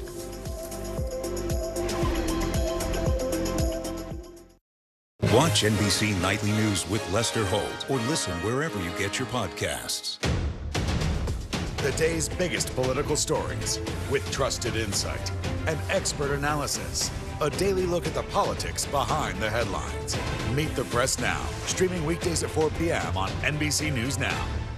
Hey, I'm Hallie. It's good to be with you tonight. There's another legal filing today, and I want to cut through some of the weedsy stuff. But let's just get to the point. They have started to vote on the PACT Act. If you're like Hallie, stop speaking Washingtonese. This bill would basically give health care to veterans who have exposed to these toxic chemicals. So Scott, I'm trying to make this as not DC as possible. The increased sort of anger that we've seen now in politics. I saw you searching for, I think, your microphone, Dan. You are. I was trying to do it on the slide. Live TV, man. It's okay.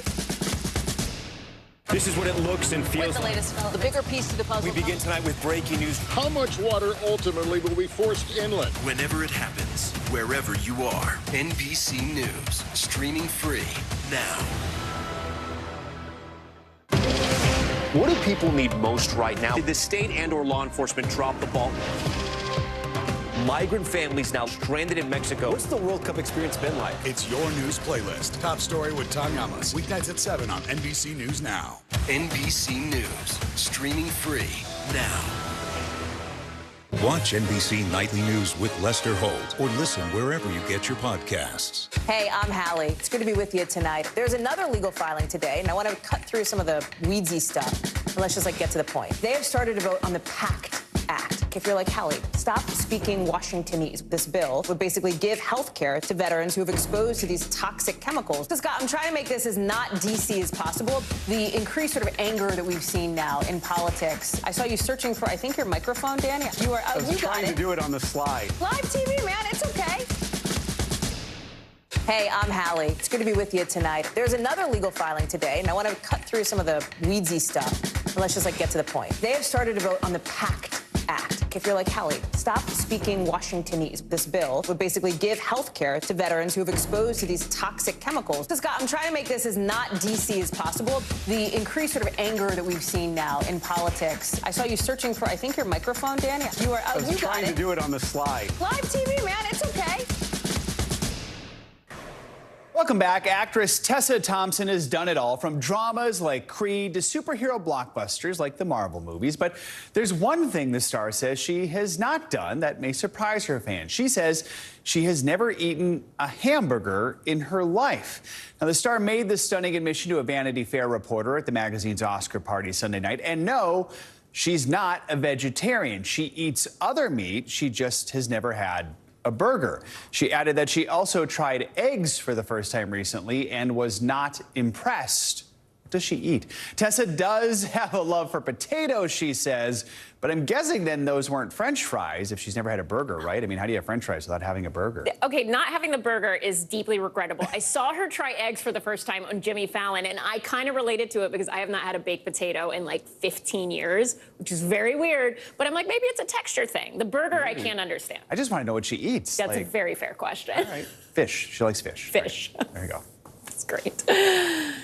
All right, so the numbers of black farmers in this country has fallen dramatically in the past century, but two black-owned businesses in Philadelphia are teaming up to change the way we look at food and history from the farm to the table. Here's NBC News correspondent Maya Eaglin.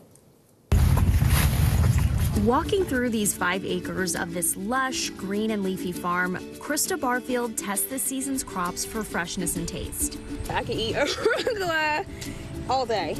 And just checking on, that's how you check on your plants too, like make sure they taste good. If they taste good, they're doing good. Krista is the founder of Farmer John Philly, a black-owned, community-supported agriculture farm. Through what she calls her Earthborn brand, her team harvests and ships food orders throughout Philadelphian communities. To understand from a health perspective that I want to grow food regeneratively and organically, and that can help heal people and heal the planet at the same time. I'm like, how do we train people to farm in this way? This is a pat soy, which is related to bok choy. So it's sort of like a spinach bok choy hybrid. These plants are about to make their way 11 miles to another black-owned business, Honeysuckle Provisions in West Philly.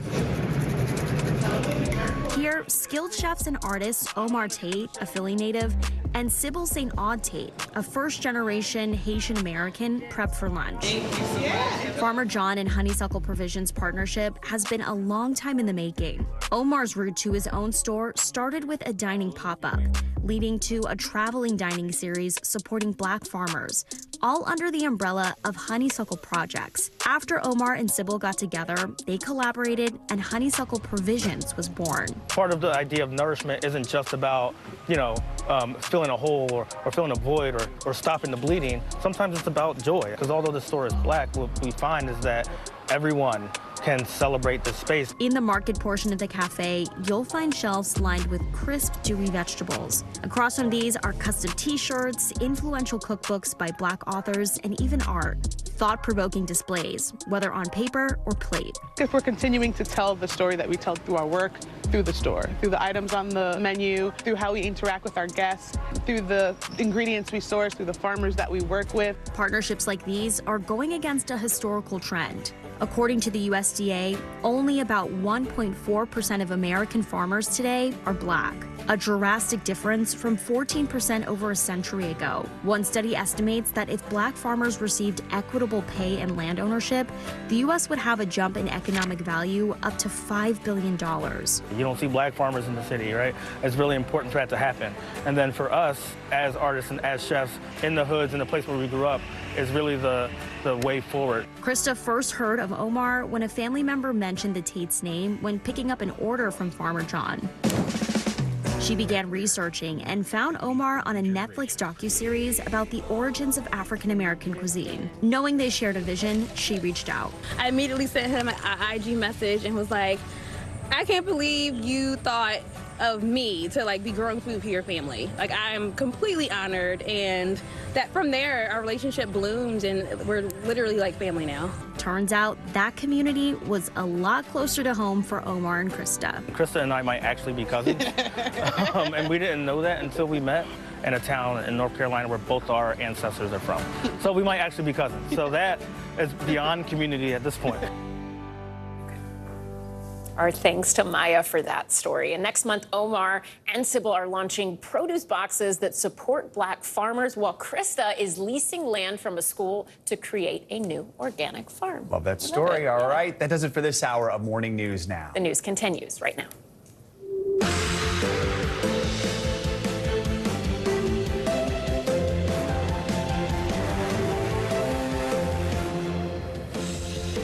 Good morning. I'm Ellison Barber in for Savannah Sellers. And I'm Joe Fryer. Right now on Morning News Now, coastal crunch. We're watching some wicked weather this morning, hammering both the eastern and western seaboards. Out west, another severe system caused by an atmospheric river bringing driving rains, dangerous flooding, and multiple feet of snow to many parts of California. Well, here in the east, our first nor'easter of the season, also dumping inches upon inches of snow across multiple states. Our meteorologist Angie Lassman is covering it all for you as you head out the door. Fear and fallout on Wall Street. This morning, anxiety looms over America's financial system. The aftershocks from the collapse of Silicon Valley banks slamming smaller, more regional banks. Their stocks sent tumbling yesterday. But as concern mounts over a wider economic crisis, President Biden offered this message yesterday.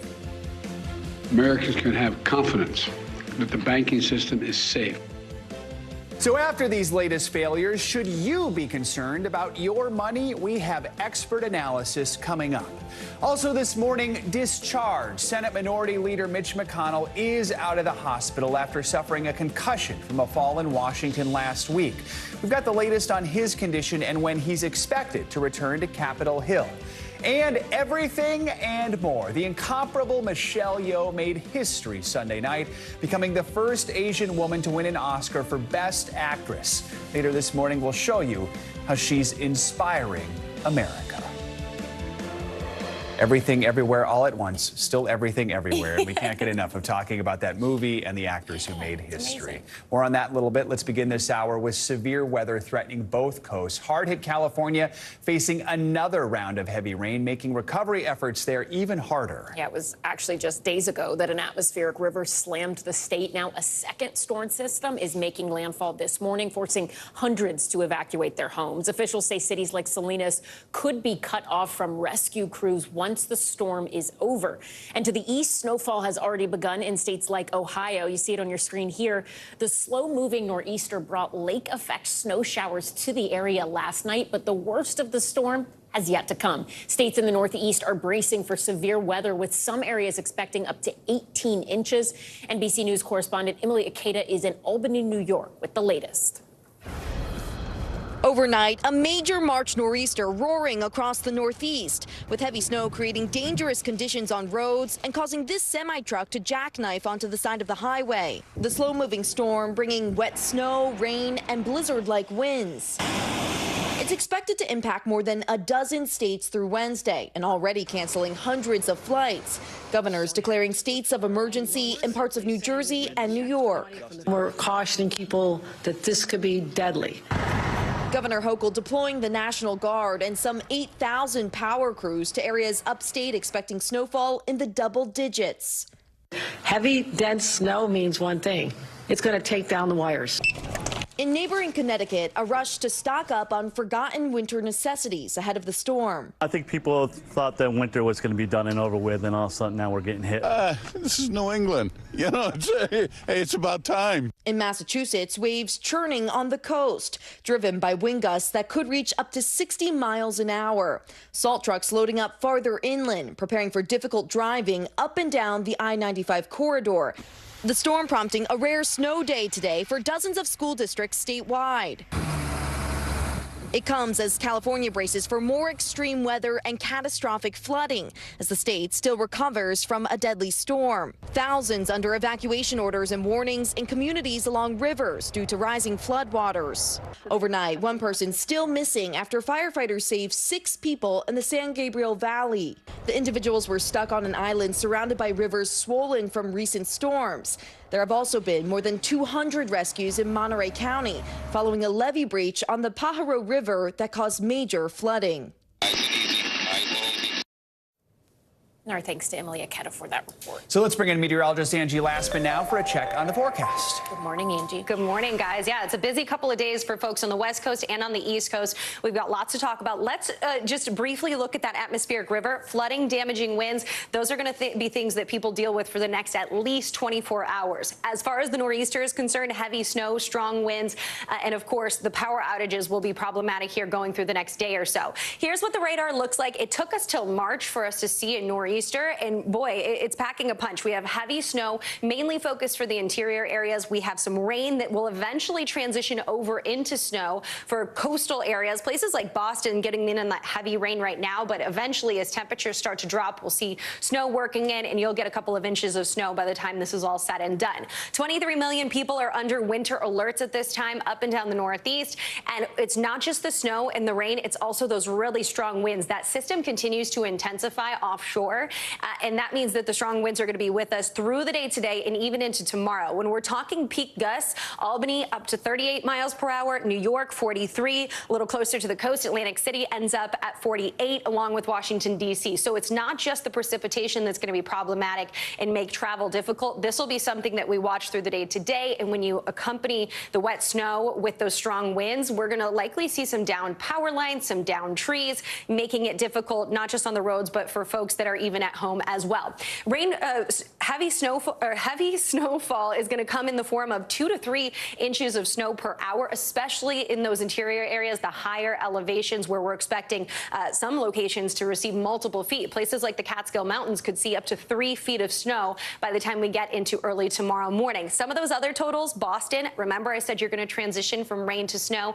Anywhere from 3 to 7 inches is possible. Albany, anywhere from 8 to 16 inches. So over a foot of snow. Again, the travel is going to be really difficult and near impossible in some locations through the day today. And again, this isn't just an early morning thing. This goes all the way into early tomorrow morning as well.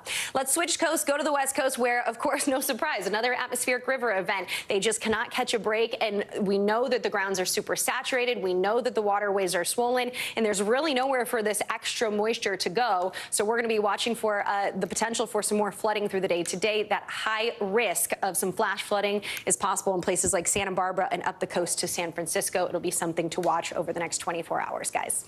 All right, Angie, thank you so much.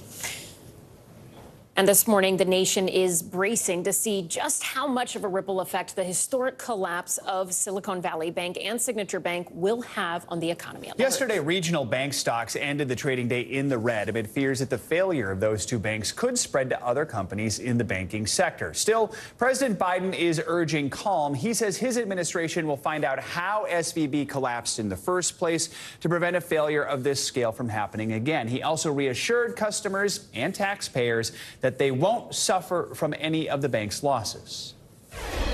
Because of the actions that our regulators have already taken, every American should feel confident that their deposits will be there if and when they need them. For more on all this, let's get to NBC News correspondent Stephanie Gosk. This morning, concerns over a potentially growing banking crisis. Uncertainty sending stocks for medium-sized banks plunging on Monday, even forcing trading to be halted on several to slow the massive sell-off. First Republic Bank saw its share price fall a staggering 60%. Investors worried the collapse of two large banks, Silicon Valley Bank and New York's Signature Bank, could spread to the rest of the banking sector. All this despite President Biden's remarks yesterday attempting to restore faith. Americans can have confidence that the banking system is safe. But while the market was volatile, there was a collective sigh of relief from customers of both banks after the federal government quickly jumped in to guarantee all of their deposits, no matter the size. How does that feel to just get access? I mean, it feels like, Christmas has come early this year. Isa Watson's social media company Squad did all of its banking with SVB. I have a team of 7 very hardworking American employees. President Biden assuring Americans that the money will come from the banks themselves. No losses will be borne by the taxpayers. The federal government insures accounts up to $250,000, but because 87% of Silicon Valley Bank's customers have deposits greater than that, they went above that limit to cover their potential losses. The government is doing so by dipping into the Deposit Insurance Fund, which is money contributed by banks and has over $100 billion. What would have happened if the government didn't guarantee deposits for everybody? I think it truly would have been an economic near-term disaster. One of the factors was a classic run on the bank. And I think we need to take a look at what happened in the lead up. The collapse is also putting the spotlight on a 2018 law easing some bank regulations, enacted during the Trump administration. Now some lawmakers are calling for those safeguards to be reinstated. The crisis has left many wondering if they should be concerned about their own banks. The average American has less than $50,000 in checking and savings accounts, and that remains safe as long as the money is kept in an FDIC-insured bank. Our thanks to Stephanie Gosk for that report this morning. There is more fallout for SVB. The bank's parent company, along with 2 top executives, are being sued by shareholders in a class action lawsuit for fraud. Now let's bring in Investopedia editor-in-chief Caleb Silver for more on this. Caleb, good morning to you. If I can we go back for a minute? Because I feel like I hear so many people saying this isn't like 2008. Don't panic, don't panic. A lot of late 20s, early 30s, you were in high school in 2008. So explain to me the difference between 2008 and now and why people shouldn't be panicking. Yeah, well, in 2008, we had a real liquidity crisis. We had banks investing deeply in mortgage-backed securities. The housing market took a very steep downturn back then, as you remember, and those banks were kind of left with very, very depleted balance sheets. A lot of them couldn't survive. A lot of them went under, including Washington Mutual, including Lehman Brothers. So we had massive banks with trillions of dollars that just did not have solid assets on their balance sheet. Today, we have a few banks, regional banks, that don't look like they're in very good health. We've seen a few seized already. We might see a couple of more. Why? Because rising interest rates have hurt their balance sheets. We always say the Fed raises interest rates until something breaks. Something broke in the banking system. That's what happened to Silicon Valley Bank. That's what happened to Signature Bank. It could happen to a couple others. You know, the vast majority of Americans don't do any business with these 2 banks. So for the average American who has their money in another bank, should they be worried about this? And remind us what the FDIC's insurance limits are here to protect us. The FDIC insures up to $250,000 of your deposit. So if you have that much or less in the bank and the bank gets seized, you're going to get your money back from the government. Now, the government's also created this special fund, as the reporter just described. That's $100 billion in liquidity for banks to access if their balance sheets get depleted and their customers come to get their deposits out. So there is a backstop there. Call it a bailout. Don't call it a bailout. I don't know what LL Cool J would say here, but you can get your money out of your bank, even if it's above that limit, as long as this fund is still whole. So bank runs are when people panic and run to their financial institution and try and take their money out. It seems like, historically speaking, any financial crisis in the United States has had elements of a bank run. Are we seeing anything like that happen here? Not to that degree, but folks were getting concerned. Customers of Silicon Valley Bank were very concerned about the health of the bank. The bank tried to raise some money in a secondary offering. Their balance sheet was in trouble, so customers came to get their money, and some of them needed their money. A lot of these small businesses or tech companies in Silicon Valley to pay employees, when they took their money out, when the tide goes out, you see who's swimming naked. In this case, Silicon Valley Bank balance sheet was not healthy. They did not have enough assets to cover those depositors. But if you see this in other banks, you start to see that run on the bank, then you start to see the bank close and not let people get their money out until they can rectify what's happening within their balance sheet. I wouldn't think that this is going to spread across the country. Most people are safe as long as their banking institution is in good health. That tide metaphor, too, quite the image there. So let's talk about the fact. Yesterday on this show, we had on a small business owner who banked with SVB, had 15 employees, obviously was worried about losing everything, relieved that she didn't. And I asked her, I go, what are the lessons you've learned from this? And she sort of paused and said, I think I need to take a moment to kind of think about that maybe in the next day or two. But in your mind, what are the lessons we can learn from the collapses of these 2 banks? Yeah, well, you have to make sure that your financial institution is in good health. Now, could she do that? She's running a business. She assumes that a bank that's been around for 40 years will be okay. In this case, it wasn't. It was mismanaged in terms of the assets on their books. But for general small business owners who are banking with their local community bank or credit union, they're probably in good shape, and they got to make sure those safeguards are there. Read the fine print, read the FDIC's notices. Most people are going to be very safe here, and the government's added a level of protection. This is going to be okay. All right, interesting stuff. All right, Caleb Silver, appreciate your analysis as always. Thanks for joining us this morning. In addition to the federal intervention in the SVB and Signature Bank failures, President Biden is also taking action on gun control. He's set to sign an executive order today to increase the number of background checks to buy guns. The president will sign the order in Monterey Park, California. You'll remember that is the site of the deadly mass shooting that happened in January during Lunar New Year celebrations, where 11 people were killed. The order is part of a bipartisan gun legislation that Biden signed into law last year. Senate Republican leader Mitch McConnell is out of the hospital following a fall at a Washington, D.C. dinner last week. Yeah, this statement from his office confirmed that the 81-year-old suffered a minor rib fracture along with a concussion during the incident. McConnell's office additionally stated that he will undergo physical therapy at an inpatient rehab facility before he can head home. NBC News Capitol Hill correspondent Ryan Nobles joins us now from Capitol Hill. Ryan, so what else are we hearing this morning in terms of the Senate leader's condition? Well, Allison, this was a new development that we found out yesterday, that in addition to the concussion that he suffered after that fall last week, that they also discovered that he had fractured a rib. They described it as a minor fracture, but that's at least part of the reason that instead of just going home after being discharged from the hospital, that he is now heading to an inpatient rehab facility so that they can monitor his recovery. His aide telling us that that is a process, the rehab alone, of 1 to 2 weeks. So there's still no real timeline on how long it will take for him to be back in office. Of course, he is 81 years old. He has a history of health issues, particularly when it comes to his stability. He has had leg problems since his childhood bout with polio. This isn't the first time he's fallen. He fell in 2019 and fractured his shoulder. In general, though, his spokesman said that they are encouraged by his recovery, particularly as it relates to his concussion, but it will still be some time before he's back to work. You know, Ryan, we know if he's gone for just a week or two, probably not too big a deal. But obviously, Senator McConnell is a huge player in American politics. We've got the budget right now. We've got the debt ceiling looming. I mean, what could be the impact if he's out longer term? Yeah, Joe, you really crystallized it there. It's really a matter of timing. If it is just a week or two, which is the initial timeline, at least for his rehab, probably doesn't move the needle all that much. Democrats already have 2 members who are dealing with their own health issues and aren't available to vote. So the partisan breakdown doesn't change all that much without McConnell physically in the building. The role that McConnell plays is a much more strategic one. He really guides the discussion for Senate Republicans. And you're right, as we move closer to these big showdowns over the debt ceiling, the budget negotiations, McConnell is a central player. And if he's not able to be involved in those discussions on a very intricate level, that could complicate things. And the debt ceiling in particular is an area where McConnell could potentially be a broker.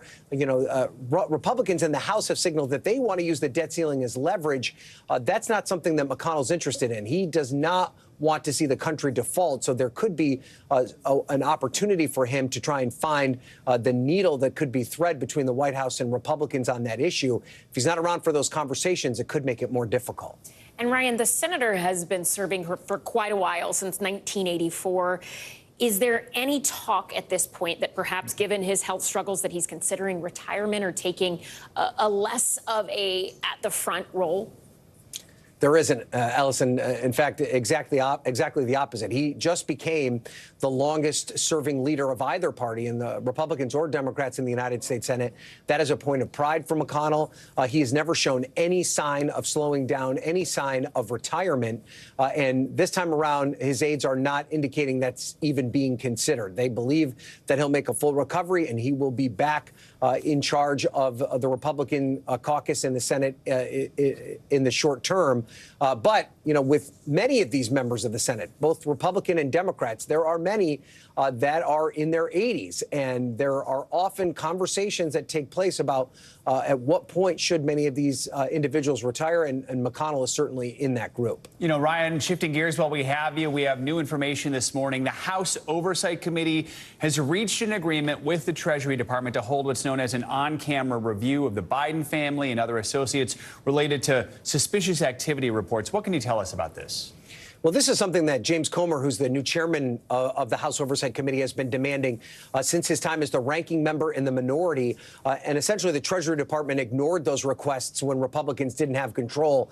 And now that he has the gavel and subpoena power, they've become more inclined to at least cooperate on some level. These suspicious activity reports, this is when the Treasury flags a significant deposit or transfer of money in and out of a bank account. What Comer is looking for is anything related to the Biden family or their associates.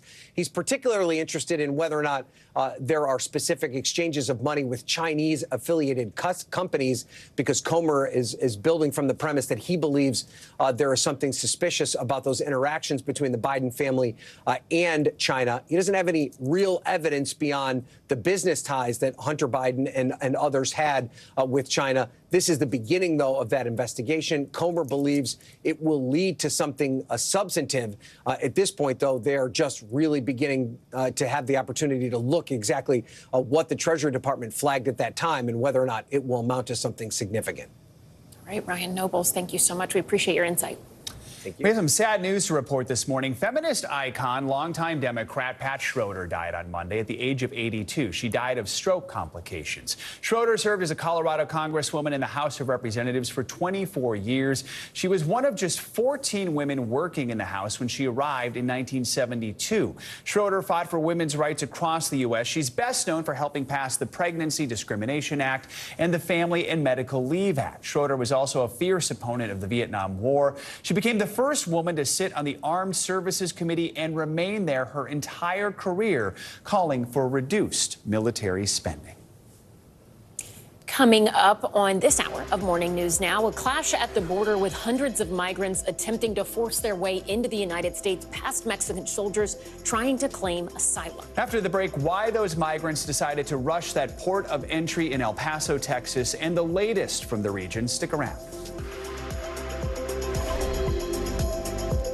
Stay on top of breaking news and the biggest stories of the day with NBC News Daily. Thank you so much for joining us. I'm Morgan Radford. And I'm Vicki Wynn. I'm Aaron Gilchrist. And I'm Kate Snow. Get in-depth reporting from across the country. What's your reaction to the president's comments? And around the world. Are Ukrainians continuing to make advances? And ways you can take care of your health. Who should be getting tested? And frankly, how often? And your wallet. Costs are skyrocketing. How to manage soaring prices. NBC News Daily. Weekdays from 12 to 4 p.m. Eastern on NBC News Now. Hey, I'm Hallie. It's good to be with you tonight. There's another legal filing today, and I want to cut through some of the weedsy stuff.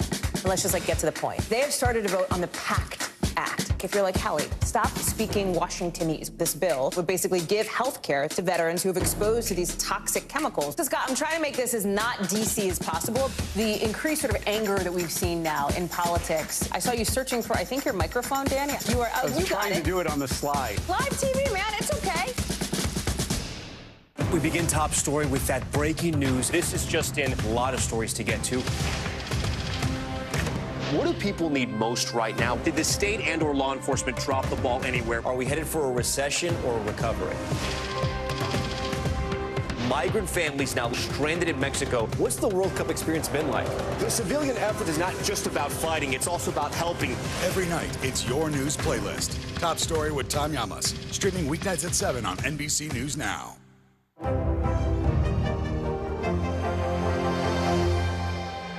We begin tonight with breaking news just coming in. Whenever it happens, wherever you are, NBC News, streaming free now. Hey, podcast fans, ready to unlock our true crime mysteries? Try Dateline Premium on Apple Podcasts. You'll get early access to originals, plus bonus content, and everything is ad-free. So head to Apple Podcasts now to subscribe. We begin top story with that breaking news. This is just in. A lot of stories to get to. What do people need most right now? Did the state and or law enforcement drop the ball anywhere? Are we headed for a recession or a recovery? Migrant families now stranded in Mexico. What's the World Cup experience been like? The civilian effort is not just about fighting, it's also about helping.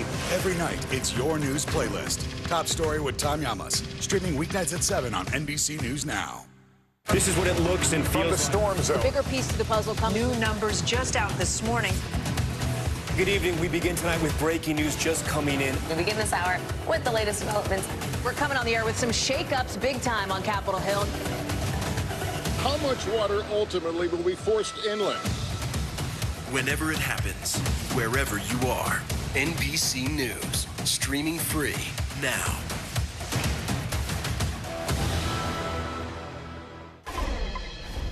Chaos erupted after hundreds of Mexican migrants forced their way through an international bridge connecting to El Paso on Monday. The port of entry was shut down for hours as border officials attempted to regain control. NBC News correspondent Guad Venegas has the story. A border shutdown in El Paso, Texas, as hundreds forced their way onto the Paso del Norte International Bridge. Men, women, and children pushing Mexican soldiers out of the way in an attempt to enter the U.S.